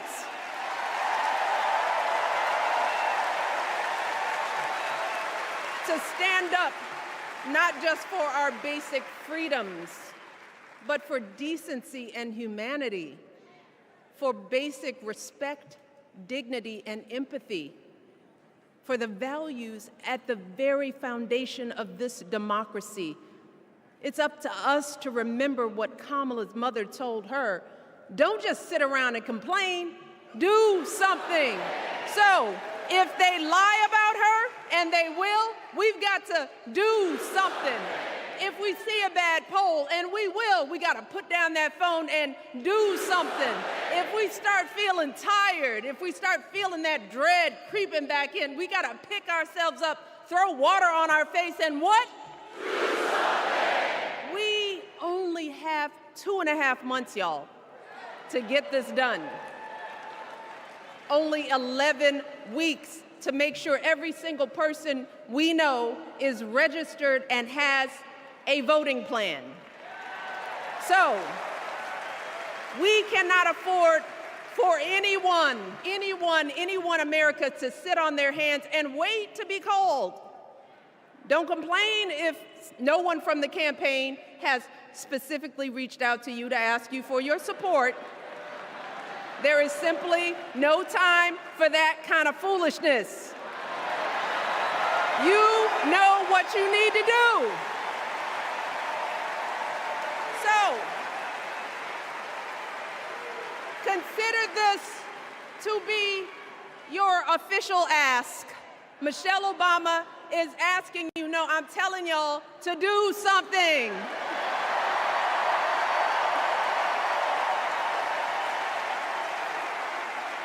Because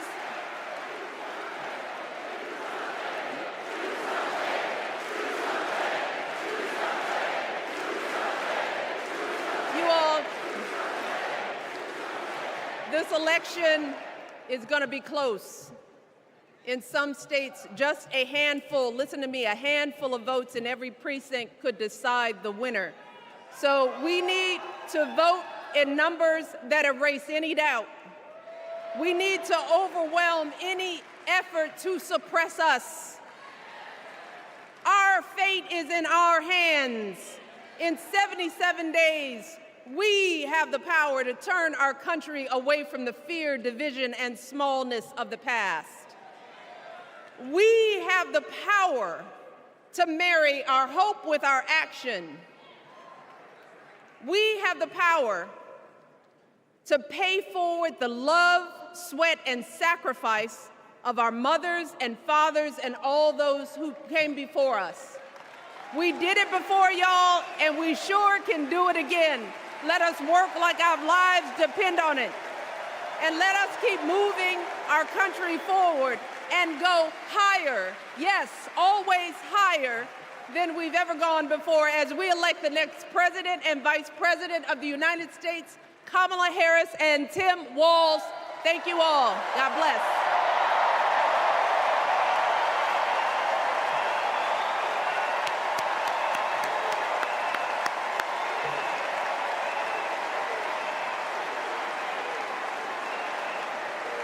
Now, before I go, I have one more job tonight.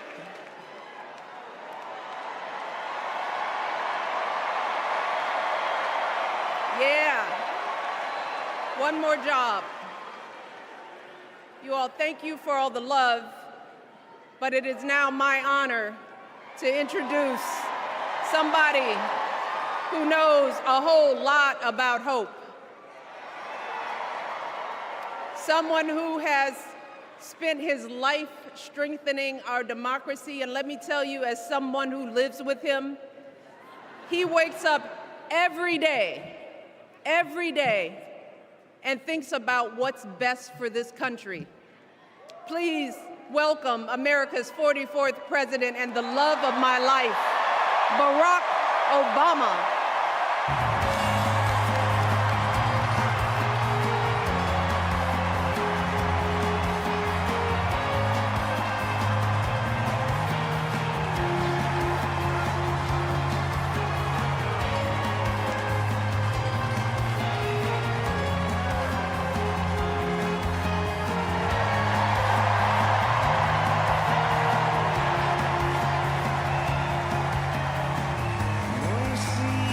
See Hello, Chicago!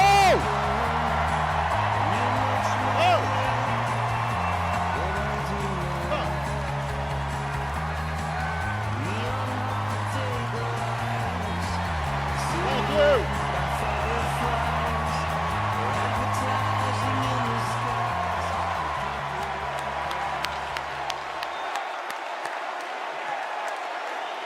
Thank you. Thank you, thank you. Thank you, everybody. Thank you.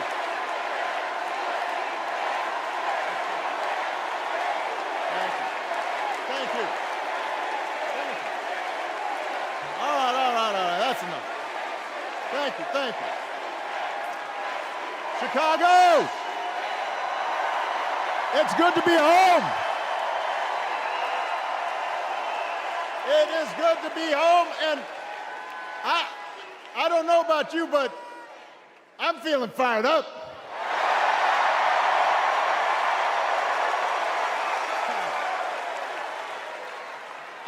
I am feeling ready to go.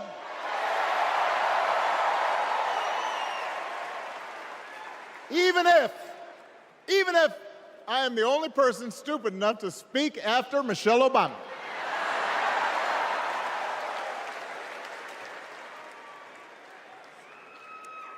I am feeling hopeful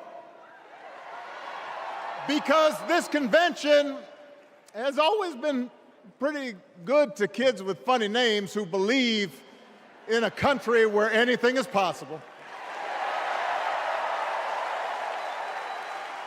Because we have a chance to elect someone who has spent her entire life trying to give people the same chances America gave her. Someone who sees you and hears you and will get up every single day and fight for you. The next president of the United States of America, Kamala Harris.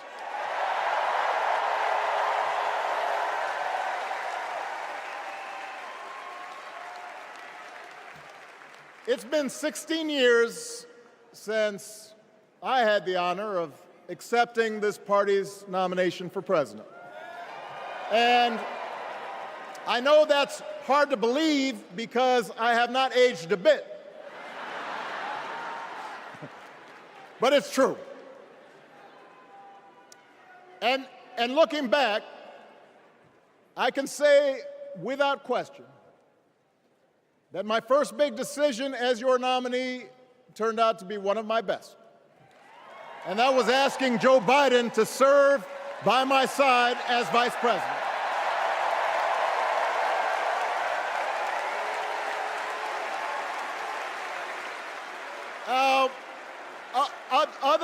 Other than some common Irish blood,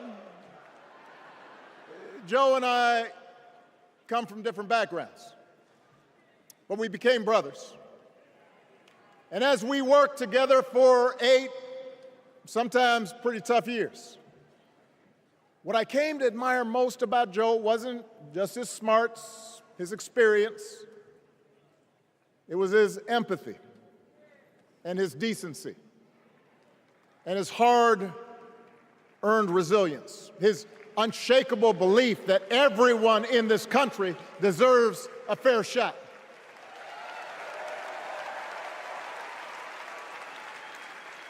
And over the last 4 years, those are the values America has needed most. At a time when millions of our fellow citizens were sick and dying, we needed a leader with the character to put politics aside and do what was right.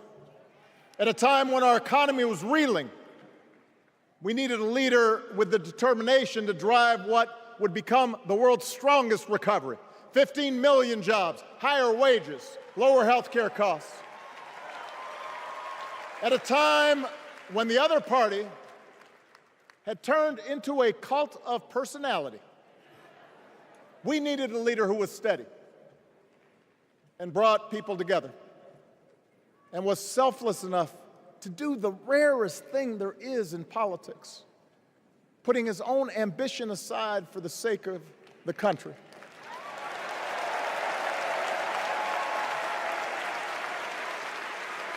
History will remember Joe Biden as an outstanding president who defended democracy at a moment of great danger. And I am proud to call him my president, but I am even prouder to call him my friend.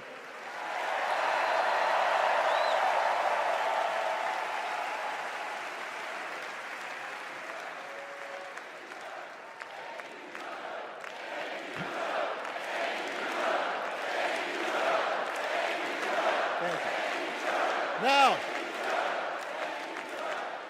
the torch has been passed. Now it is up to all of us to fight for the America we believe in. And make no mistake, it will be a fight.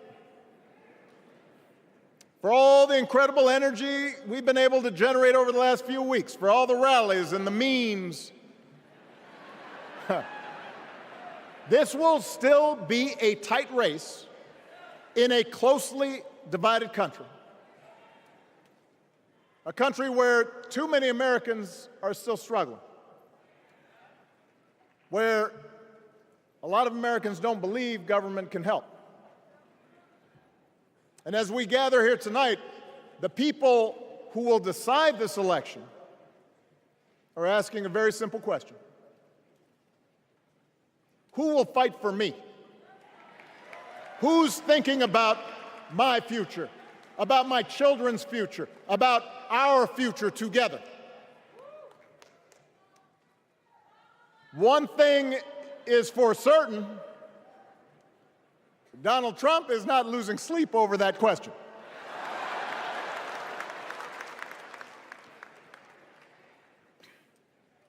Here's a 78-year-old billionaire who has not stopped whining about his problems since he rode down his golden escalator 9 years ago.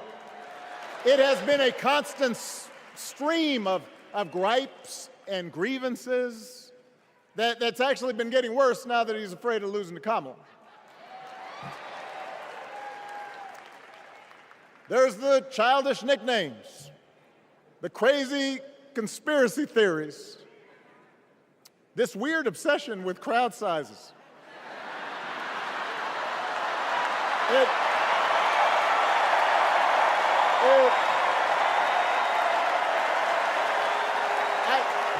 It just goes on and on and on. The other day I heard someone compare Trump to the neighbor who keeps running his leaf blower outside your window every minute of every day.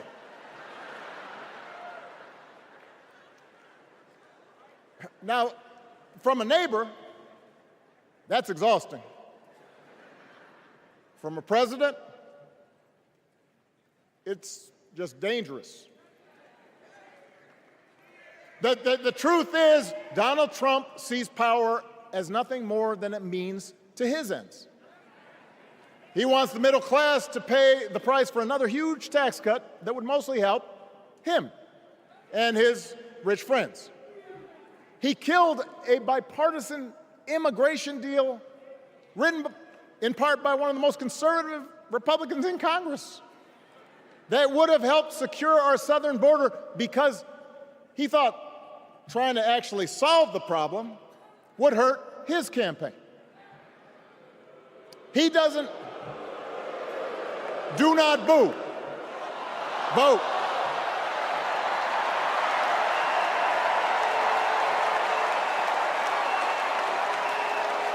He doesn't seem to care if more women lose their reproductive freedom since it won't affect his life.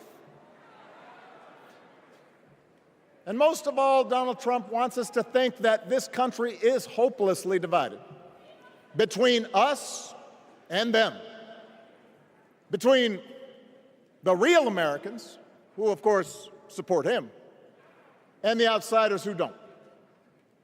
And he wants you to think that you'll be richer and safer if you will just give him the power to put those other people back in their place.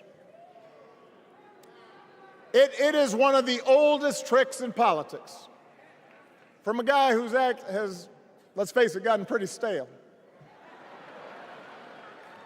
We do not need 4 more years of bluster and bumbling and chaos. We have seen that movie before, and we all know that the sequel is usually worse.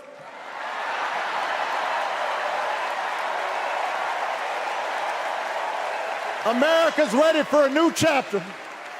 America's ready for a better story. We are ready for a President Kamala Harris.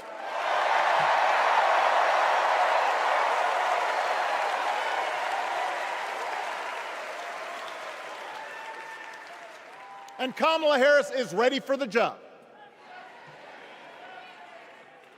This is a person who has spent her life fighting on behalf of people who need a voice and a champion.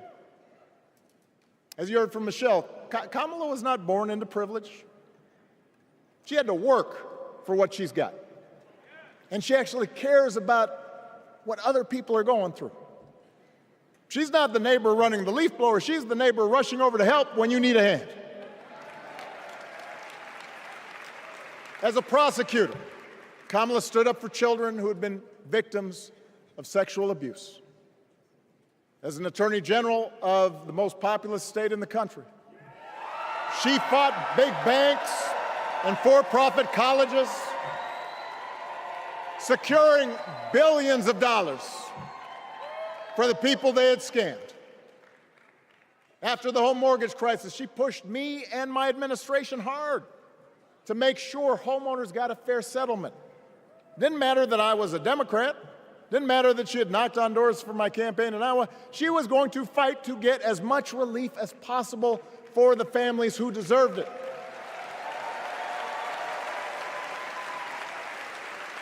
As vice president, she helped take on the drug companies to cap the cost of insulin, lower the cost of health care, give families with kids a tax cut.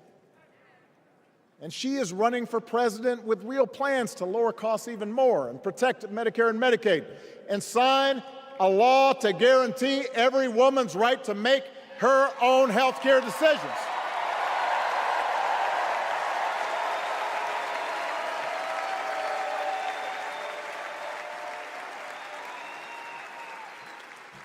In other words, Kamala Harris won't be focused on her problems. She'll be focused on yours. As president, she won't just cater to her own supporters and punish those who refuse to kiss the ring or bend the knee. She'll work on behalf of every American. That's who Kamala is. And in the White House, she will have an outstanding partner in Governor Tim Walz.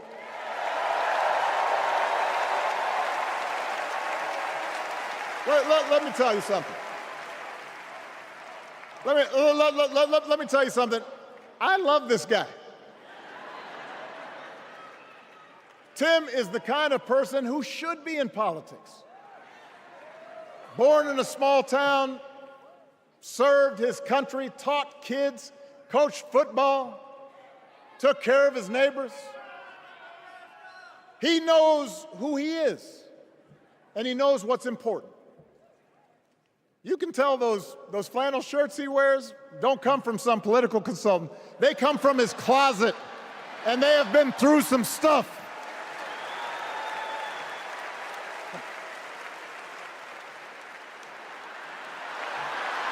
They have been through some stuff. That's right.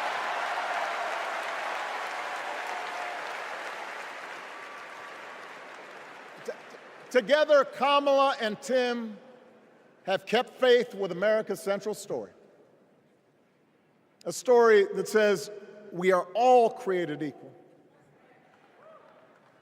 All of us endowed with certain inalienable rights, that everyone deserves a chance, that even when we don't agree with each other, we can find a way to live with each other.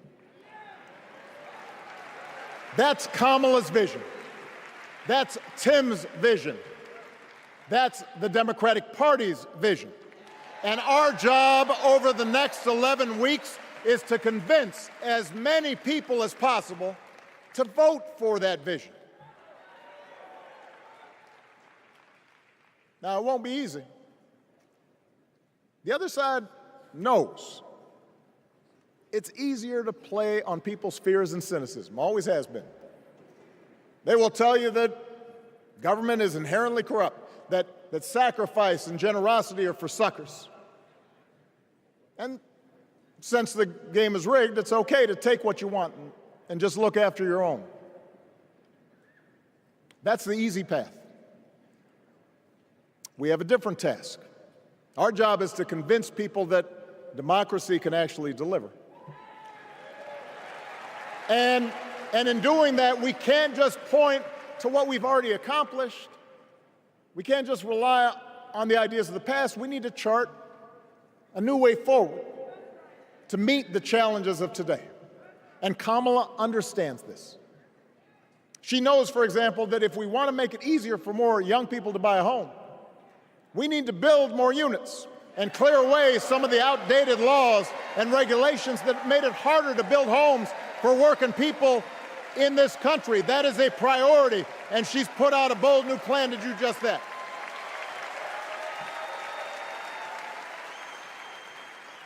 On health care, we should all be proud of the enormous progress that we've made through the Affordable Care Act, providing millions of people access to affordable coverage, protecting millions more from unscrupulous insurance practices. I noticed, by the way, that since it's become popular, they don't call it Obamacare no more.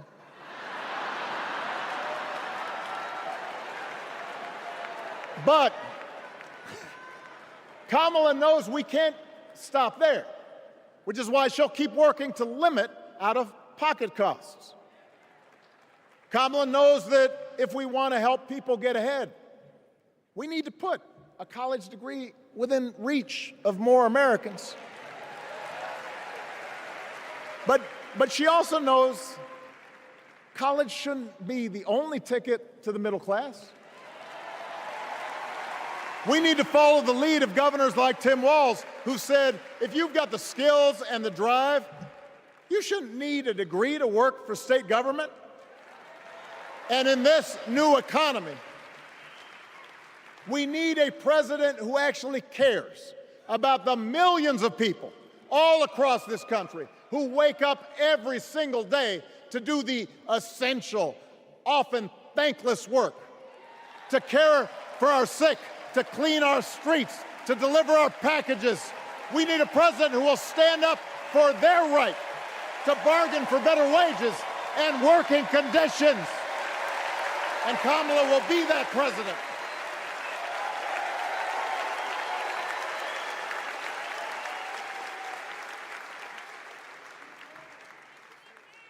Yes, she can.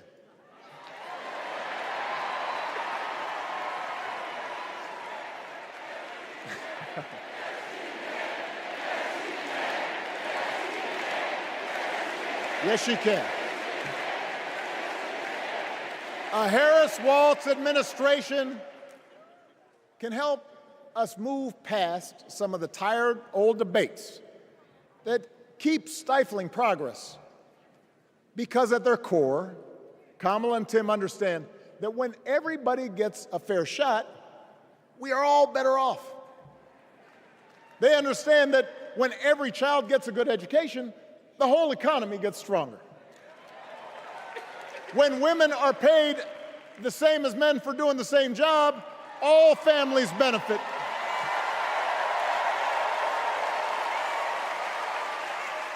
They understand that we can secure our borders without tearing kids away from their parents, just like we can keep our streets safe while also building trust between law enforcement and the communities they serve and eliminating bias. That will make it better for everybody.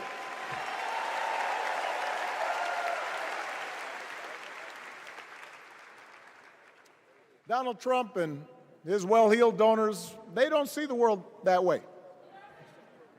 For them, one group's gains is necessarily another group's loss. For them, freedom means that the powerful can do pretty much what they please, whether it's fire workers trying to organize a union, or put poison in our rivers, or avoid paying taxes like everybody else has to do. Well, we have a broader idea of freedom. We believe in the freedom to provide for your family if you're willing to work hard. The freedom to breathe clean air and drink clean water and send your kids to school without worrying if they'll come home. We believe that true freedom gives each of us the right to make decisions about our own life, how we worship, what our family looks like, how many kids we have, who we marry. And we believe that freedom requires us to recognize that other people have the freedom to make choices that are different than ours. That's okay.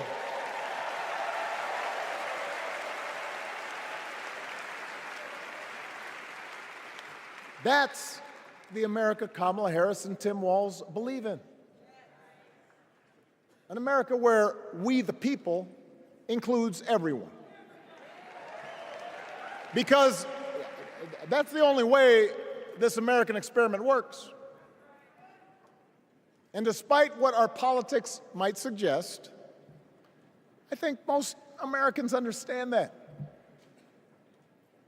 Democracy isn't just a bunch of abstract principles and dusty laws in some book somewhere. It's the values we live by. It's the way we treat each other, including those who don't look like us, or pray like us, or see the world exactly like we do.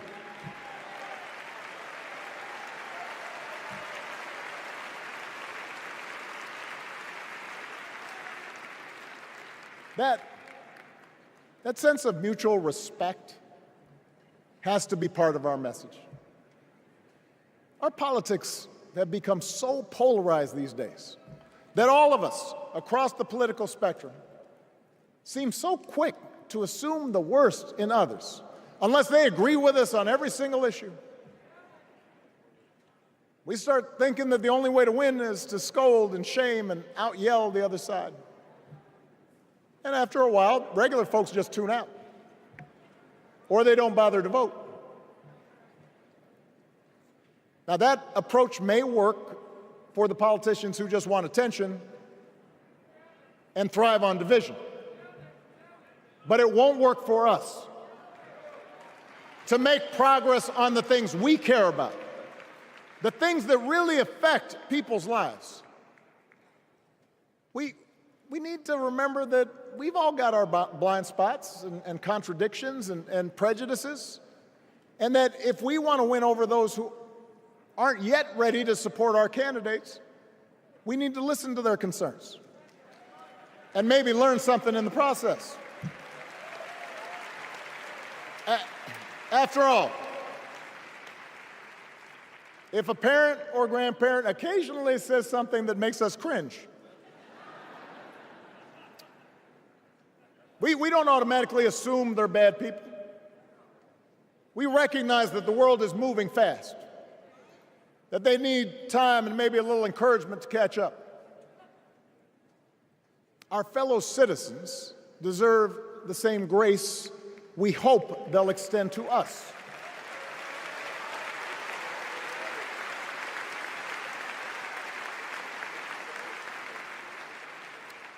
That's how we can build a true Democratic majority, one that can get things done.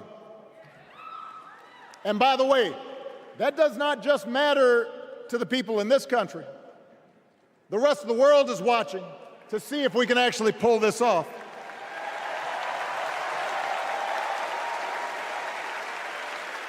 No nation,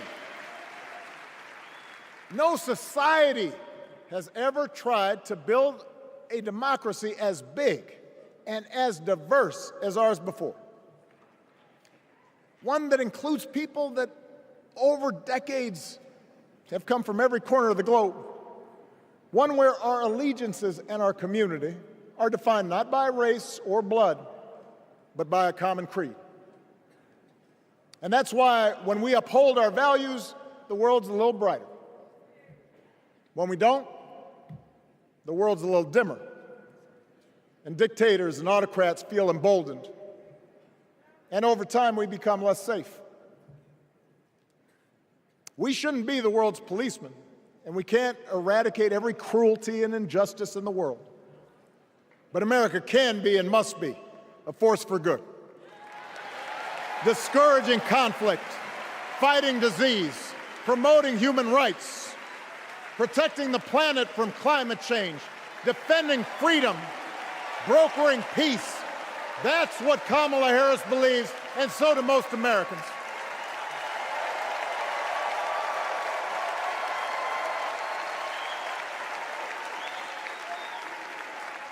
Now,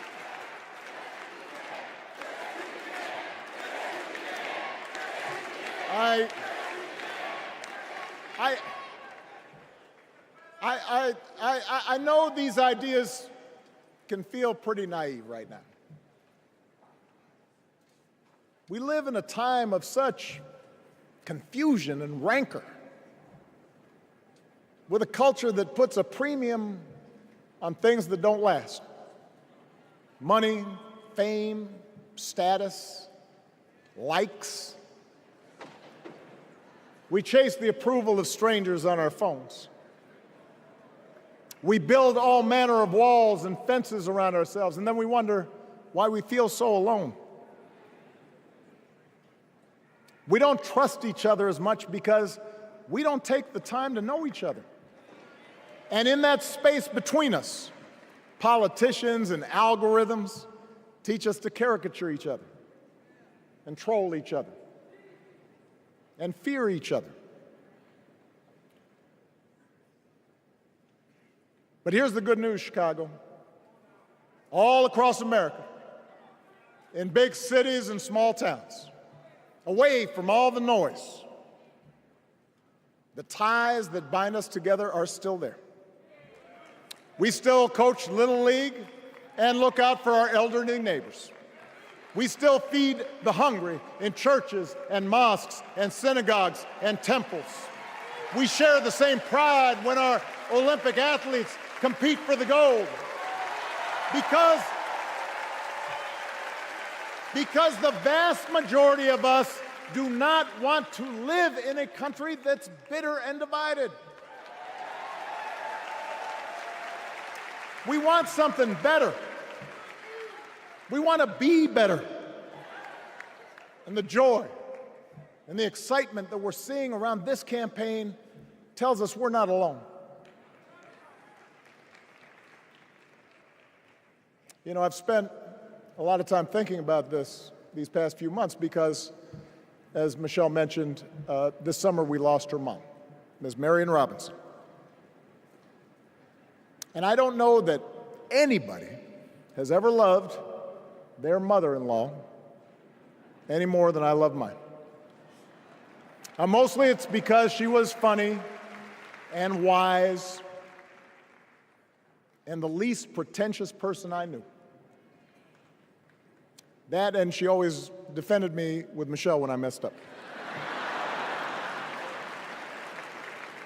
I'd hide behind her.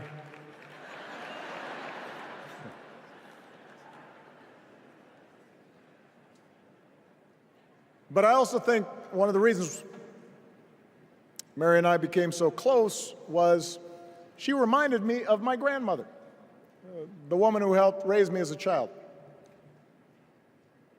And on the surface, the two of them did not have a lot in common. One was a black woman from right here, south side of Chicago, right down the way. Went to Englewood High School. The other was a little old white lady born in a tiny town called Peru, Kansas. Now, I know there aren't that many people from Peru. And yet they shared a basic outlook on life. They were strong, smart, resourceful women, full of common sense, who, regardless of the barriers they encountered, and women growing up in the 40s and 50s and 60s, they encountered barriers. They still went about their business without fuss or complaint and provided an unshakable foundation of love for their children and their grandchildren. In that sense, they both represented an entire generation of working people who, through war and depression, discrimination and limited opportunity, helped build this country. A lot of them toiled every day at jobs that were often too small for them and didn't pay a lot. They willingly went without just to keep a roof over their families' heads, just to give their children something better. But they knew what was true. They knew what mattered. Things like honesty and integrity, kindness and hard work. They weren't impressed with braggarts or bullies. They didn't think putting other people down lifted you up or made you strong. They didn't spend a lot of time obsessing about what they didn't have. Instead, they appreciated what they did. They found pleasure in simple things: a card game with friends, a good meal, and laughter around the kitchen table, helping others, and most of all, seeing their children do things and go places that they would have never imagined for themselves.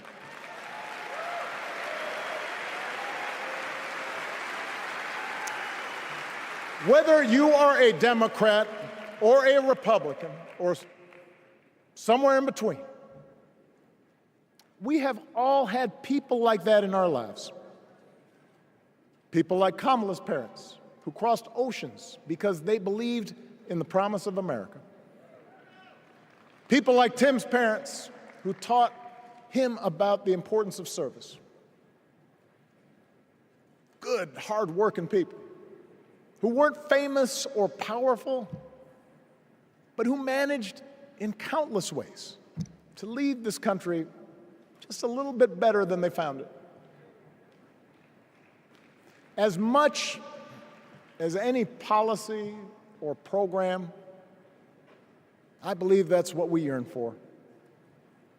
A return to an America where we work together and look out for each other.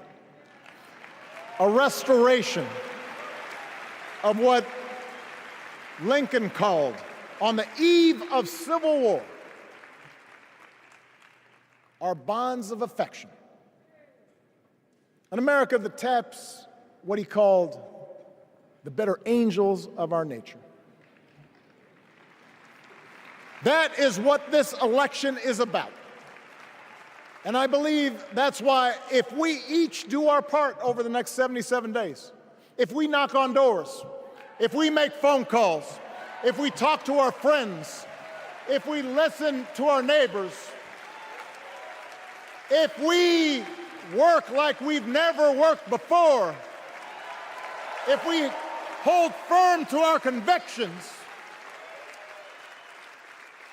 we will elect Kamala Harris as the next President of the United States, and Tim Walz as the next Vice President of the United States.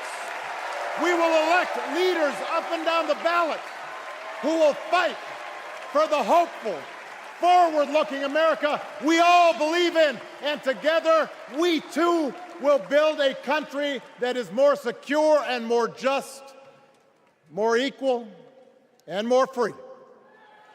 So let's get to work. God bless you. And God bless the United States of America.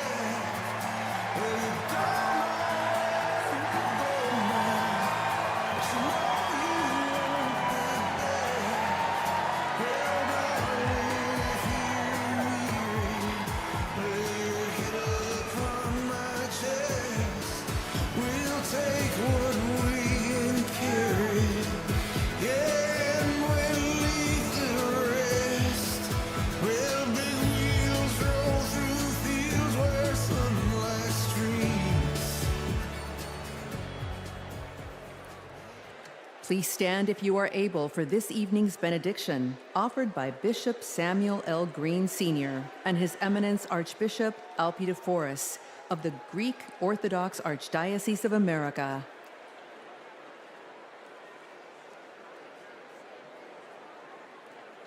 God of our weary years, God of our silent tears, Thou who has brought us thus far along the way, You are the one who broods over the days of our lives, and without You, we would be nothing.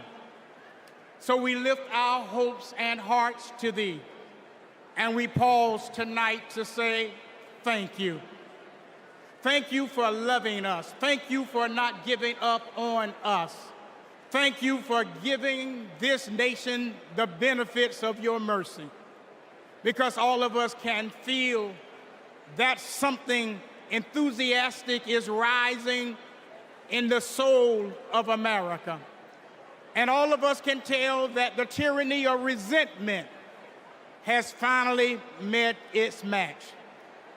The candidacy of Kamala Harris has ignited an era of joy across America. Tonight, we thank You that even in the darkest of our pessimistic nights, love has not failed us.